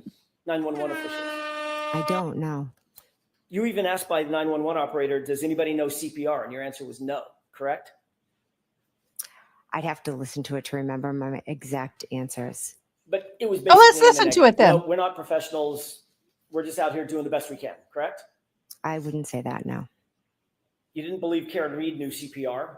I didn't know. I don't think I answered that question. I don't think it You was didn't- asked. You didn't know if Gary Roberts knew CPR, correct? I didn't know if they knew CPR, correct? And none of you were paramedics? No, None of you are first responders? no, None of you are trained in emergency life-saving techniques in any way, correct? correct. I have a question, Ms. McCabe. Mhm. On all of Fairview, the entire road between Chapman and Cedar Crest, can you think of any person on that road who might have had life-saving techniques trained? I love it. Do y'all know where he's going? Wake up, everybody. Wake up. That's my wake up. People, wake up. Do you know where he's going? And I love it. Do you know where he's going? Albert. Brian Albert is a police officer who is certified in he's a first responder. He's certified in CPR and first aid. He could have done it. She could have run up and woke his butt up and gotten him outside. Not that quick. There's a dead man in your yard. Come on, they need your CPR. Phew. Yeah. I know where he's going with this, and I'm loving it. How to deal with someone in distress, someone with high skill level training. Do you think of anyone on Fairview who had that kind of training? Can I now or did I then? Which are you asking? Did you then? No, then my focus was on John O'Keefe. Okay, let me narrow the focus. Oh. How about on the property? How about at 34 Fairview? Could you think of anyone that was a first responder who would have life-saving training, life-saving technique training under his belt? Yes, my brother-in-law, Brian Albert. Ding, ding, ding, ding, ding, ding, ding, ding, ding, ding. And you didn't go in the house, did you? No, I did not. When you arrived at the scene, you didn't go in? Not until much later, correct? Our focus was John. You knew that Brian Albert was inside the house. You'd just been with him hours earlier, correct? Yes, You knew that his window was 30 feet away. You're staring at it. You could look at it if you wanted to, correct? it's off to an angle. And you didn't go in the house then either. I did not know. You knew that John O'Keefe was clinging to life during those precious minutes and seconds. Is that right? Precious I minute. did, yes. And you also knew that Brian Albert, your brother-in-law, was a first responder. As soon as they said, does anybody know CPR? I would have been running up. Yes, my brother-in-law. Hold on. I'm going to go get him. Really? You're trained to deal with people in that kind of distress, correct? In that moment, my only thoughts were John and everything we could. And I believe her crap just about as much as I believe the crap that the Alberts didn't know what was going on in their front yard. As far as they had no idea their whole front yard was covering PD about 5 to 10 police cars and EMS and fire trucks, and the lights were just going. There were sirens that were going, and you're telling me? No, I don't believe it. Do for John. And you knew that there were warm blankets inside the house. Is that right? I did. Yes, there were warm blankets in the house. And you Those still weren't- never went in, did you? No, I went and attended to John because once I finished calling 911, I went over to John and Kerry Roberts asked me to take over compressions. So I felt I like want to was see more that important. because when the police officer drive up, nobody's giving compressions. And 911 was on the way. I never thought about going in the house. I just thought, how can I help John? You never thought about going in the house, but you did This pull whole out your thing cell makes my phone head spin. and make 2 phone calls, didn't you? After I called 911, I tried calling my sister, yes. While John was out in the cold, clinging to life, you weren't doing chest compressions at 6:07 and 6:08, were you? I was walking over when I was calling. You were calling your sister on the phone, weren't you? I was calling them to see if they would come out, but I was going right over to work on him. And you could have walked 25 feet to the front door, walked in the house, and screamed for Brian Albert to come out and help you in those precious seconds and minutes, couldn't you? That would have taken me away from helping John, getting Kerry blankets, giving him compressions. Bull And they crap. made 2 very important phone calls at 6:07 and 6:08. Carrie could have continued the compressions while you ran in the house, even Karen Reed. So you can't claim that crap. I'm sorry, I'm getting mad, but I call that evasive bull crap because she can continue the compressions while you run and get your brother-in-law. That's bullshit. You say were not answered. They correct? were not important phone calls. I tried to call my sister, and then I focused on John. They were not important phone calls, but they were important enough for you to make while John is clinging to life right there in front of you, right? As I was walking over, I called to see if she would answer. And she didn't answer. Let's talk about that. She didn't No. answer according to you. So if So we're why gonna didn't you talk run in about the it, house? Well, we're beyond the luncheon break. Your Honor, I have 2 more questions, Okay, and I'll wrap it. okay. Let's talk about that real quick. Sure. She didn't answer the phone, did she? No, she didn't. So you have a situation where a man is laying dead or dying in the front yard of your sister's house. You see nothing in terms of life inside the house. Lights aren't coming on. They're not getting up. They're certainly not coming outside, right? They were sound asleep They weren't coming outside, were they?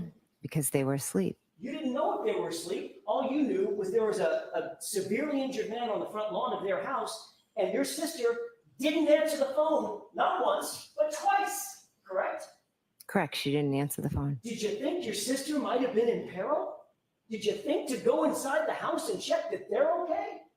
I had no reason to think that they weren't okay. You had no reason to believe they weren't okay. A man was dead or dying on their lawn, and your sister's not answering the phone. I'm And with nobody was him. coming out to the chaos of Karen Reed screaming on the front lawn. You didn't think. I have to say I'm with him on this because let me ask you, you go to your sibling's house and you find a man in that condition on the front yard. I'm going to be worried about my sibling and I'm going to go into that house the first moment I get. I might even leave him and go check on my sister. I'd be running in that house like a screaming banshee, hollering for them. This is why I am very suspicious because human nature. I'll show you during break their bedroom. I have their house photos inside and out. But this is what bothers me. She was so worried, but yet she would, it just doesn't make logical sense. She could have allowed Carrie to continue the CPR and run in the house and get help Think there was some reason to faster than EMS got there. believe they could have been in peril? I didn't because your client was screaming she hit him. She had a cracked taillight. She was Oh, crying she hit him. I didn't, but my Mr. Kay, focus. Can I finish, please? You had solved the crime right then and there. You solved the whole case. No, I didn't. I knew John never came in the house, so I had no concern for anyone's safety inside the house. The reason you didn't go inside the house is because you knew better. You knew better. You knew she Yep. wasn't in peril. You knew that Brian Albert wasn't in peril. You weren't worried at all about them, were you? True? I was not worried at all because something happened on the front lawn that had nothing to do with anything inside that house. You weren't worried about How it do at you all know? because you knew. How do you? They could have been dead. They could have been dead. What if he went in and killed your family? You don't know. That's what pisses me off. That statement right there makes me believe she knows it. What really happened. It really does. At that moment, I didn't know that he was hit by a vehicle and there was taillight found next to him. All right, jurors, lunch and break. Let's take 40, 45. Then you can follow up behind. Jurors, please follow right. Yeah, I understand this. And how long? It's going to be a 45-minute break. Oh, by the way, I do have pictures of the house I'm getting ready to show you. And I'm going to tell you what, these pictures were taken when they sold the home, but this is their furniture. This is their home. And I got to tell you, Honey Boo, you need to learn to dust. I'm just saying, they need to. I mean, I would have been appalled walking into the house if I was selling my house in this condition. Just saying. Okay, this is the bedroom of the Alberts, Brian Albert. So here we go. Here's the bedroom. These are the windows. They have the thin, not the nice thick wood like I have, but these are their aluminum blinds. Look at the curtains. I doubt they shut them, but even if they did, if anybody has curtains like this in their home, you know that there's light from the outside shining in. These are not blackout curtains. Look at all the dust. Look how dusty all that is. Ew. Man, if I'm showing my house, I'd have that professionally cleaned. The carpets are all stained. But this is the master bedroom. Nice curved TV. But this is the bedroom. Okay, let's see. I have others to show you. So, in question, here is the floor plan. Okay, I'm going to show this. I wish it would just let me see if I do this. Okay.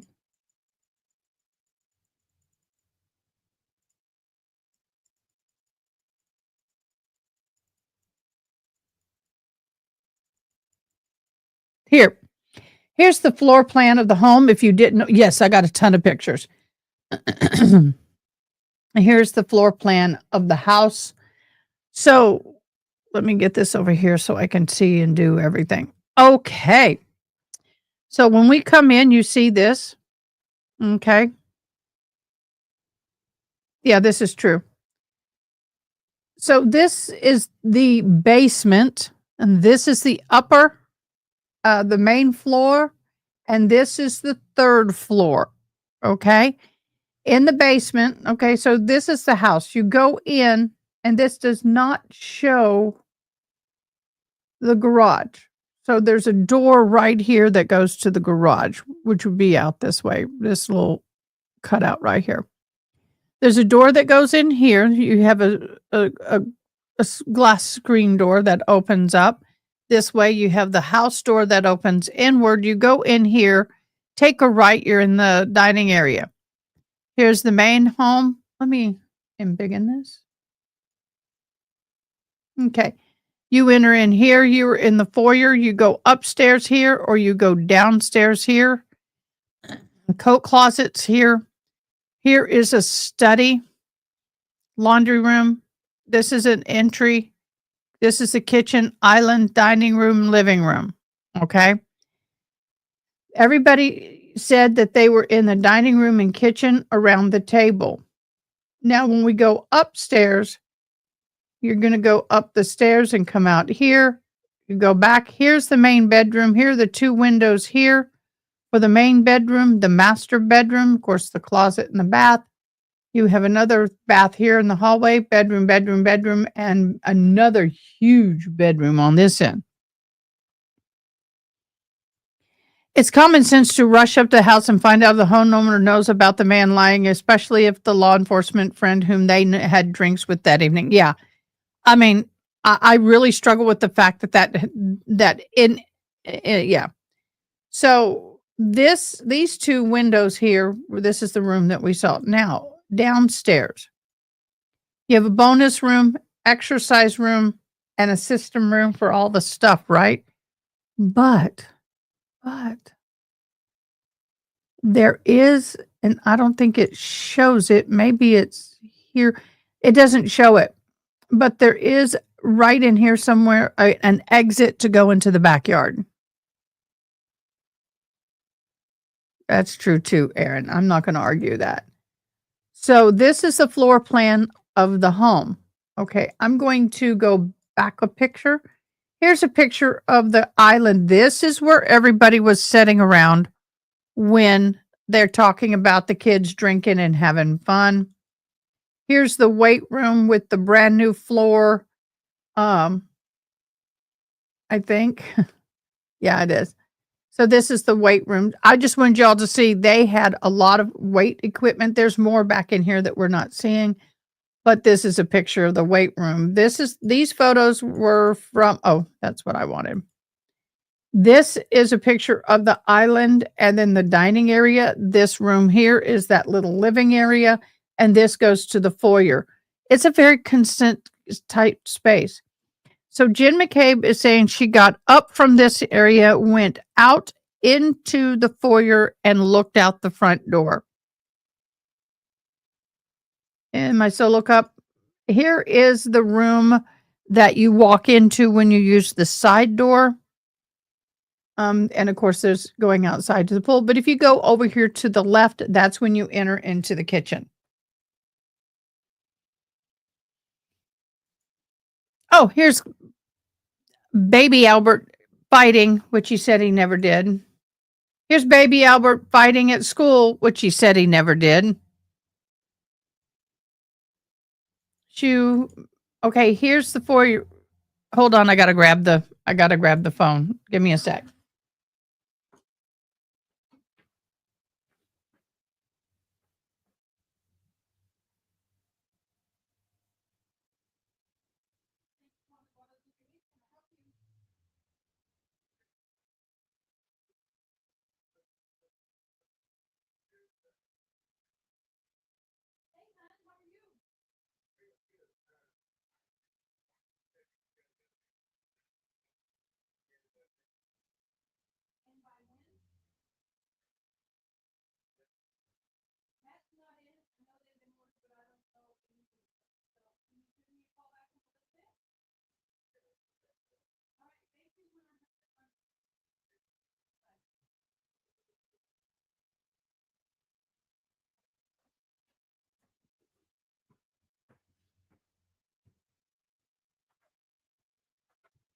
Yes, you see, I sit on a heating pad because I'm cold.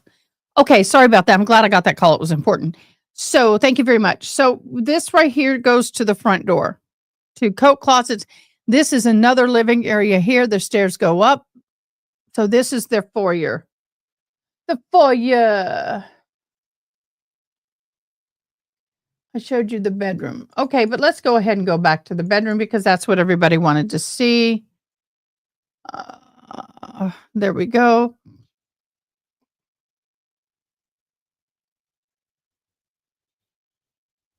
I would say her answers satisfy the, yeah. I would say so. We can click that off your bingo card. She just made an assertion without proof that there was no reason to believe there was something wrong inside the house. Or does that actually have to be and okay. Yeah, I'm not sure about that. I'll be honest.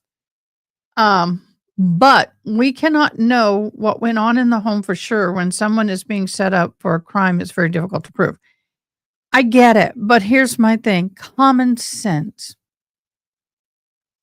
Out of everybody watching me right now, tell me if you found an almost unalive or unalive person on the front yard, of your brother or sister's home that you dearly love? No, depending on your relationship, but you dearly love. Are you going to not try to make entry into that home? Tell me, yes, I would go in, or no, I would not. No, common sense is not evidence, but it goes to motive in my mind. Doesn't mean I can convict on it, but we're just talking about what I find it interesting, as close as she is to her sister, that she would not have run in when her sister did not answer the phone. My sister didn't answer the phone. I called and she goes, oh, I said, Sister Boo, get out here. There's a dead man in your yard. Get your husband. We need help now. Click. Yeah, but if she did not answer, my rear end is running like hell into that house. It would be. And if the door was locked, I would be knocking it in. Why was the door unlocked? How many police officers sleep in a house with the door unlocked willingly, knowingly? And I would have had, I'm trying to see what this is. I would have had, there's a chair. Okay, oh, guess what? I'm not wondering. I could have sworn that Brian Alberts said that there was a nightstand on each side of the bed, and there's not. But they may have moved things around a little. That chair may have been over there. There's a chair right there. So anyway, yeah. What do y'all think about that, Apples? Did seeing that house help you? Yeah, that's possible. But I don't think they were that drunk. I don't think they were all that drunk. God only knows. So did seeing the house, did that help you guys get some kind of visual as to what's happening? The layout of the land? I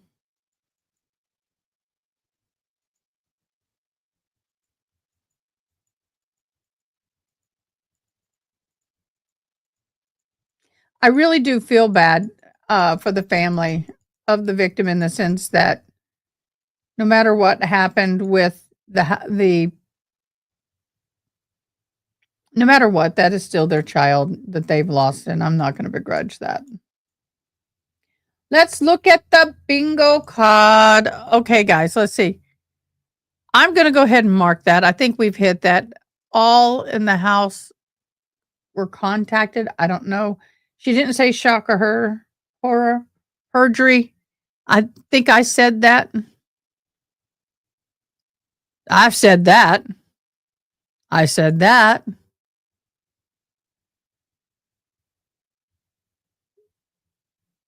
Nope. Okay, that's everything I have. I'll leave it up for a minute. But you're right. Common sense is not evidence, but her behavior and the way she's getting flustered leads me to believe she knows more. If the jury believes that she has been lied and committed perjury, or has been what they call impeached on the stand, they can ignore her entire testimony, find it not credible, and ignore the testimony.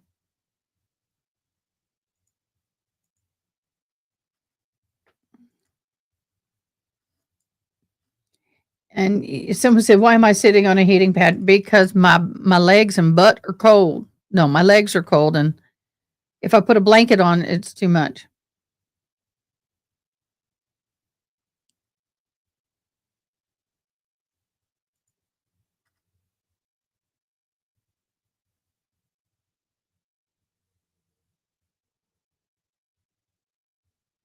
Yes isn't on the big same yes. It's not on the bingo card. What are you talking about, Boo?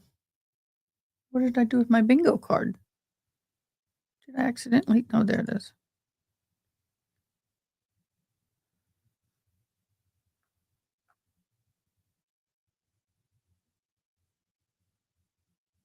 I'm confused. Can you clarify that? My guess will be another hung jury. But if it's another hung jury, they're going to have to decide to try her third time or just let it go.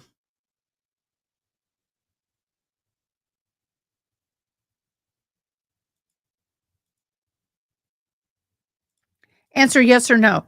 Yes, he did say answer yes or no. I remember that. I could have sworn he said it. But if he didn't, let me know and I'll take mine off.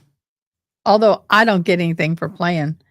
I just do it so you guys can. And by the way, if your card looks like everybody else's, you want to make sure it doesn't, come over here to Bingo Help and click here, right here, and it'll refresh it. It'll have all the same information, just in a different way. Oh, it's a shame that yes is not on the bigness card. Okay, because you said that. Oh, yeah, everybody. In my humble opinion, maybe it can be on another one. I'm a ho. IMHO.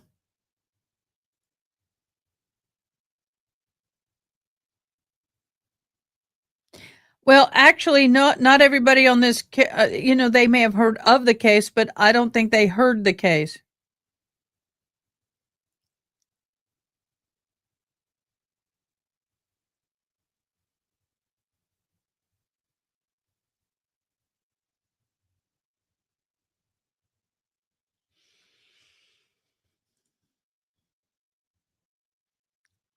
Oh, that one. Oh my gosh, I forgot. It's right there.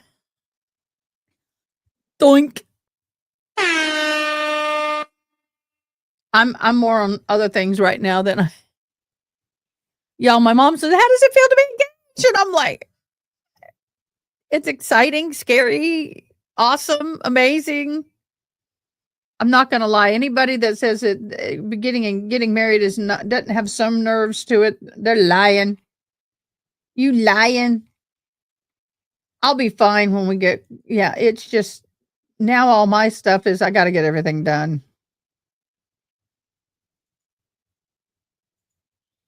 3 months to plan a wedding is quick. But due to my educational schedule, that of my daughter's educational schedule, the fact that I'm graduating in December, that's the only time for us to do it.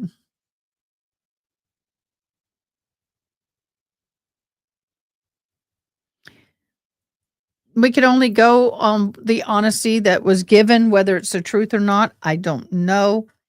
But I find it interesting that the last trial that there is evidence, written proof and evidence that someone said it was going to be a hung jury because, well, there was a retired cop on the jury.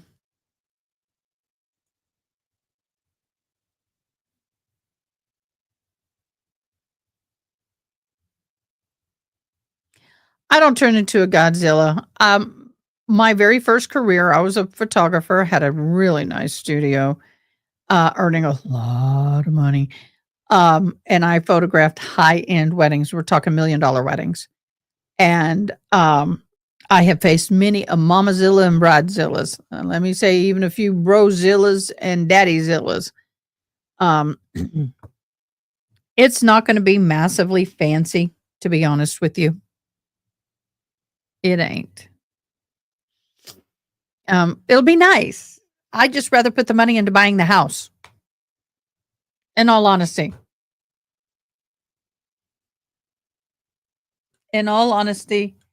I'd rather put the money in buying the house.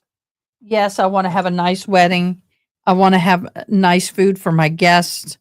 But all this massive amount of money and everything, I'm not looking to spend. I don't know what kind of dress I'll get. I don't want a traditional white wedding dress. Been there, done that. I have a really nice, beautiful dress. But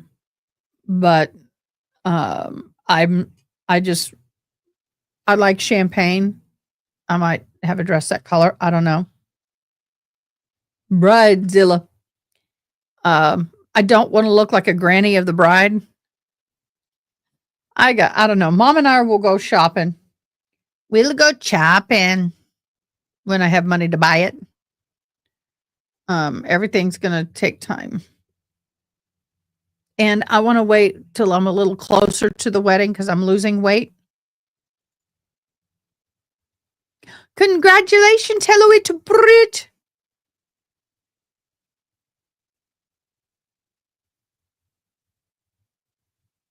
Oh, you can't send us a picture unless you're significant. We'll find out and see it.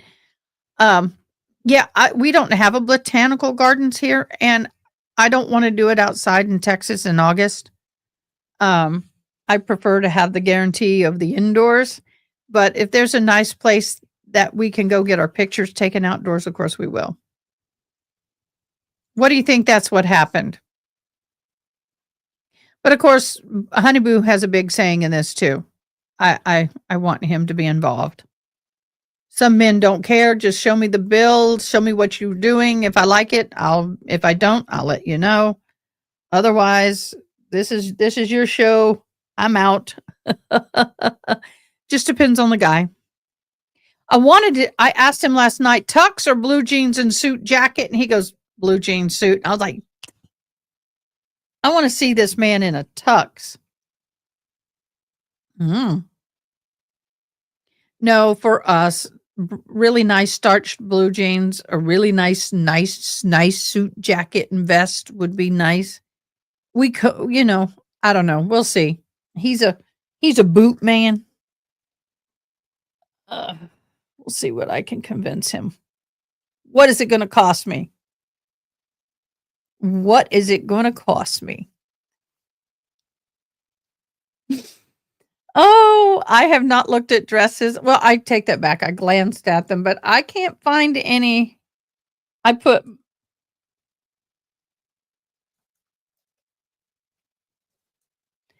in mature bride wedding dresses. I'm not liking anything. Because this is what I hate. Look, I'm going to show you this. This is what I hate. Everybody is skinny in a rail. Oh, I don't understand how that dress is only $249. I call BS on that. I call BS on it. I don't know. I nothing is in here represents my body shape.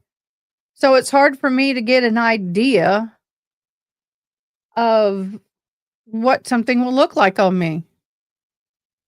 Oh, yay, one away from bingo. Which one is it? I mean, I don't want a white wedding dress.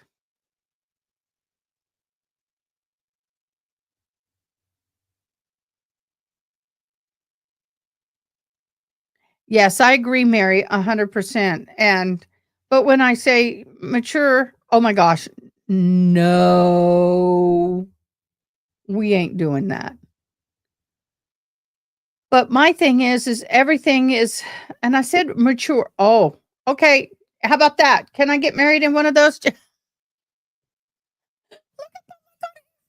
at her face. Oh, hey, how about this, honey? We'll do that. Is that our engagement picture?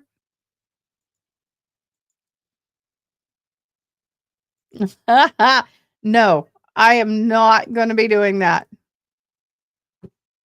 I can always do a hippie dress. I can always do a hippie dress, See, that's a nice collar. That's pretty. That's almost a champagne color. Now that I could go for, but not on my body. It won't look good on me. And these dresses, look, that just no. For her, maybe not me. So yeah, I got to figure this out. And then when you type in mother of the bride,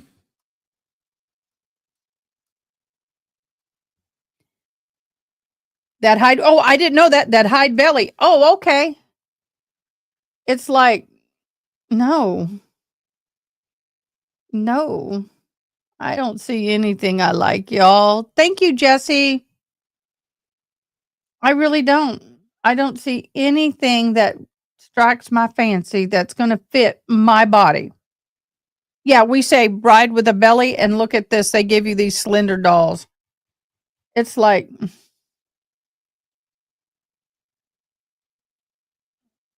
Don Emery, what's that? I need to check the Facebook because I got some.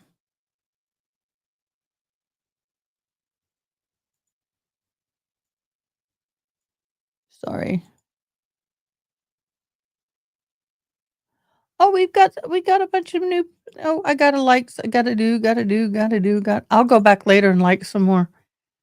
Um, I just don't see anything that I like yet.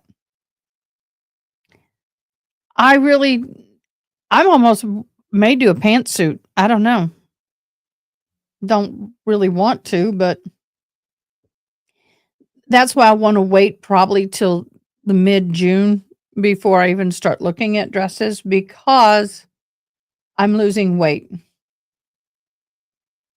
I won't lose enough to make me happy, but see, that is not, no. Hey, y'all can send me pictures of dresses you think I'd look good in.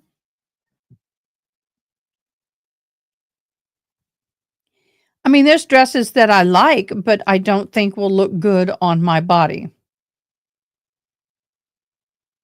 Just saying.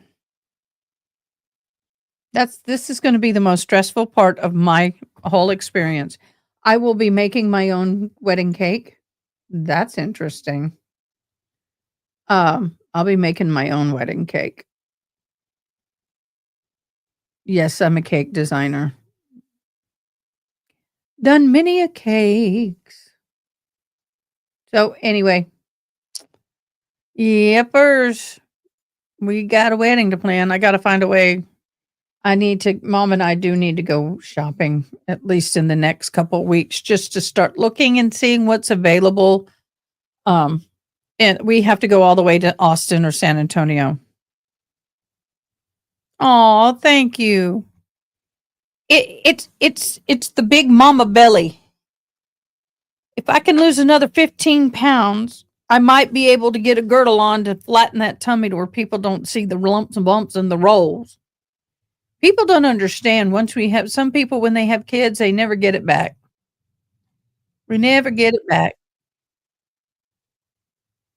We never get it back.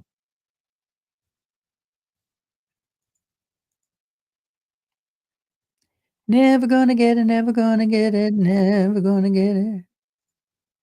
I'm liking on my Facebook people's comments. I really appreciate you guys. Mary, you're so awesome. Thanks for sharing. Okay.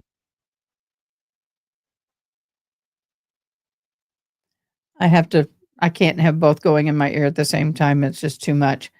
All right, everybody, we are on lunch again. Miss Wonderful Jen McCabe has not failed to entertain. My same complaint as always.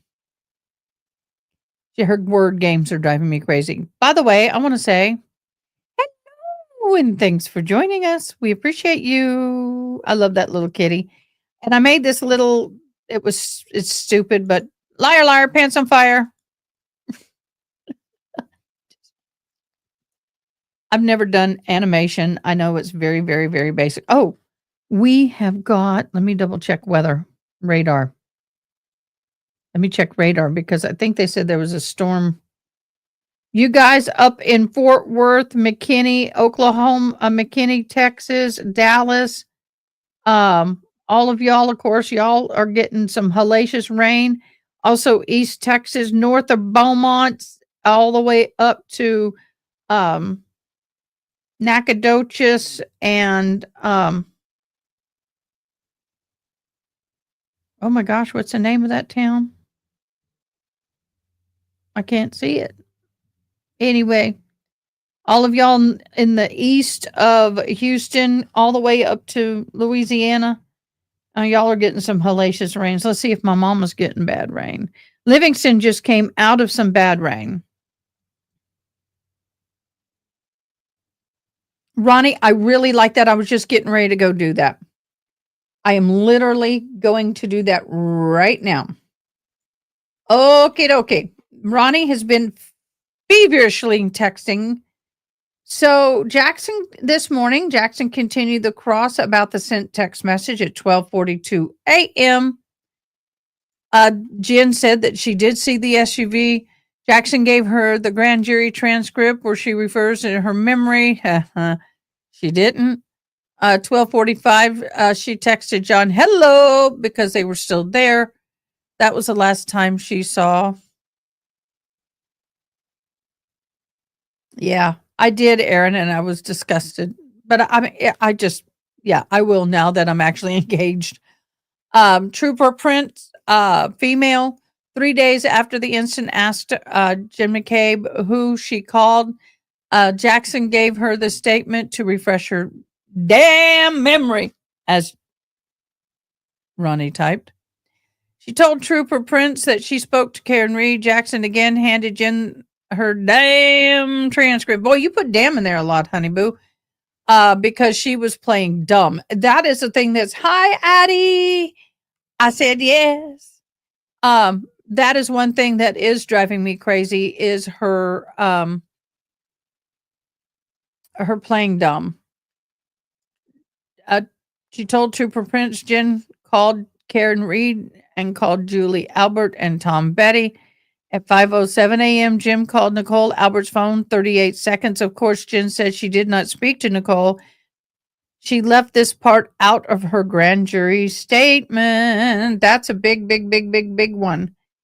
Were you calling your sister's phone to alert her? Jen said no. She had an interview with Proctor at 11:38 a.m. the next morning, interviewed with Michael Proctor.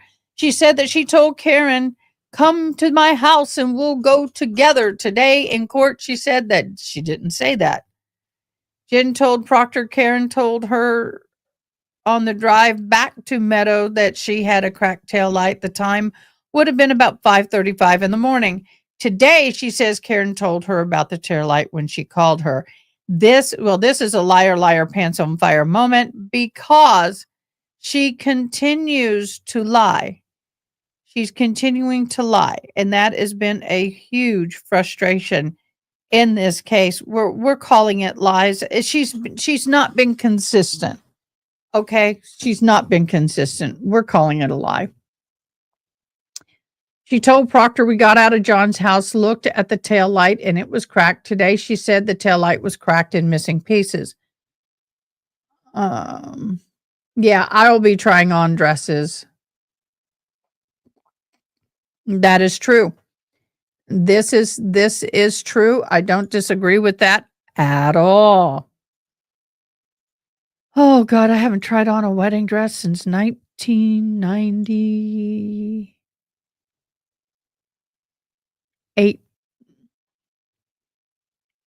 I know, right? Thought I'd never be doing this again. If I still have my wedding dress, I don't know what condition it's in. It's out in the shed in a box, in a box, in a box. Then they talked about were you and your family coordinating the events that occurred that night? Jackson hands her a 2-page document, text messages. On 1/29/22, Jen and Nicole is Coco. They're sending text messages back and forth. 3 days after the incident at 2:55 p.m., Carrie is going there. She's with Carrie going over the timeline. Now, towards the end of this whole shenanigan day, it was made clear that the person who actually physically wrote down the timeline was not Jennifer or Carrie, but in fact, Jennifer's sister, who is sitting in the courtroom and not on a witness list. Why is she not on a witness list? Oh, because this is new information. Jennifer to the group handed the phone to Carrie from she's telling him everything. Okay, those are the text messages. So from 4:30, okay, 5 from Matt to group. If she pleads out, it will end. If not, it will be an episode. That is a text from Matt to the group. Well, let's back up. 4:35 from Matt to group. This is Matt.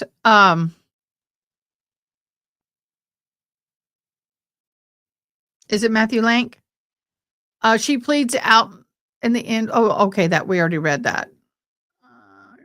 2:55. Carrie is her going over the timeline from Jen Jennifer texted the group. We handed the phone to Carrie. From Jim to the group, she texted, she's telling him everything, meaning Carrie's running off at the mouth. Jen to the group, all the stuff. Matt, 435, texted the group, if she pleads out, it will end it. If not, it'll be an episode, meaning Karen Reed. From Nicole to the group. Okay, then Carrie is her going over timeline. I did hear that from Jen to the group. And we handed the phone to Carrie. So we've already talked about that. So from Nicole to the group, Jackson hands Jennifer the document, which appears to be a map. Beverly calls aside by Jen denies stopping by the house, her house, Jen's house, on the way to Lanks. She is mapping. She said the mapping's correct. So at 12:13 p.m., they left Court Lane. I think it's County Lane is what it is. At 12:19, they arrived at Meadow Street. At 5:12 p.m., they left Meadow Street. So from 12:19 p.m. to 5:12 p.m., they stayed at Meadow Street, which is the O'Keefe home, the decedent's home. They left at 5:12 p.m., John O'Keefe's home on Meadows, Meadows. And then at 5:21 p.m., they arrived back on Court Street. I think I'm alone here. Let me double check and see who that is. Oh, that's my honey bun. Then they leave Court Street they arrive back at Court Street. At 5:28, they left her house on Court Street again. At 5:36, they were back on Fairview 4 minutes later. So they went to Fairview. Where it happened. So she said they didn't leave her house. They did. Lank is Ellie. Oh, okay, got it. They left her house, Jen McCabe's, and went to Fairview for 4 minutes. Now, she said they just drove past and did a slow looky-loo. I don't understand why that she didn't do that for 4 minutes while at that house. She was at the house for 4 minutes. Then at 5:40, left Fairview, and at 5:43, they arrived at Lank's house, Officer Lank's. Then at 6:28, they drive back to Jennifer's house, and at 6:34, they arrive at Jennifer's home. What you doing, babe? Just got your lunch. Yay. I got you. You want me to put it there? Yeah, let's put it here, and I'll just deal with it here. Thank you, baby. I am comfortably on a heating pad. I don't want to get up. Then they had a small break, and then we talked about Proctor and Jennifer had 13 calls to Proctor and Jen between January and March. Formal interview in person at Jennifer's house, which I think is really weird. They should never do formal interviews in the homes of people unless you're housebound. In the summer of 2023, more talks with everybody considered. In September, asked if she would meet Proctor. Jennifer said she never met Elizabeth Troop or Trooper Proctor before September of 23. Wow.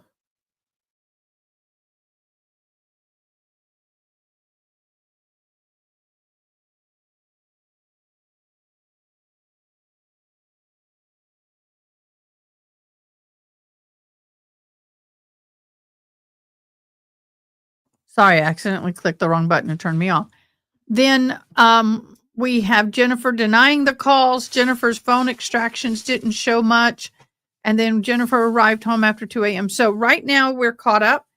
I am going to take a 10-minute break. Everybody can do a stretch break. Everybody go and get their stuff. Do what you got to do. We're going to have a quick lunch. So we got the cord up. I will get it back up on feed. I'm going to bring me down and mute. I'll be back in a minute.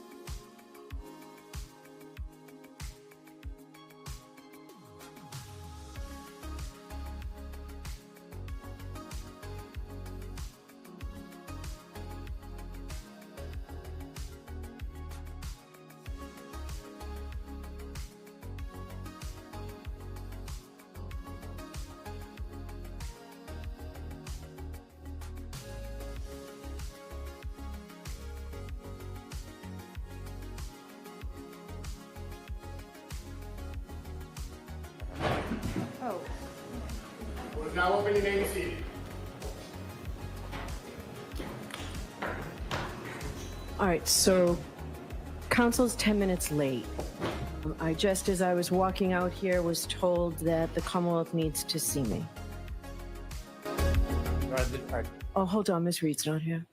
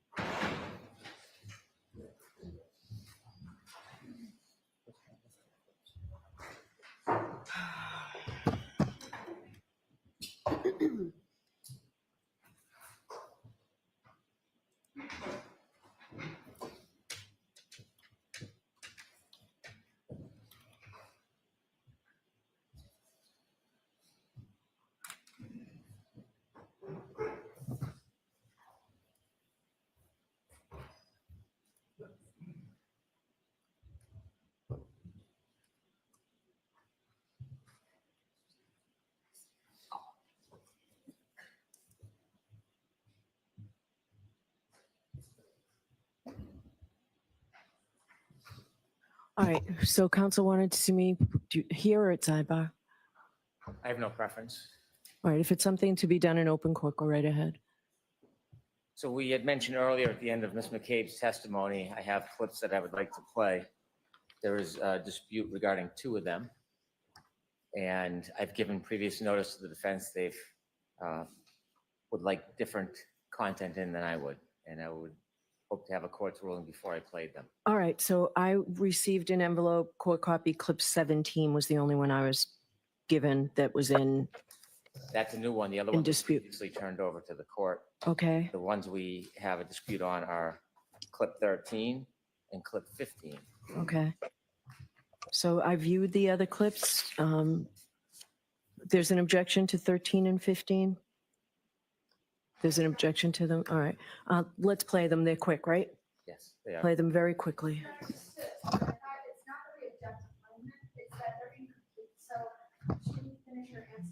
Get on the mic.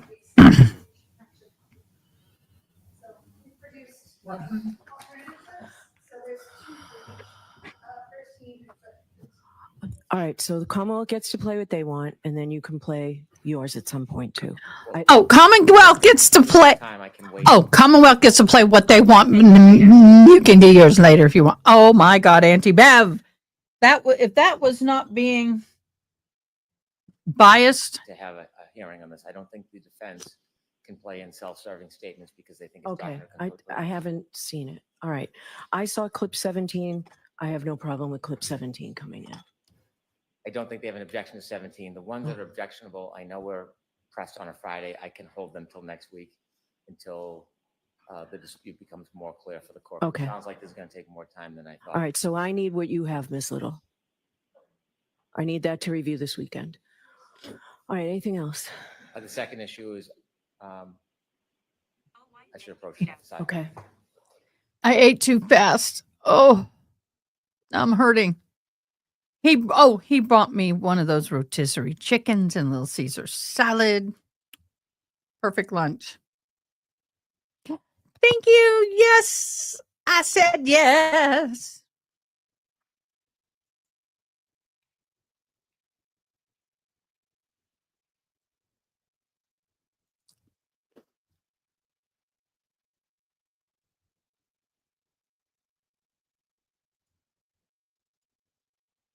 Yeah, I just want to, I have to say, that's a good, that's a cute picture.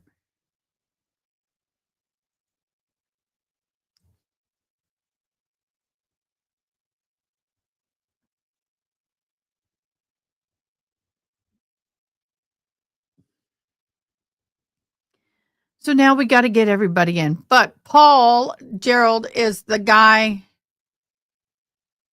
Is that Paul? I don't see Paul. Where's Paul? Where's Mom? Mom isn't even there. Uh-oh, we're missing a few people. Turtle Boy's not in there because Karen Reed's there. I mean, Karen Reed. Jennifer McCabe. Now Auntie Bab's got me doing it. Auntie Bab has called Miss McCabe Miss Reed a couple of times.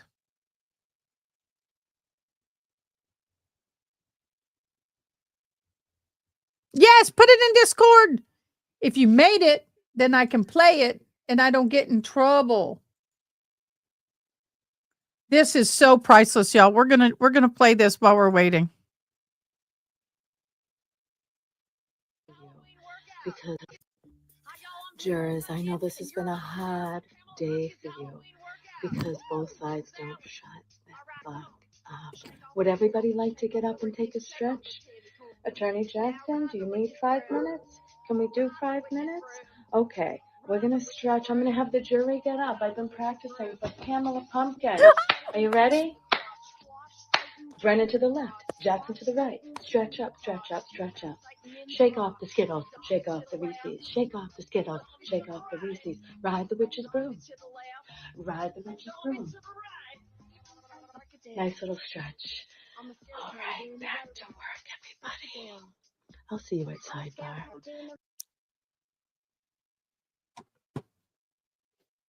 I don't get copyright stricken for that, but that was priceless.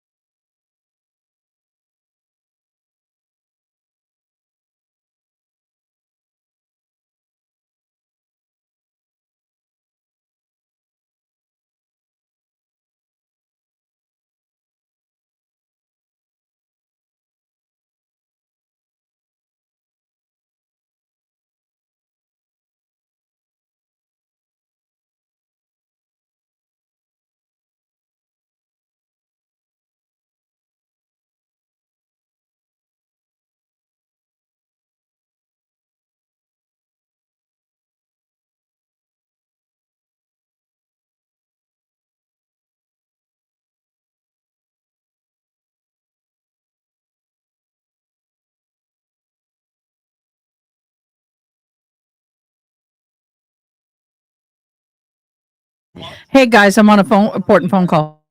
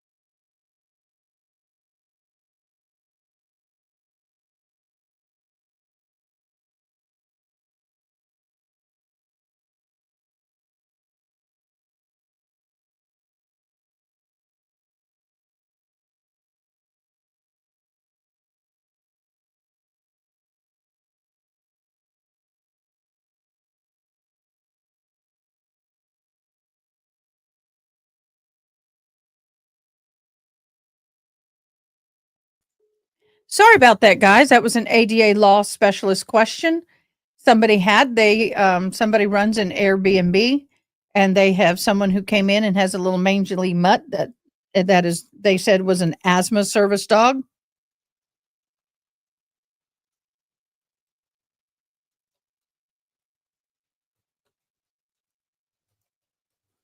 And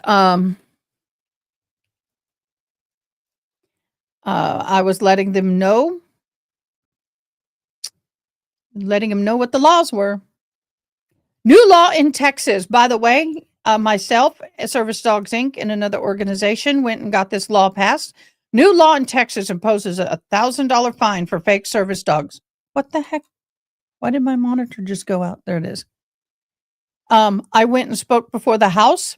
A new Texas law aims to crack down on people trying to falsely pass their pets and service dogs as September 1st, who falsely represents a pet as a service animal, are not specifically trained to can face fines for $1,000 and 30 hours of community service. House bill, there it is. That's what I need to send him.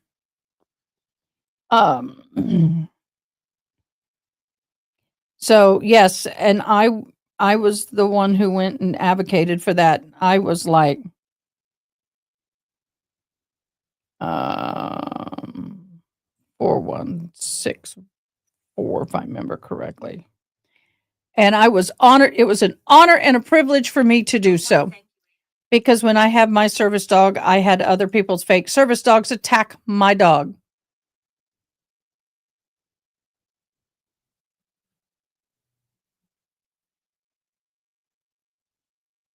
The fine used to be $300. We upped it. The 30 hours of community service to be performed by the governmental entity, nonprofit organization that services persons with visual impairments or other disabilities. Yepers. Yepers. I need to send this link to him.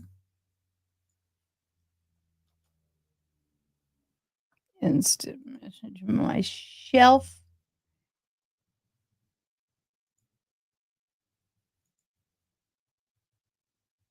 So yes, it has gotten to be really, really huge with people faking service dogs in Texas, everywhere really. So I'm waiting for sound to come up on their end, and then we'll be up and running.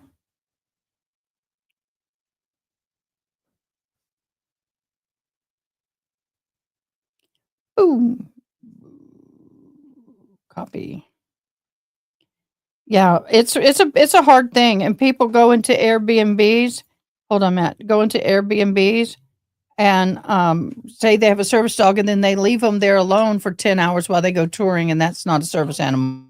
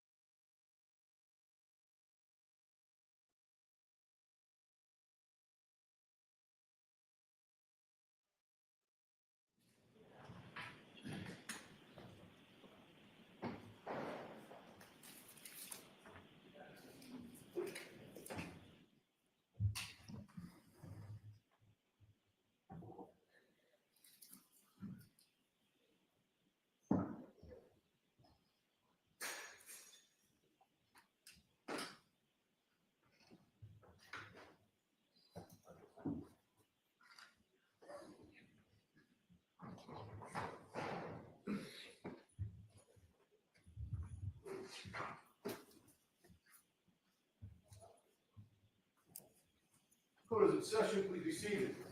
We bring Ms. McCabe in, please.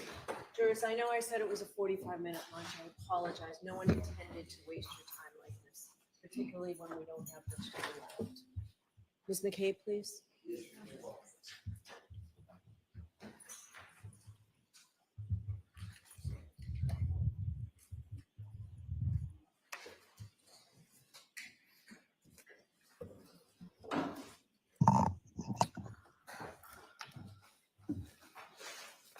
All right, whenever you're ready, Mr. Brennan. Thank you, Your Honor.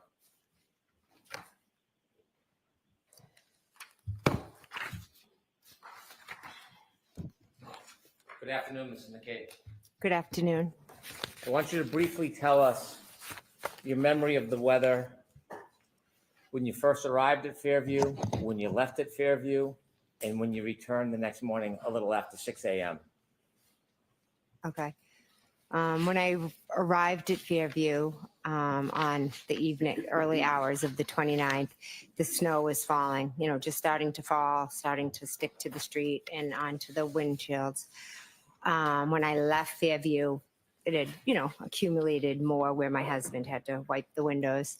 And then the following morning, when we were driving there, it was dark and the snow was like coming at the car. Like it was very hard to see. When you returned the next morning, we've seen video from the dash cam. The elements, the visibility, is that fairly depicted in that dash cam? Yes. Obviously it was lit more because of the lighting and the spotlights, etc. From the moment that you first saw John until you went into your sister's home, is it fair to say a number of different first responders arrived? Yes. When the first responders arrived, did you see a number of different vehicles arrive? I did, yes. Did any of them have their sirens on? Not that I recall. Ambulance, fire truck, police cars, do you remember ever any siren on at all? Not that I recall now. And your sister and brother-in-law, you described how you went in the house and woke them up. They never came out before you woke them up? No, they didn't. There was a house right next to where you found John before 34. Do you know what address that is? I would assume it's 32. Did you ever see anybody come out of 32 Fairview and come over to John in the scene to help out? No. Across the street, there's a house that's in between 32 and 34 if you cross the street. Yes. Did you ever see anybody come out of that house and offer assistance to help? No. There's a house right across the street from 34 Fairview, isn't there? Yes. And did anybody ever come out of that house and come over to assist? No. When you were trying to help John that moment, have you ever been trained in emergency aid? Probably 25, 30 years ago. Your state of mind. Best describe how you were feeling at that moment as far as your focus and what was going through your mind. I was shocked, confused, nervous, scared, anxious. My friend was lying there on the ground. I had no idea what happened. All I wanted to do was to get help for John and as fast as I could. You saw on the dash cam, you spoke to a number of different people in law enforcement. Yes. In fact, during that day, a number of different people from law enforcement, did they call you? Objection. I'll allow that. Move along to Mr. Brennan. Did a number of people call you from law enforcement that day? On the day of the 29th, Yes. Michael Proctor called me. Okay. Did you speak to law enforcement after that day? Yes. Were you asked to engage in interviews? Yes. Were you asked to testify in front of grand juries? Yes. Were you asked to come to court and testify? Yes. Did you ever once refuse to speak to the police? No. Did you ever once refuse to testify? No.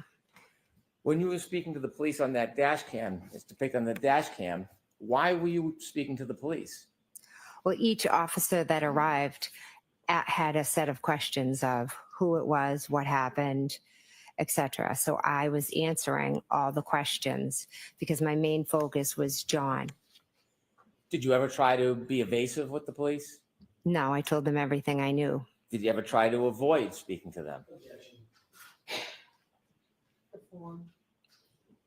Did you ever hold anything back from the police when you spoke to them? Objection. I'll allow that, and then let's move on, Mr. Brennan. No, I didn't. When you interviewed with many different law enforcement and people involved in this case, were you ever given an opportunity to review somebody else's report after it was written and provide edits or your input? Objection. I'll allow it. No. When you testified, are you testifying from what somebody wrote?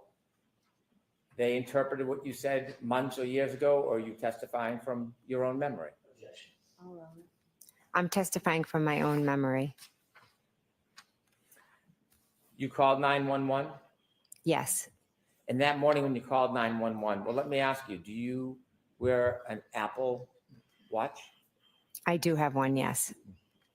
When you were speaking to 911 that morning and during that event, how did you feel? Extremely nervous, anxious, scared, uncertain, Do you think panicked. do you think your heartbeat was up? Yes. At 2:27 the night before, or around that time when you were looking up Hockomock before you went to bed, were you of the same state of mind of fear and panic, or were you in a very different state of mind?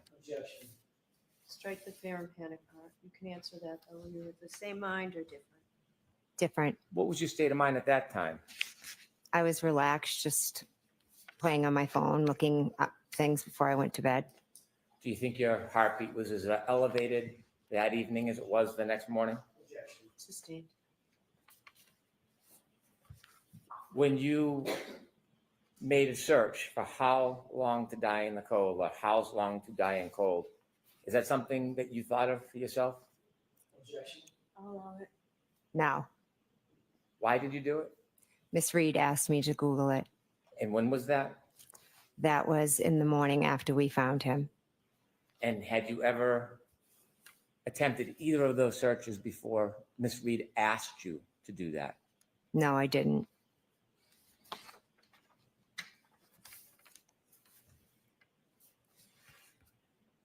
You were asked questions about the next day when you visited the O'Keefe home.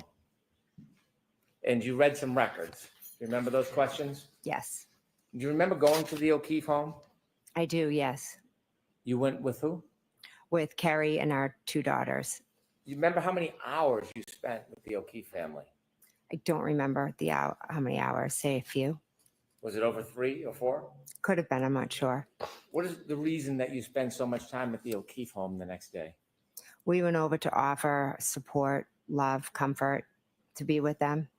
You weren't avoiding them, were you? No. Sustained. After you left the O'Keefe home and reading the records, I don't know if this is your memory, it was suggested it was 5:12. Do you remember going to Fairview? I remember driving by Fairview on the way to Mike Lank's.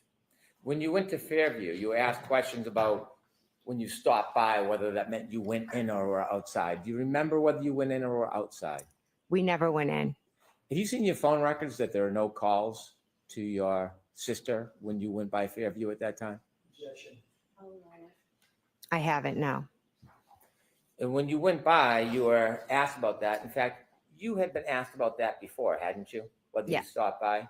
Yes. And Attorney Jackson showed you part of that statement. Yes, Did you, when you were saying that's part of the statement, did you read the whole statement to yourself? I did. And to put that in completeness, had you, under oath, talked about the fact that you went by that day? I'm confused by your question. Okay, may I approach? Yes.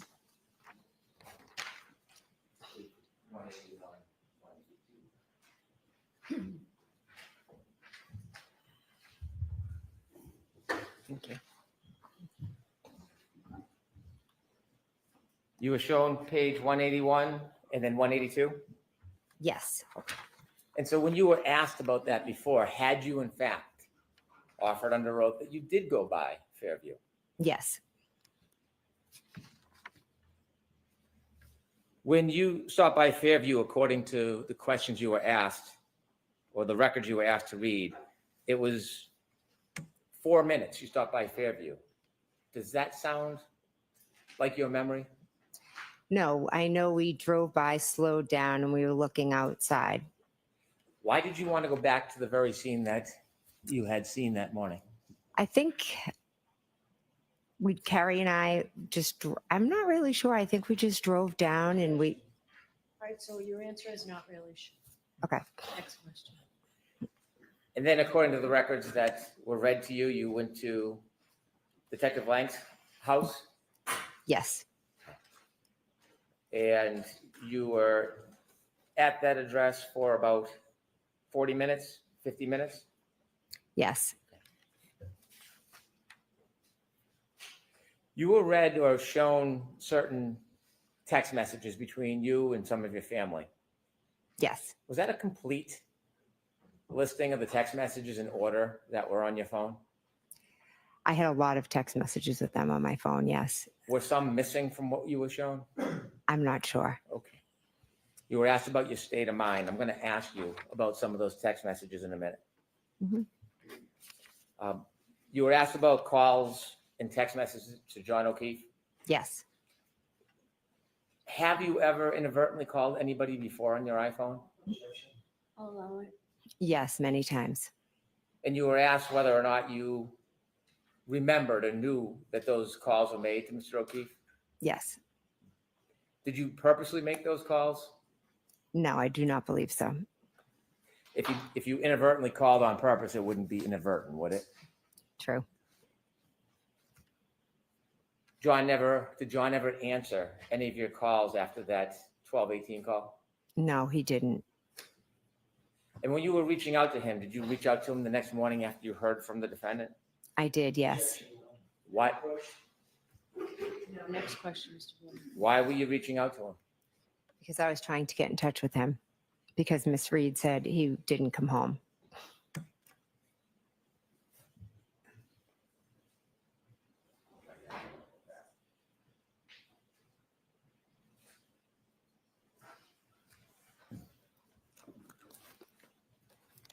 You were asked about your state of mind over the next couple days.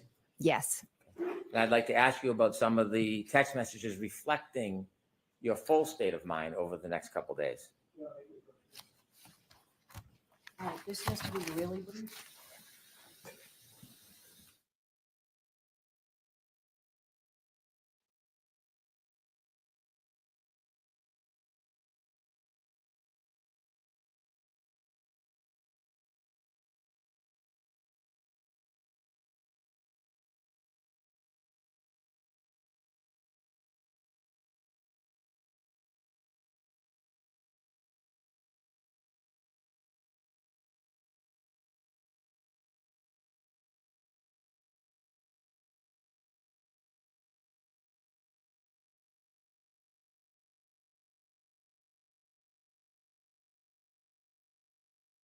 Sidebar.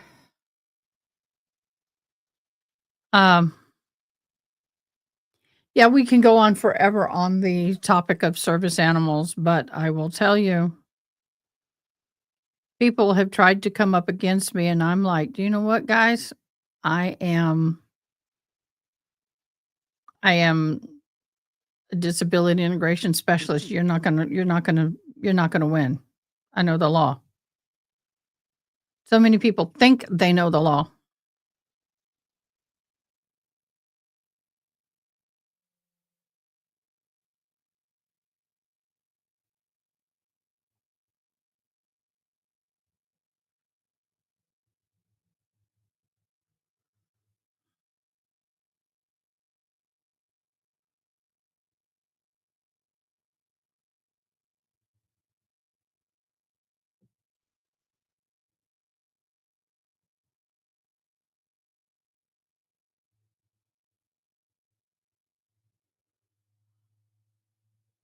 Oh, that's okay, Haley Mouse. We appreciate it.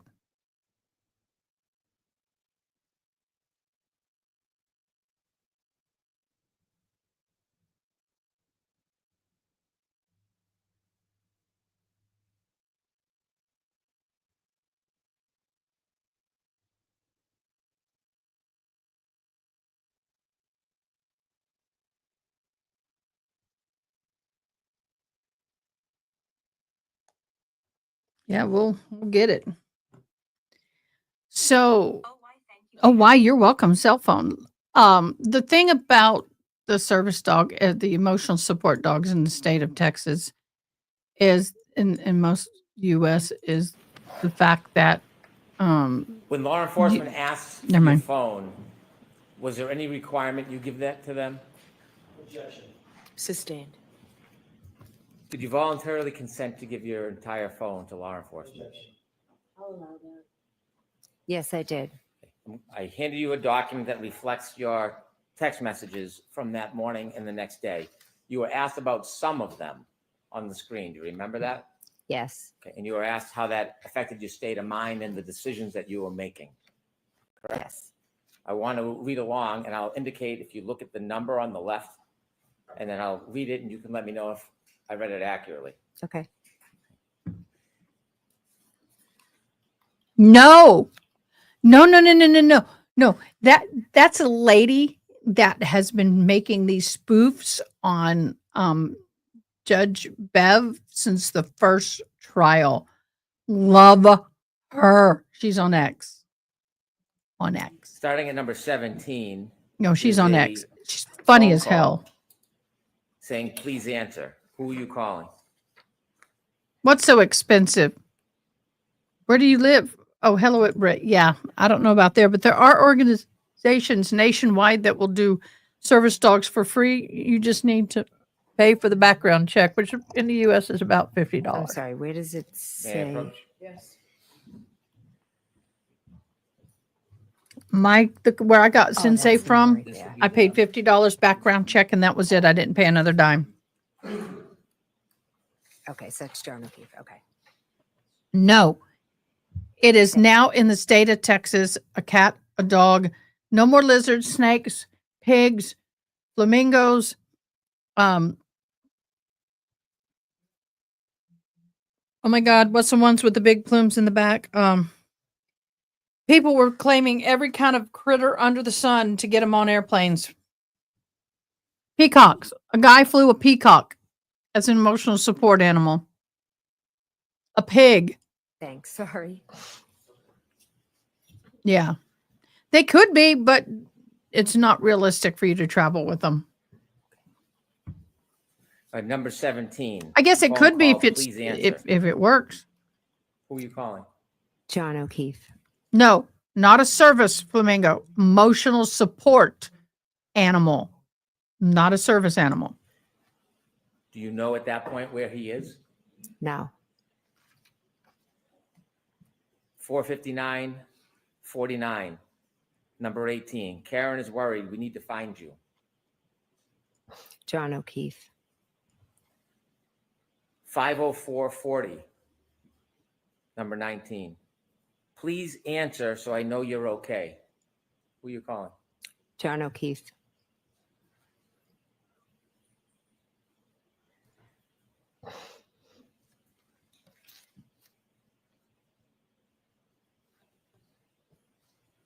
Number 26. 515-41. 129. Okay, I'm trying to call people. I will be in touch soon. Do you know who you're calling? Don't recognize the number. What are you thinking at this point? Trying to find people. I'm trying to call people so that I can try to find John.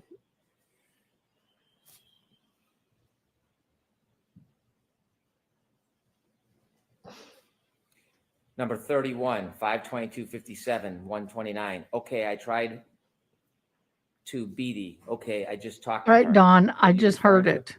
I just heard it. Discord. I don't know whose number this is. Okay. Um, At this point in the morning, you're making these phone calls. Do you know where John is? no, I have no idea where he is.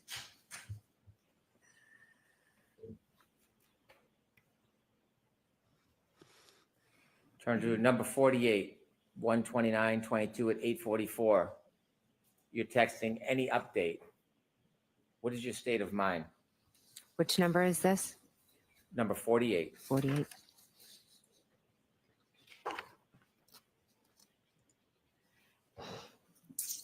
I believe that may be to Kerry Roberts, and I'm trying to get an update from the hospital. You were asked about your relationship with Kerry Roberts. At that time, before that night, how many times had you met her? Once. And you said in the moment, did that relationship change? Yes, instantly. Was it for collusion? No. Let me ask you, number 160, this is 129 at 2 in that afternoon. Do you have 160?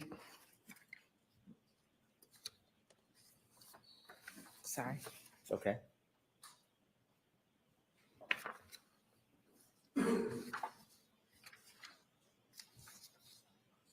Okay, I'm here. 160. Do you see that? Mm-hmm. Okay. I can't stop seeing him in the snow. Jen, this is awful. Who's that from? Kerry. Is your state of mind collusion? No. I'll allow it. Don't ask it again, please, Mr. Mayor. 168.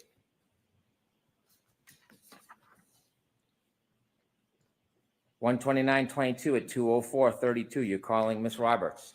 Every time I close my eyes, it's all I see. I feel like I'm going to vomit. I just can't even. I know how close you two were. Can't imagine how hard the situation is for you. Does this reflect your state of mind that day? Yeah. I'll allow it. Objections noted. Next question. We need to approach on this particular text. Come to sideline. Oh, sideline.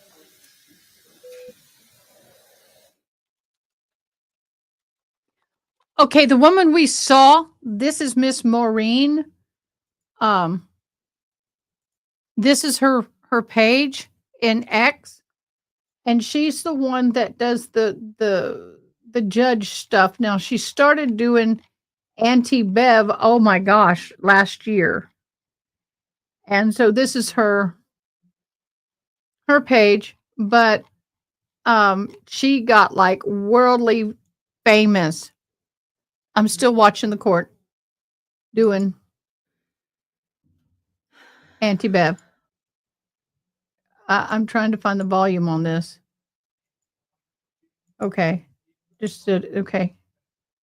Nope, that's not what I want. Jury just came back with a note that I have never seen. It's Judge Bev here, Auntie Bev. I have never seen this before. We are divided in our fundamental differences and opinions and our states of mind. What happened to facts and evidence? I have, Okay, guys, I got to take a potty break. I'll be right back. I need to hose off. I'll be back. This is. Yes. So this text message, is this what you wrote Yes, it is. to Kerry? Yes, it is. Okay.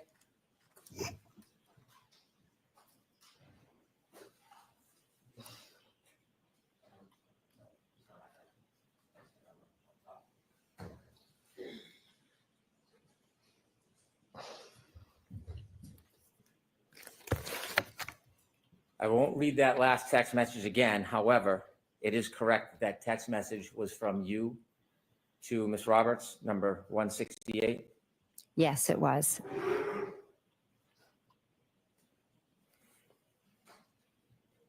And the response in this text message, number 169, from Ms. Roberts to you, you were also, this is awful, Jen, I'm in shock.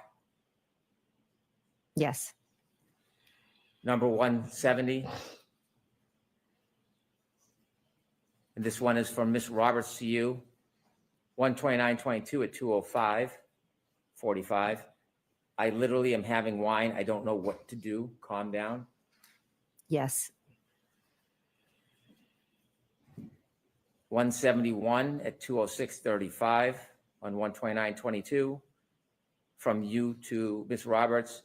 I know I am definitely in shock and it keeps hitting me. I just feel so sick. Is that accurate? Yes. I'm going to read one more. 172. And this is from Ms. Roberts to you at 2:13:41 on 129.22. I don't know what to even do. I'm so sorry for both of us. Is that accurate? Yes. Number 175.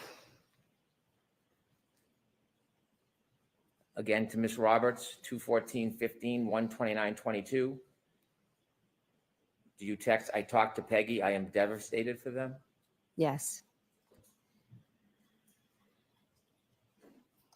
And did you follow up seconds later at 2/14/56 on 1/29/22? I am so sick to my stomach. Yes.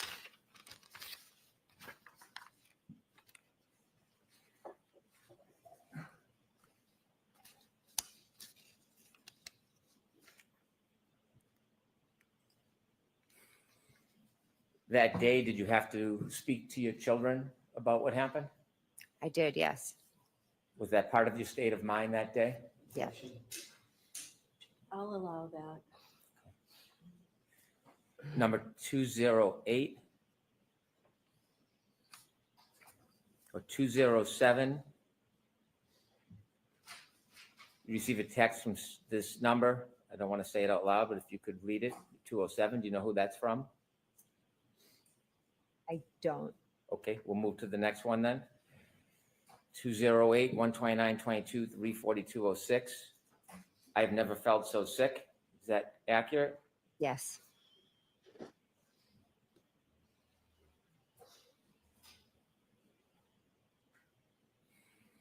Number 210, 433:40, 129/22. You text messaging somebody? Yes. Do you know who that is? I don't, just off of the number. Okay. And this text message, is this from you to somebody? Yes. My mind is racing. I have that awful feeling in my gut, like I am about. I'll allow it. Sent by this witness, allegedly. My mind is racing. I have that awful feeling in my gut, like I am about to puke. Besides seeing the awful image, trying to wrap my head around what happened to him. Is that accurate? Yes.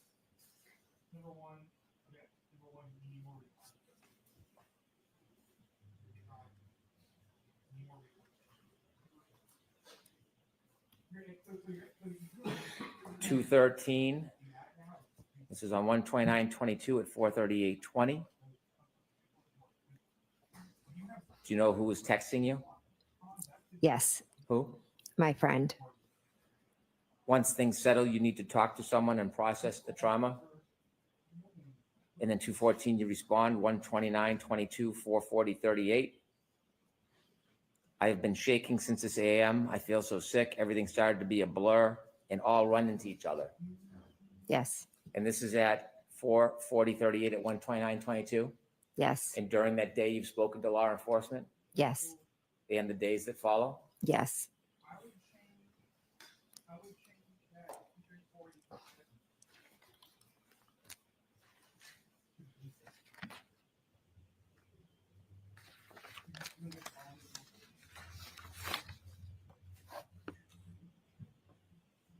I'm going to move to 129/22, 752.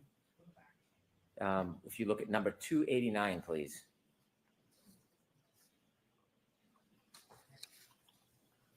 And I would take out the 3434 over 35. Okay. Okay. At 289, is this a text from your sister, Nicole? Yes. Any update? Is that accurate? Yes.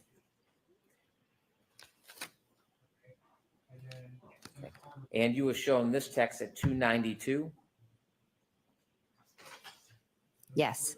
and you texted your sister, Kerry talked to cops, kept it simple. Yes. What did you mean by that? I mean, the cops had gone to her house, but she had had a long day and been drinking some wine. So she said she just made it quick.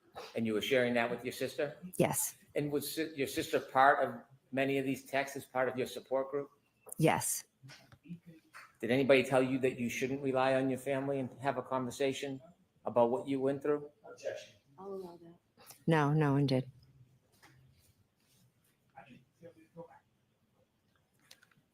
And during that text time, the one I just read to you was at 7:54:38. She turned to 296, 129:22 at 7:56:50. Did your sister text you, okay, try get some sleep, talk tomorrow? Yes.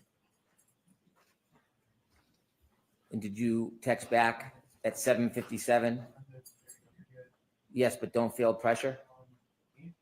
Yes. And the next one, 298 at 7:57:07. Was your sister asking you for any updates? Yes. And at 7:57:13, did she text you, I love you, don't beat yourself up, you did the best you could? Yes.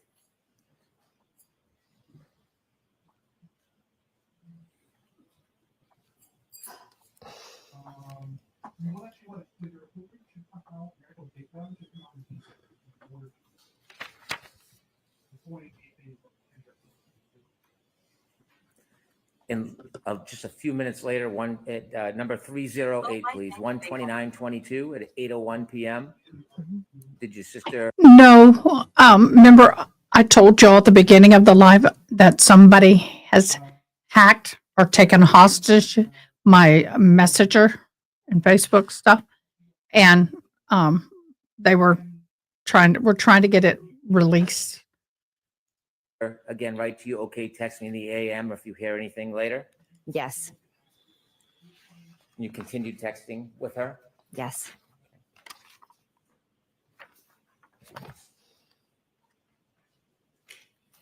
You were asked about timeline. Yes. If you turn to number 761, please.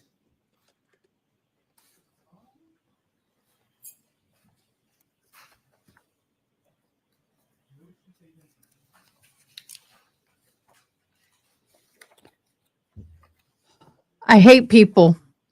Sometimes they steal your or take hostage your accounts. So I'm having to deal with that. I can't even reach Diane, my interpreter.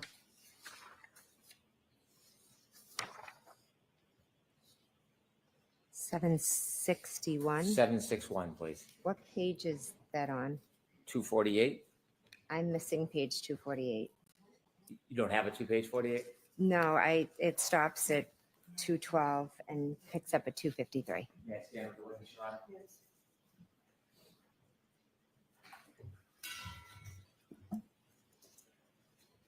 Can you remind us who asked you to put together a timeline? Peggy. Peggy. Mhm. Okay. Yes. 2 days later, January 31st, 2022. And this is at 10:26:29 a.m. Are you texting Ms. Roberts? I am. I have spent the AM trying to process that he is really gone and try to piece together all the events. Is that part of the process of the timeline? Yes.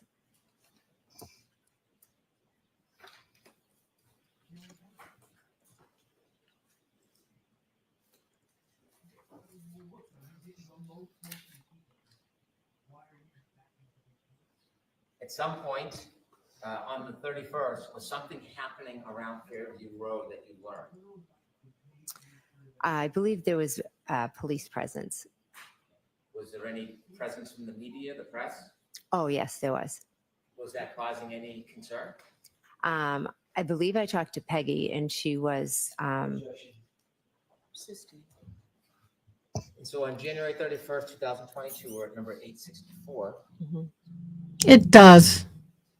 You're receiving information. Do you know who this number is that's calling you? that's my sister, Which one? Nicole. And she's texting you, news people came by and knocked on the door again. They're all leaving now, Peggy and them left about 15 minutes ago. Yes.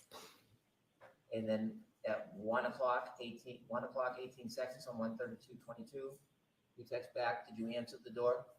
Correct. Was this part of your state of mind on the 31st, what was going on around the house? Yes. Just a few more.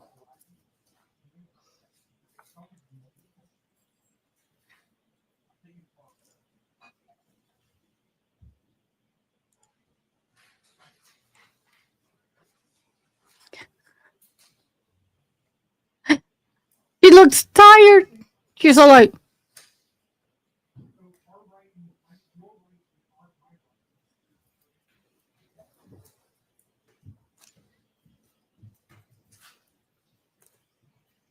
Oh, does he smoke? Does he smoke? In trying to recount for people who asked you that morning and over the next couple days, some of what's reflected in those text messages, was that part of your state of mind?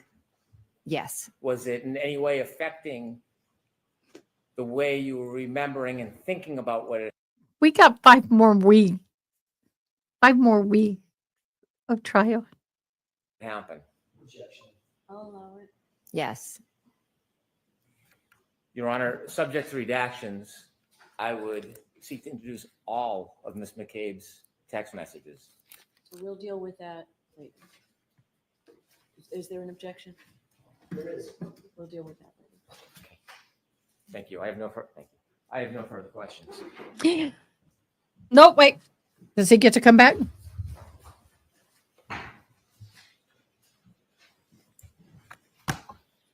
Ms. McCabe, a couple of I follow-up would be questions. too. You indicated on, I'm sorry. We got to address this. Y'all, if I had his job and I had to deal with this, because he didn't have a choice, he was told, and he didn't want to do this, I'd be huffing on a lot of stuff. redirect examination, that there were no sirens that you heard that morning with the approach of the first responders. Is that right? I don't believe there was. But they did have their lights on. I saw a spotlight, yes, and I do believe they had lights on, yes. Flashing red and blue lights or red lights, some combination thereof, correct? Correct. That was cruisers, Right as police hell. cruisers, correct? Yes. There were fire SUVs, in other words, a captain of a fire department. Possibly. There were fire trucks and fire engines. You know the difference? No. Fire engine, big one with a ladder on it. Yes. There's an ambulance, correct? Yes. And all of them had their emergency lights on. Most likely, yes. All of them had their motors running. I'm not sure if they were all running. They could have been, yes. Certainly, you would agree that there was a cacophony of diesel engines and gasoline engines and internal combustion engines that were running right outside of 34 Fairview, although no sirens, correct? I wouldn't exactly say right outside of 34 Fairview. I'd say there were some right outside of 34 Fairview, but the first vehicle pulled up kind of right just on the right end, and most of the vehicles with the lights on were to the left. So they were actually more in front of 32 Fairview. But there were vehicles. There was Miss Roberts' vehicle, and then I believe another vehicle pulled up. I think I remember from seeing the dash cam. And Sarah's cruiser, correct?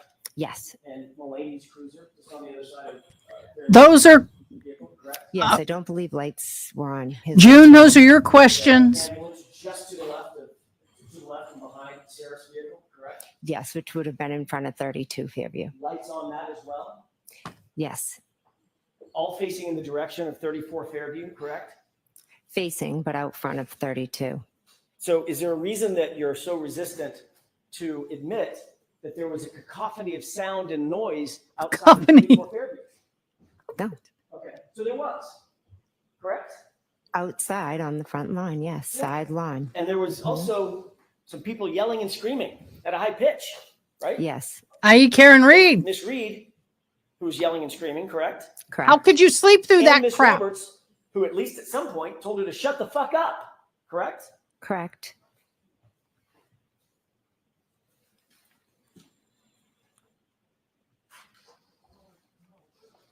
You were asked about the stop at 34 Fairview on the way to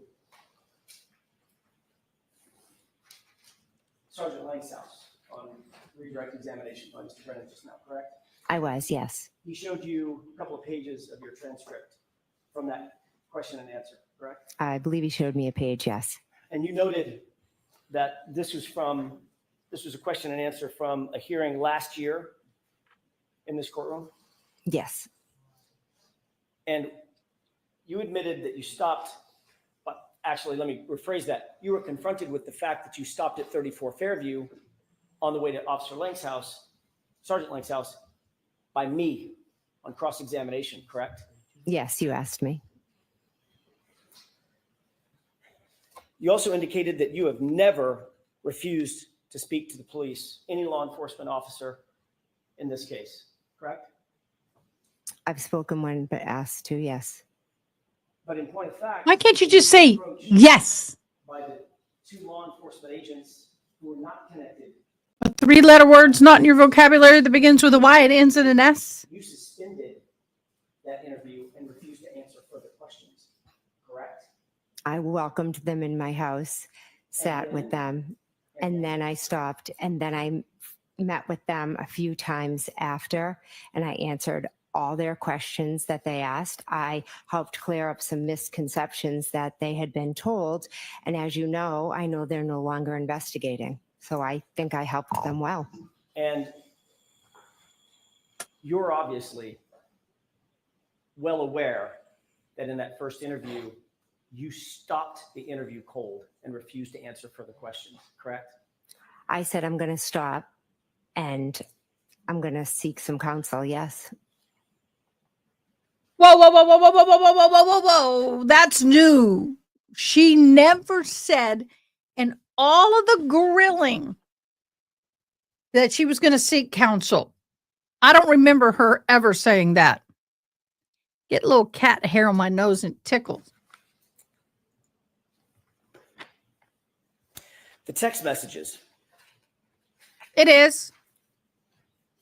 You just read a series of text messages that Mr. Brennan actually read for you and you agreed with, correct? Correct. Or any of the text messages that you just read in the group chat that I showed you in cross-examination? I don't believe so. I don't believe so. And that group chat included you, Brian Albert, Nicole Albert, Matt McCabe, correct? Correct. And that was a private chat among the four of you. Is that right? That's just a chat with them. Yes. I'm not saying she shouldn't have called a lawyer and stopped it, but it's the way she's answering the questions. If that was asked to me and I said, well, once I discovered what all this was about, I thought it was in my best interest for me to stop the interview and consult an attorney. That's my legal right to do. Next. But her fishing and her weaving and her dancing around and up and about and going through the river and through the woods to God only knows how she goes before getting to it. Yes. I mean, it's the way she's answering them that's irritating me. She had every right to stop it. I don't disagree with that. It's just the way she is answering and how things are going that makes it look deceptive. You read some text messages to and from Carrie Roberts, correct? Yes. You had just met Carrie Roberts. Isn't that right? Yes. She's not a McCabe. Is that right? Correct. She's not an Albert, correct? Correct. You even read some text messages with your minor children. So if she's not a McCabe or an Albert, you don't have other people in your life? That just sounded weird. Correct? Just now? Yeah. I don't believe any with my children. Mr. Brennan asked you about a couple of text messages, or at least one text message with your children. Didn't he? No, he didn't. Objection. She can answer that question. Is that what happened? Did I misunderstand? No, I honestly didn't read anything from my children. I think one, I said a friend, another time I didn't know who it was, but I do know my children's phone numbers, and no, it was Okay. none of my kids. Obviously, the kids are not on that group chat, that private group chat that we went over, correct? Oh, yes, correct. They're not. Well, let's talk about those unidentified numbers. You said this is a number I don't recognize, and Mr. Brennan read to you a text to that person, correct? Yes, Whoever that is, that person's not a McCabe, correct? they're not correct. And that person's not an Albert. They could be. Again, it could have been Chris Sal, but Julie, I don't. One of the numbers I didn't recognize because I have everybody in my phone with the name, so I don't recognize every number. And that person certainly was not in that group chat with you, Brian Albert, Nicole Albert, and Matt McCabe, correct? Correct. And then there was a friend. You said this is a friend, and I don't need you to identify the friend. But whoever this unidentified friend is, that friend is not a McCabe and is not an Albert, correct? Correct. And that friend was also not in that group chat that we went over in cross-examination. Is that right? Correct. These are all people outside of that group, among whom you engaged in the chat that we saw, correct? Correct. And that includes Carrie Roberts. She was not included in that group chat where you talked about the case and talked about what she was and wasn't doing with law enforcement, right? Correct. It was just my sister, my brother-in-law, and husband. Yeah, just a moment, Your Honor. Okay.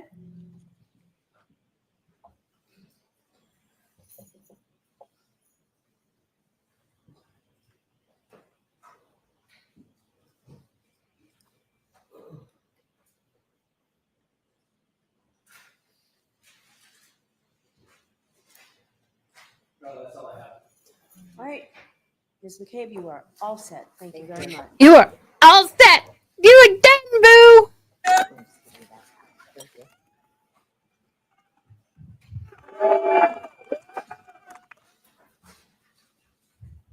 Y'all, that was the prosecution's star witness. I'd like to play a couple of clips, Your Honor. Oh, I'd of have course to you just would. Wait 10 seconds. I'm sorry. All right, you can play them now.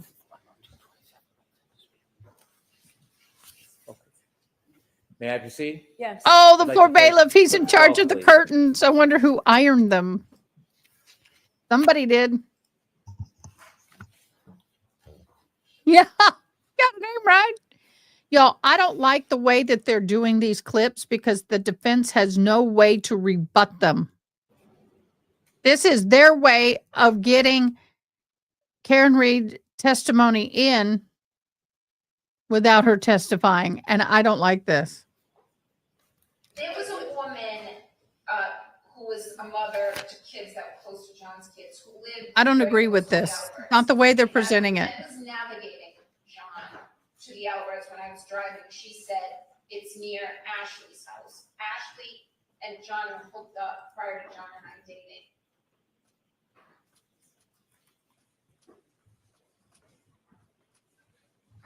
There was a woman. Hold on.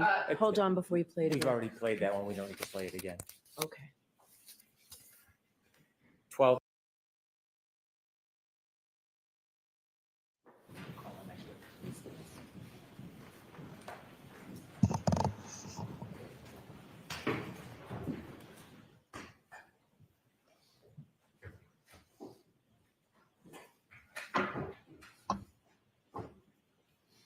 Your Honor, call Ms. Hannah Knowles to the stand.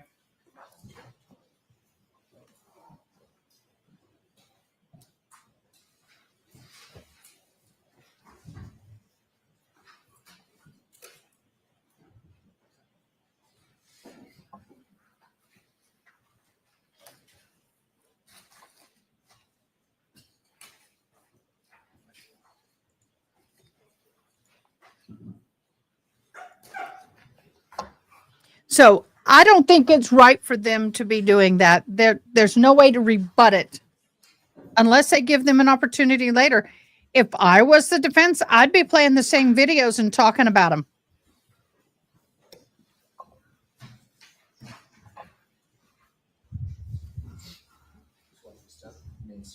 I'm surprised. Oh, who is this?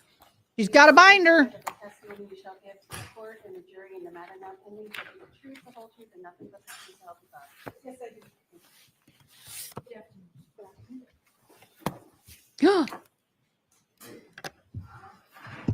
She's like, All right, Mr. Lally, whenever you're ready. Thank you, Your Honor. Good afternoon, ma'am.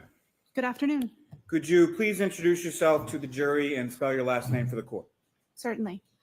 My name is Hannah Knowles. My last name is spelled Knowles.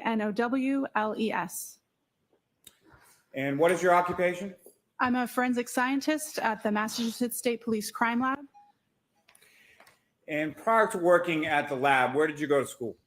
I have a Bachelor of Science from Simmons University in Boston and a Master's of Science in Forensic Science from the George Washington University. And how long have you worked at the State Police Lab? Since October of 2006. And in what capacity do you work there now? I'm currently a Forensic Scientist 4 in the Toxicology Unit.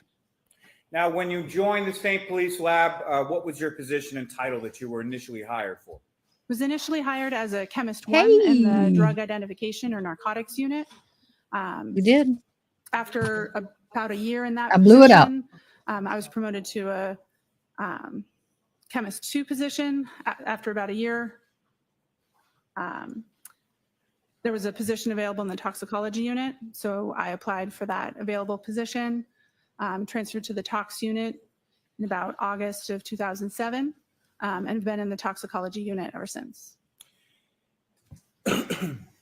And Ms. Knowles, briefly, if you could describe sort of what is the difference between a chemist one and a chemist two? At the time, the job series for folks that worked at the crime lab was the chemist series. A chemist one was an entry level or trainee type position where the individual was responsible for progressing through the training program, assisting with casework as they are authorized on different modules. Chemist two was a bench level analyst, someone who had completed training or had a significant amount of authorizations and could work on casework and worked independently from that point forward. And similarly, what is sort of the difference between a chemist two and a chemist three? The chemist 3 series that was in place prior to 2014 was a first level supervisory role. It was somebody who oversaw the day-to-day operations and the work of forensic scientists 1 and 2, or chemists 1 and 2. And what are your current duties and responsibilities at the State Police Lab? In 2014, those chemist classifications that I was describing got changed to forensic scientists. Forensic scientists 1, 2, 3, 4, and 5 is the series. Currently, I'm a forensic scientist 4. And so my role is overseeing training and validation for the toxicology unit. Is there a continuing educational component to your work at the lab? Yes, there is. And can you describe that for the jury, please? As part of our accreditation, analysts are required to participate in continuing education at least once per year as they continue to work in their role. Continuing education can consist of participating in workshops or webinars, attending conferences or meetings, or documenting ongoing literature review of new journal articles as they're published. What is proficiency testing? Proficiency testing is something that we utilize in the laboratory to assess processes and competencies of an individual, as well as the processes that are in place for a particular unit or department or scope of testing. Proficiency testing is also an accreditation requirement.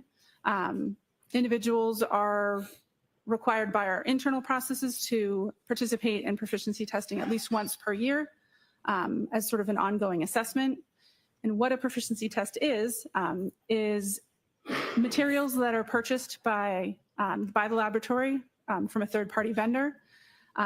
Those materials are analyzed as if they were casework, but there are expected results or known results for those samples.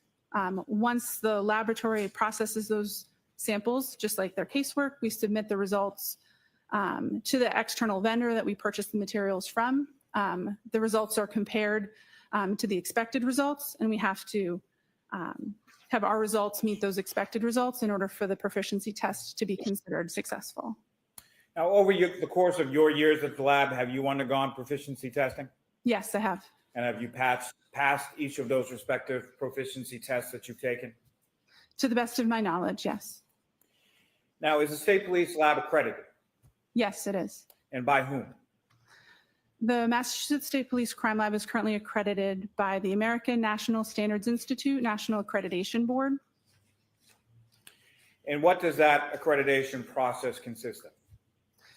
The accreditation process consists of on-site assessments as well as remote or virtual assessments to evaluate our policies and procedures, our personnel, our management, as well as our facilities to ensure that we are meeting established accreditation standards. The standards that we're currently accredited to is.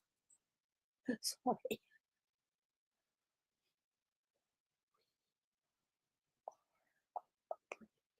He's spitting it out real quick. I need to give Diane a little second to catch up. Yeah, that would be really, really good because my glasses are dirty. And I need to make my screen a little bit Bigger. While we do that, let me talk about this real quick because it's a good question. If this is going to be about the blood alcohol, they didn't test it, did they? I thought it was done at the hospital and the results aren't the same as the police use. There is discrepancies with the results. Yes. It's a cluster bleep. That's how we sign that in ASL. If you want to talk about a cluster bleep, it's a C and an F. Yes, it is. That's a An nice way international of saying it. standard 17025 with additional requirements for forensic testing laboratories. And so there are folks that come from that organization, ANAB, that come to evaluate all of those different aspects of our processes to ensure that we are meeting the standards set out in their requirements. And the state police lab, in particular, the toxicology unit within that lab, is that accreditation up to date at this point? Yes, we're currently accredited to that standard. Now, just in general terms, Ms. Knowles, if you could explain to the jury, what is forensic science? Forensic science generally is the application of science to questions of law. And just again, in sort of general terms, if you could explain to the jury, what is toxicology?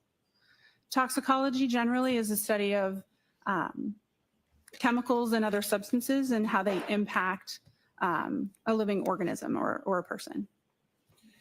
Now, asking a little more specifically, what is forensic toxicology? Forensic toxicology is generally looking at drugs and alcohol in the human body and how it affects the individual and applying chemistry and other disciplines to measure the concentration or determine the presence or absence of relevant substances. Are there different types of alcohol? Yes, there are. Okay. And what are those types? Generally, alcohols are a family or a group of drugs or chemicals that have a specific functional group or specific structure.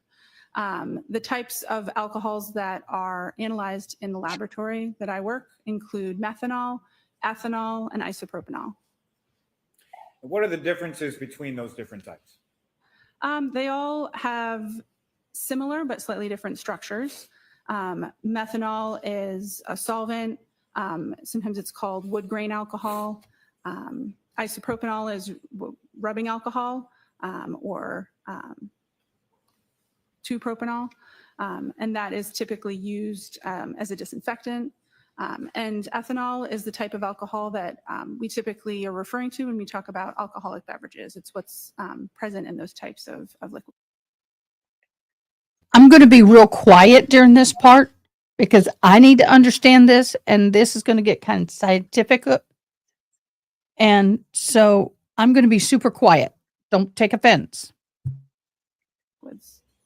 Now, Ms. Knowles, through your training and experience, are you familiar with a term known as a central nervous system depressant? Yes, I am. And can you explain that term to the jury? Sure. A central nervous system depressant is a drug or a substance that works to slow down the reactions of nerves in your body. It makes nerve cells slower or less likely to respond to stimulus. Now, is alcohol a central nervous system depressant? Yes, it is. And how would that central nervous system depressant affect the human body?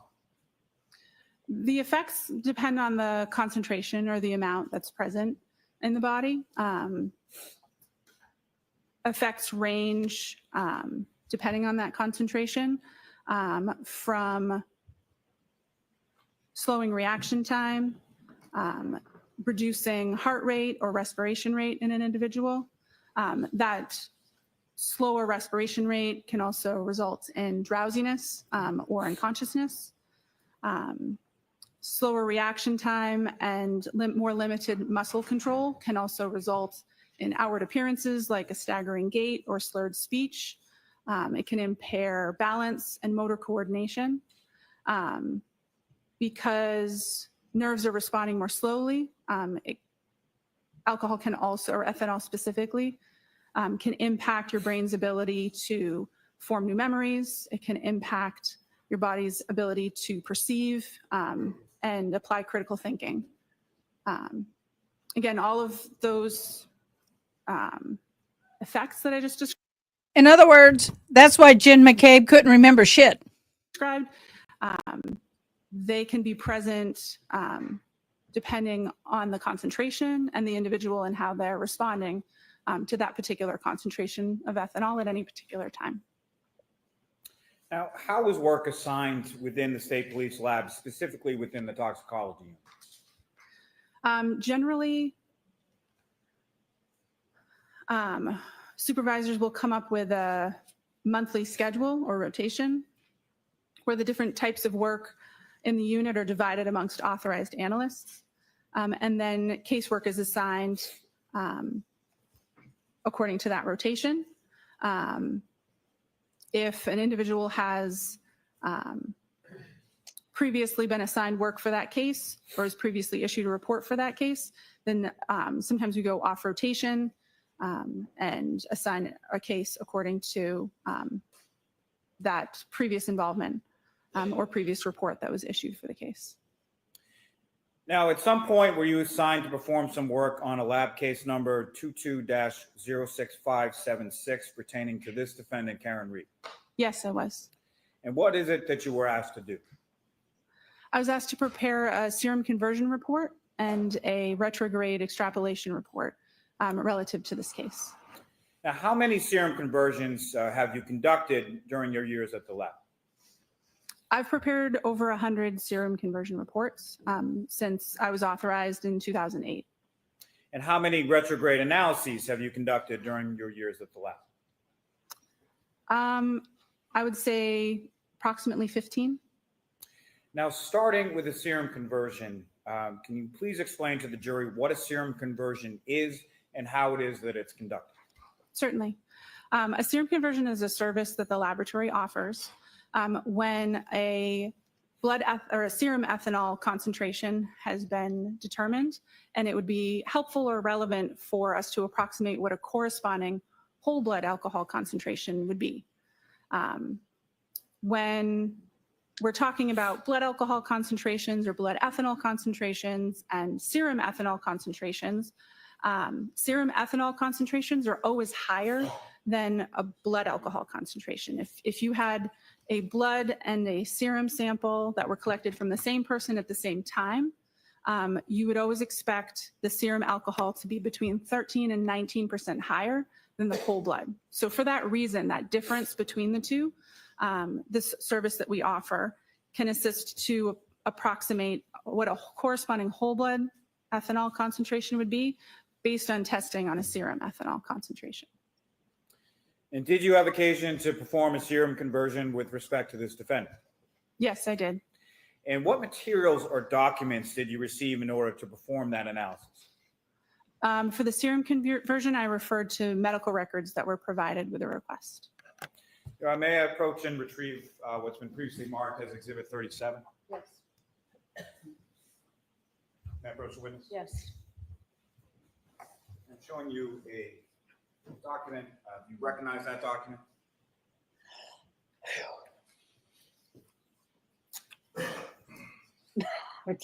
Yes. Tired much? May I approach the witness? Tired We what? had a person on today I was interpreting for, but they're not on right now. Well, the way it goes. School finishes on attention to May a 30th, so receipt, you need to pray me some more. Of those I'll be records. doing more of this for sure. Well, I'm doing summer school. Yay! Of those records. That'll help you. Recognize that? Yay! Yes, the flagged page is consistent with the portion of the medical records that I had reviewed in preparation for doing the serum conversion calculations for this report. And those medical records pertain to a Miss Karen Reed from the Good Samaritan Medical Center. Is that correct? Yes, they do. And in those records on that 52nd page, what was reported as the defendant's ethanol level? The results are recorded as an alcohol result with a value of 93 milligrams per deciliter. And pursuant to those records, at what time was that sample taken from the defendant at the Good Samaritan Medical Center? The collection time listed on the medical records is January 29th, 2022 at 9:08 a.m. Now, that recording and a measurement of milligrams per deciliter, is that typical for how you see ethanol measured by hospital labs? Yes. And did you conduct the serum conversion for this defendant's reading consistently with how you do in every case that's assigned to you? Yes. Now, please explain to the jury how you're able to convert that serum level reading to a blood alcohol concentration. So the way that the calculation is performed is kind of in two steps. So the results are listed in milligrams per deciliter, Good which point, is one sunny common day. in Good clinical point. testing. And to convert it to the type of units that are typically used for blood alcohol concentrations, we just divide by 1,000 to get that into the right units. So 93 milligrams per deciliter converts to 0.093 grams per cent. And then to perform the serum conversion, or to get this serum ethanol concentration into what we would estimate to be a blood alcohol concentration, we apply two conversion Correct. factors, a low and a high conversion factor, to account for the range that we see in the typical population. I'd mentioned earlier that serum is usually between 13 to 19% higher. So we divide that 0.093 by 1.13 and by 1.19 to get a low and a high blood alcohol concentration for that range. And those conversion factors that you just mentioned, where do those come from? The conversion factors come from literature where they've performed experiments similar to how I described. They have individuals that have ingested ethanol. They collect samples from them and test their whole blood and test their serum alcohol concentrations, and then compare them and see what the ratio is between them. The current ratios that are used by the laboratory, the 13 and 19%, those are also consistent with consensus body documents, or sort of industry standards that we utilize and base our protocols upon. Now, that 13 and 19%, how long have those conversion factors been in place? There was a consensus body document published in 2024. And so we adjusted the serum conversion factors that had previously been in use to those new published, or those new recommendations in September of 2024. Now, does the change in conversion factors recently adopted by your lab, does that benefit the patient or the person for whom you're converting the ethanol to blood alcohol concentration? Objection. I'll allow it. Does it? Yeah, the previous factors we used between 12 and 18%. And so when you perform that conversion, it typically ends up with a equivalent or lower blood alcohol concentration. And so it could be interpreted as being favorable to a defendant. Now, why are they presented in a range?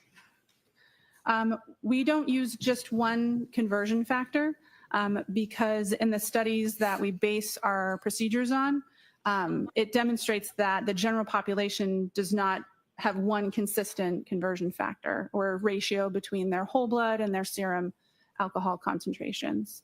And so to ensure that the conversion that we're utilizing applies to most of the general population, we use sort of the extremes of what we see in that literature, like a high and a low, to make sure that our approximation falls, that the true value would fall somewhere in between that low and that high value. And what did you calculate as a low and a high range for this defendant's blood alcohol concentration from that alcohol reading from the Good Samaritan Medical Center? So the 93 milligrams per deciliter serum ethanol concentration would convert to between 0.078 and 0.092%. That's a lot.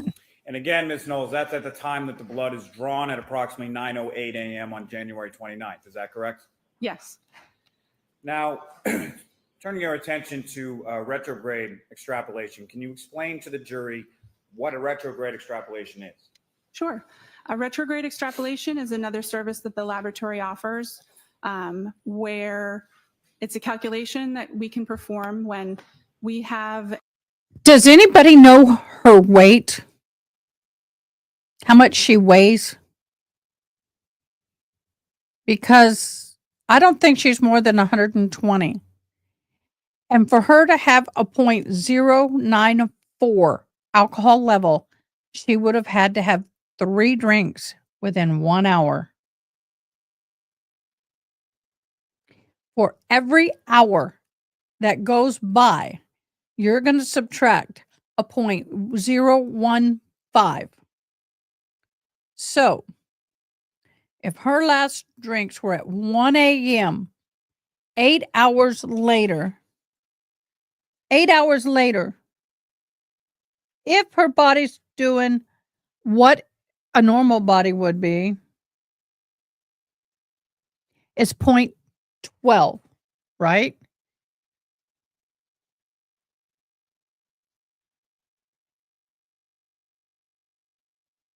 She said 98 minus 0.112. That'd be 0.22. Okay, so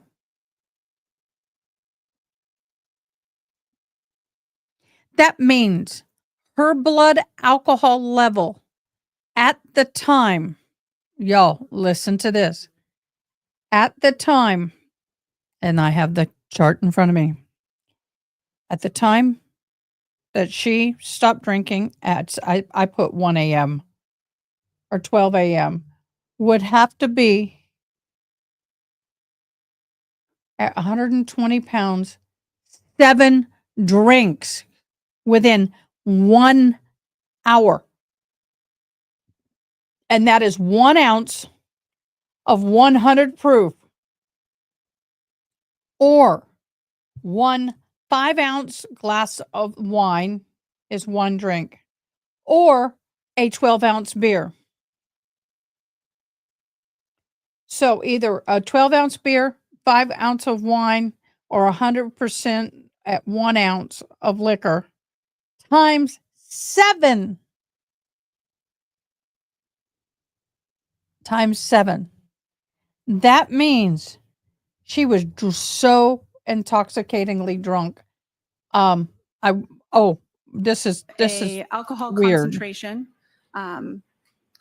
that was measured at a particular time, and it would be helpful or relevant to know what that person's blood alcohol concentration was at some point prior to that sample having been collected. What we're doing with this calculation is taking what we know about how quickly the human body is capable of breaking down alcohol, and applying that rate of elimination to the time interval between when the sample was collected and tested and when there might be a particular time of interest. Okay. A 0.218 blood alcohol level. Say if that's what it was at midnight. Now remember, the state contends that she had 6 to 7 drinks within a few hours. If she had a BAC of 0.218, very high, associated with severe intoxication, potential for loss of consciousness, and a severe health risk, significantly above the legal drinking limit in many jurisdictions.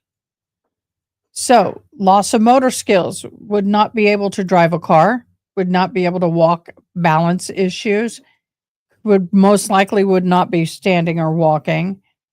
The level that high, you would expect to see vomiting, incontinence, severe cases, sometimes coma, or even death from respiratory failure.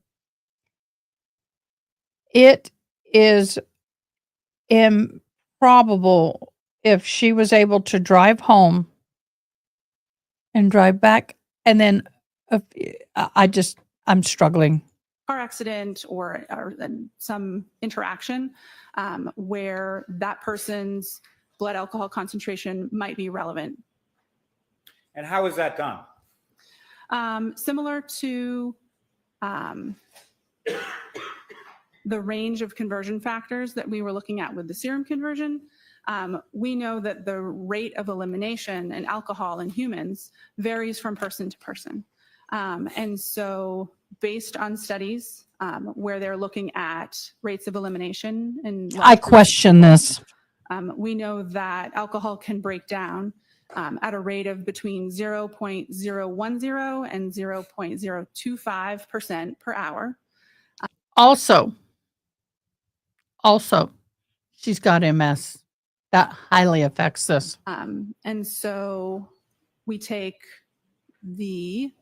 Sorry, Diane. Y'all, we saw video. looking at a serum conversion and then being combined with a retrograde, we take the smaller of the serum conversion range and we add that to the slowest elimination rate multiplied by a time interval.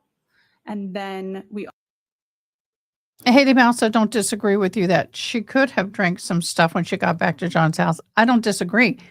But if her blood level at 9 o'clock was that high, there's no way she would have been what we see on that video.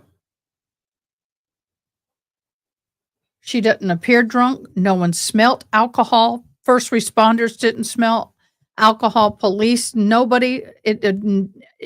If she had been at that level of intoxication, they would not have let her drive, or they wouldn't let her go.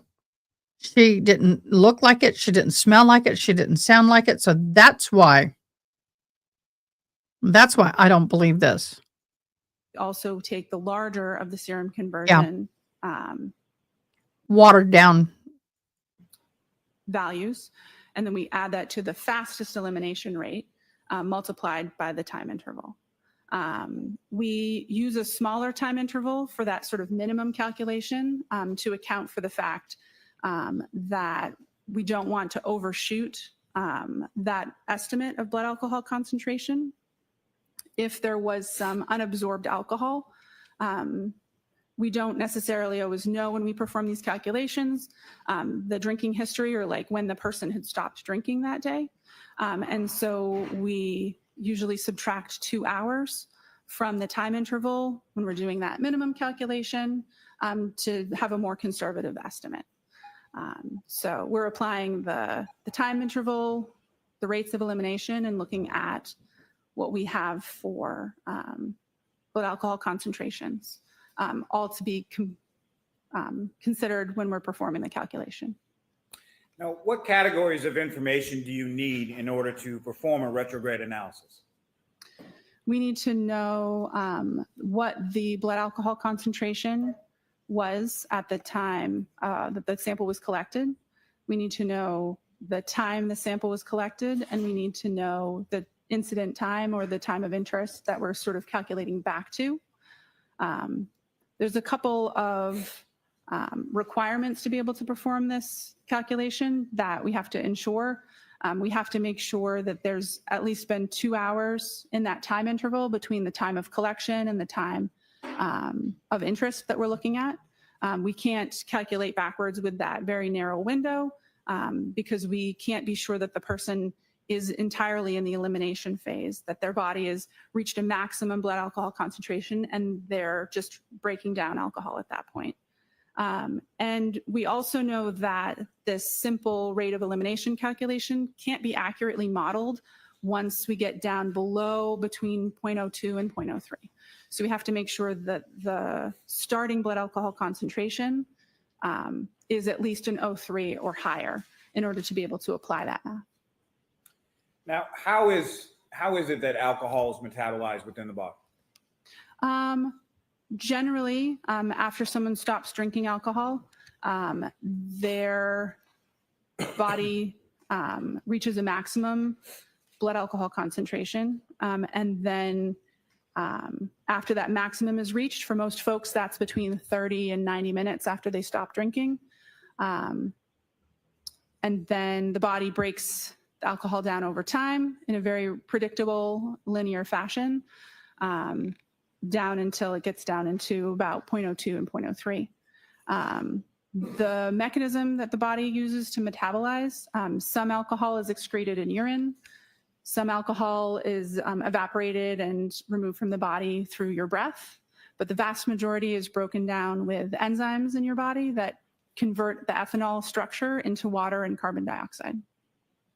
What are the phases of metabolism for alcohol in the body? So alcohol, once it's ingested, moves through the body in a couple of different phases.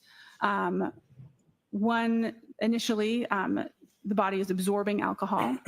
Then the alcohol is distributed throughout the body where it can have its effects. There's the metabolism phase and then elimination. Most drugs and alcohol all kind of follow that same pattern in these different phases. And so I'd mentioned elimination phase earlier. That's after you've reached a maximum blood alcohol concentration and your body is no longer absorbing, it's fully distributed in your body, and then you're just breaking it down and your body's removing the alcohol or the ethanol from your system. Now, in a retrograde analysis, are you calculating for a single number or something else? So because we don't know an individual's particular rate of elimination, we use a maximum and a minimum, a fast and a slow elimination rate. And so our results for this calculation are always expressed in a range to ensure that that individual's actual blood alcohol concentration lies somewhere between the range that we provide. And can you please explain sort of that range and the size of it for the jury?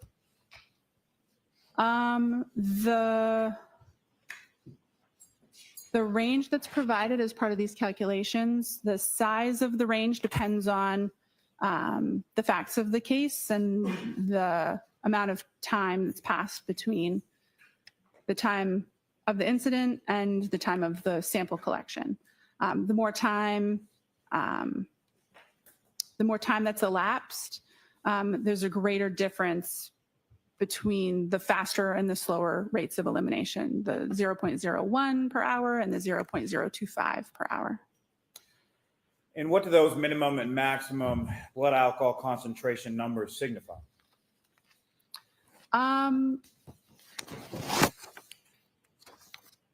They signify the smallest and the largest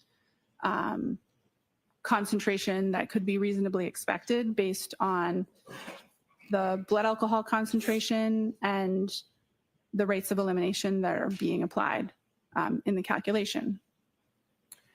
Now, were you able to perform a retrograde analysis from this defendant's alcohol blood testing from the Good Samaritan?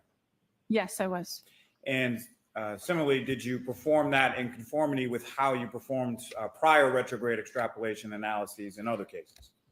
Yes, I did. And what time was utilized in your analysis as the time of vehicle operation or of incident? 12:45 a.m., January 29th, 2022. And do you know where that time came from? I believe it was the time specified in the request from the district attorney's office.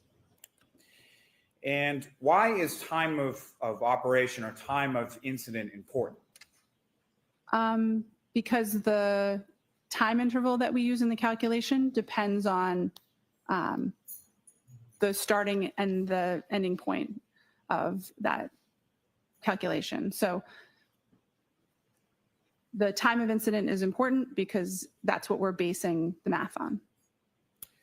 And what was the resulting minimum and maximum numbers that you calculated for the defendant's blood alcohol concentration from her blood testing reading from the Good Samaritan Medical Center? That based on the 93 milligrams per deciliter value that was obtained at Good Samaritan, that the blood alcohol concentration for that individual at 12:45 a.m. Could be between 0.14 and 0.28 grams per cent.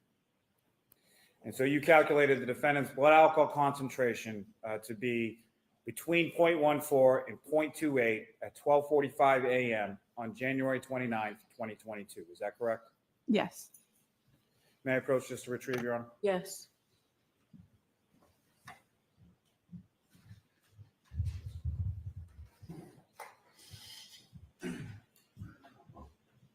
I'll be right back. I've got Yeah. to send a message. Thank you, ma'am. Good I have girl. no further questions. All right. Mr. Nettie? Yanetti's doing At this it. point, I'm only going to give you about 5 minutes. What? Okay. Thank you. Oh, because they got to end at 3:30. And she's only going to give them 5 minutes? Good afternoon. What? That's bull crap. The Mass State Police Crime Lab you mentioned is an accredited forensic lab, correct?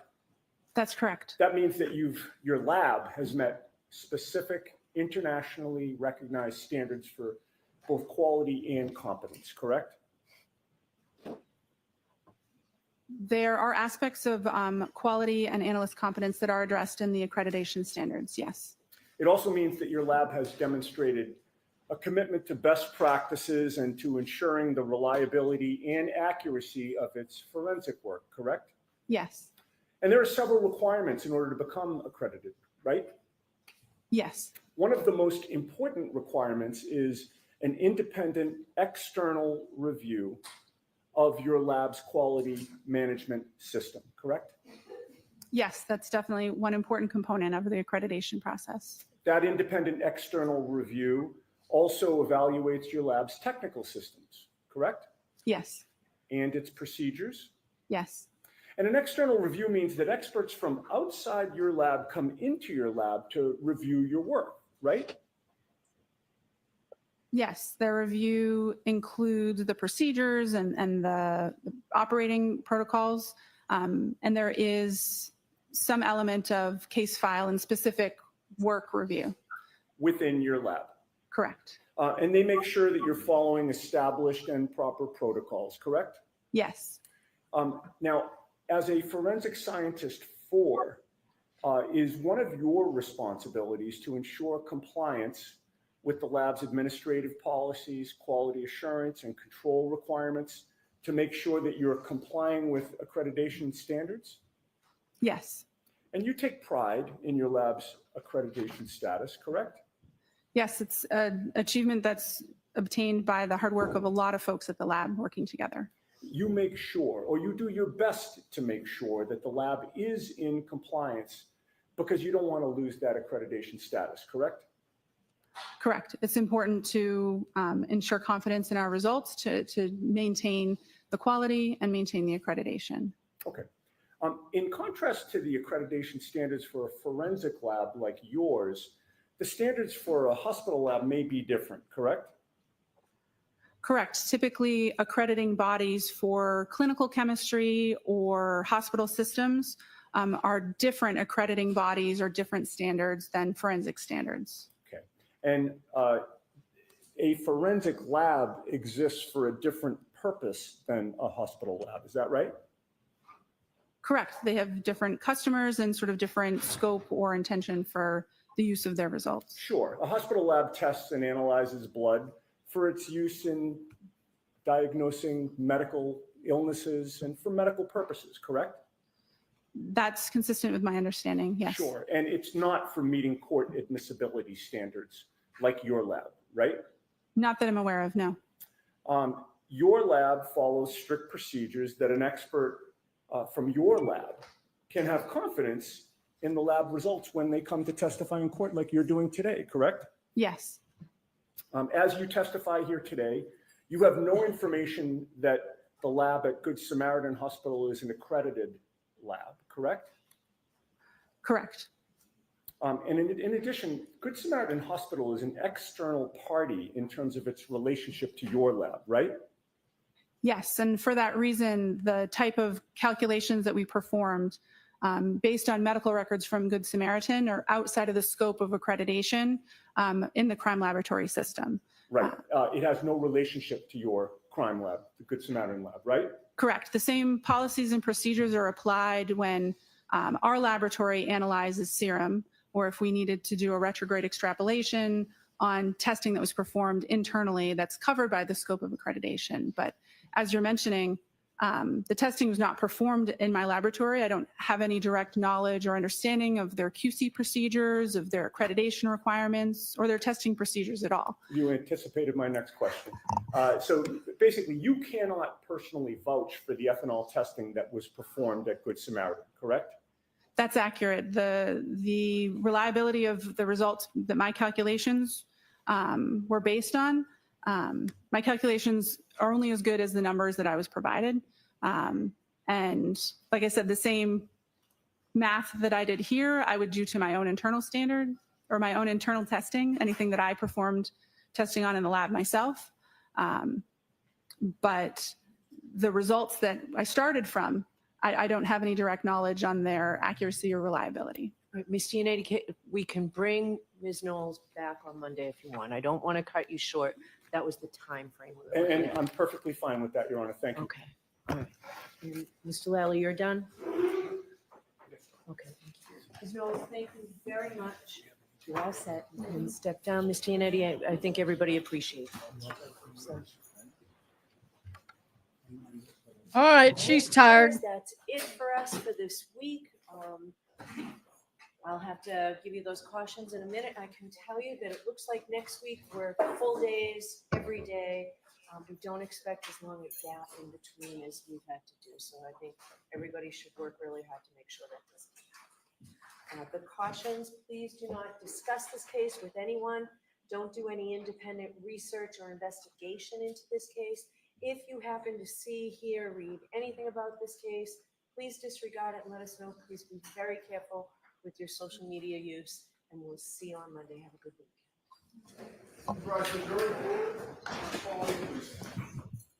And I will.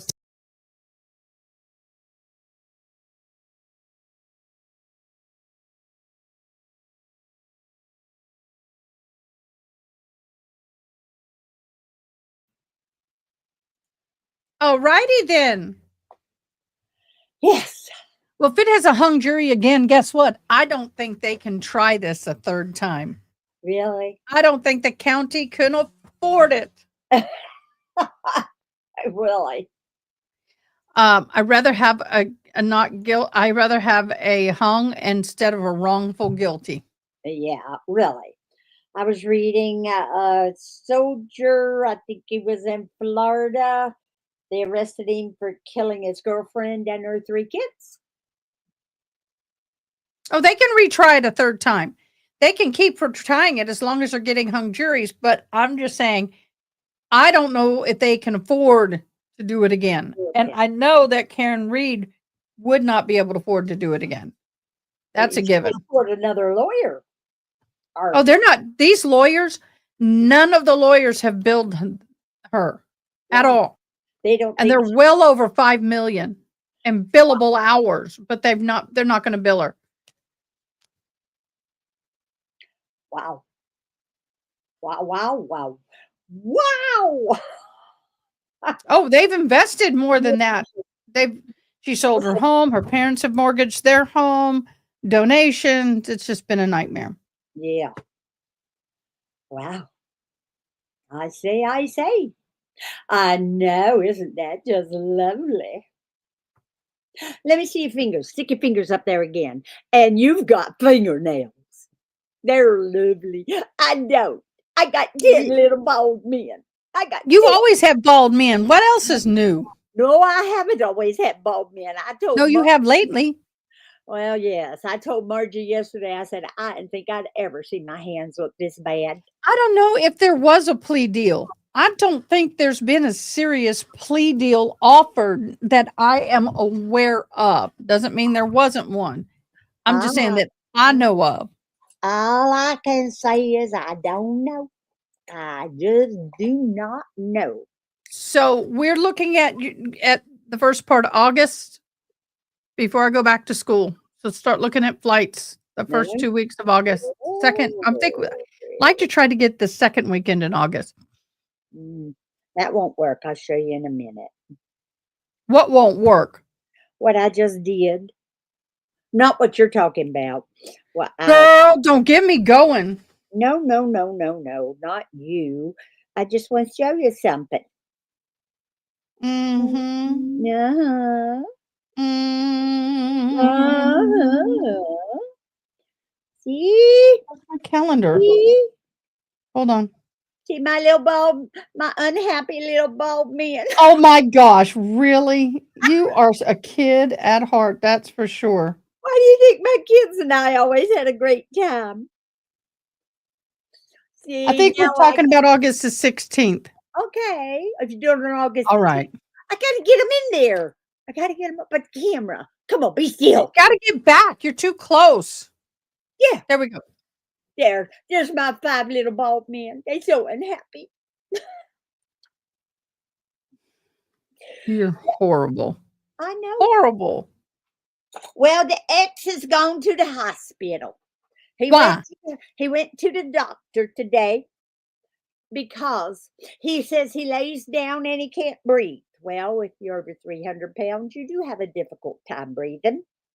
And he feels like everything's closing in on him. Well, yeah.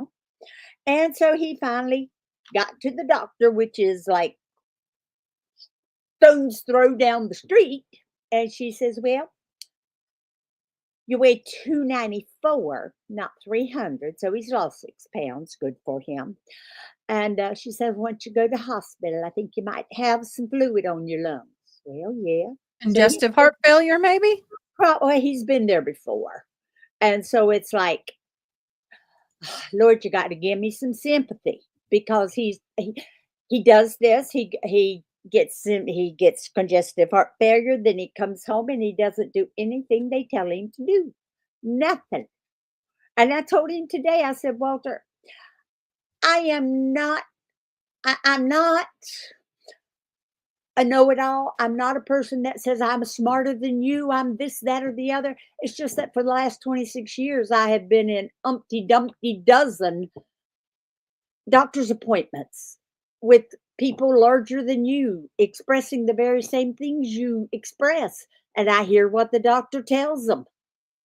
I said, so I've just sat in and I've heard these things and I've learned. People don't understand interpreters. We learn a lot, especially if you're good at medical, because we sit in a lot of appointments. Lot of appointments. And, well, point being, he don't listen, and so he'll come home. They'll keep him a couple days. He'll lose 4 or 5 pounds because they'll put him on a diet. No salt, no sweet drinks, and they will put him on diuretics. Yes, they will. And so he'll come home, and guess what he'll do? He'll grab that salt shaker, and he never tastes anything that I cook. All he ever tastes is salt. Yep. Because I season food. Well, we'll keep him in prayer, keep you in prayer. By the way, her ex lives with her. That's a saint sitting in front of you. Yeah, but anyway, we do have to get off. Yeah, I do have an appointment to get to. But I want to say we got Jennifer McCabe off the stand. Thank you, Lord. Dear Jesus, thank you. I'll bet. Now we got an expert on the stand, and I'm struggling with what she's saying. Hey, get over here and say hi to this woman. Yes. Come here. Can't see. Your fiancé. Your fiancé. She's a fiancée. You're a fiancé. She's saying you're the fiancé and I'm the fiancée. Absolutely. One hair. You just got one? I got lots of them. No, see, look, there's this one wild hair. I know. Wild hair. Mine looks And he'll find it. Mornings when I get started, but by this time of day, it ain't. It aren't. So you're looking at August the 16th? I think August the 16th is our first choice, but we got to find a venue. Well, you could do August the 10th. It's my birthday. Huh? You could do August the 10th. It's my birthday. Well, your 10th is your birthday? Well, we might do it on the 9th. Well, that would work. The 11th was my grandpa's. Well, we'll see what happens. Well, we're Well, looking at we're looking at the 9th. Excuse me, the 9th is the second weekend. Forgive me. all right. Well, So you whenever. can fly down here for your birthday, honey boo. I can. I can. And I will. Okay, well, look, babe, you're off the screen. You're kind of like, I can't see your face. Oh, No. now I'm back. Yeah, there we go. Thank you guys for so much for all of y'all's love and support. And I look forward to sharing this journey with you guys. Middle-aged old woman getting married. Well, if you can do it, I can do it, but God's got to bring them because I ain't to get out there hunting them. I know, that's the way I was. So, yes, we're lovebirds. What can I say? And I said, tweet, tweet, tweet, tweet. Rockin' Robin, tweet, tweet, tweet, Rockin' Robin. Tweet, tweet, tweet, tweet. I thought, you know what? You know what you say? You got the whole world in your hands. Diane. All right, Diane, I'm going to send you bye-bye because you going bat loopy. That means you've been chirping too long. Go lay down and take a nap.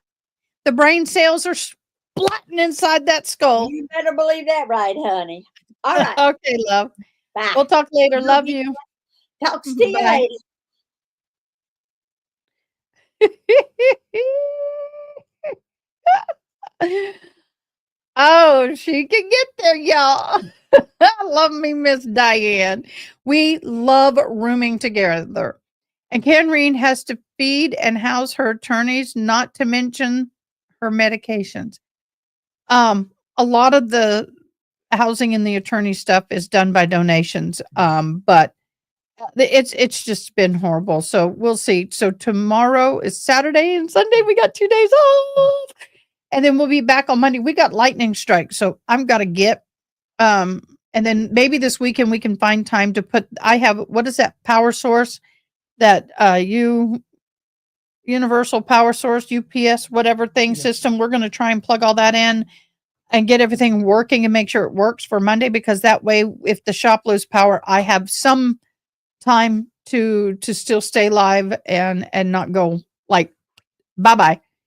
So we're going to take care of that. All right, guys, love and blessings. Have a great day. Yeah, she has to pay for the exports and documents, trials, transcripts, crazy expenses without anything else. That's right. It's been insane.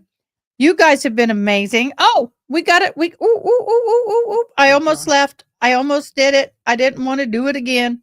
Whoops, I did it again. I am not fond of that song. Okay, the StreamYard giveaway. Y'all ready? Oh, and I need to spend some time cleaning, and then I got to get my homework done tonight. So here we go. Music.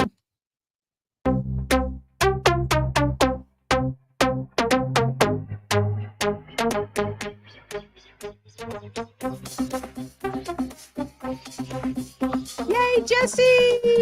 Woohoo! You won, Jesse!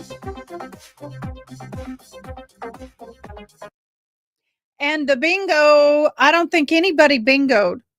Did anybody bingo? If you bingo, put I bingoed. We need to look over this. I don't see any of this that we could have done. Thank you guys for playing the bingo game. Miss June has been so wonderful at creating these cards. I also want to say thank you so much.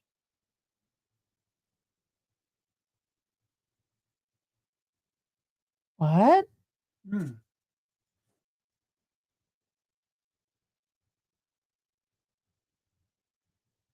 We'll read this on Sunday night. Okay, we will, Lord willing, be doing a Sunday night live. But thank you also to Miss June and Miss Ronnie for being my note takers. We are going to do a very deep weekend review. There's some new documents that just popped up. Thank you so much, Miss Veronica. We will go over those on Sunday night. So everybody have a great day. I thank you so much for being here with us. Thank you for celebrating with Gerald and I. It is a journey that we're headed on. God help this man. He don't know what he's getting into. Oh, that's cold. Oh, y'all. I got to teach him a few things. We're going to have to train him up on that department. Muzzle would be nice. Just because you think it, maybe you not ought to say it.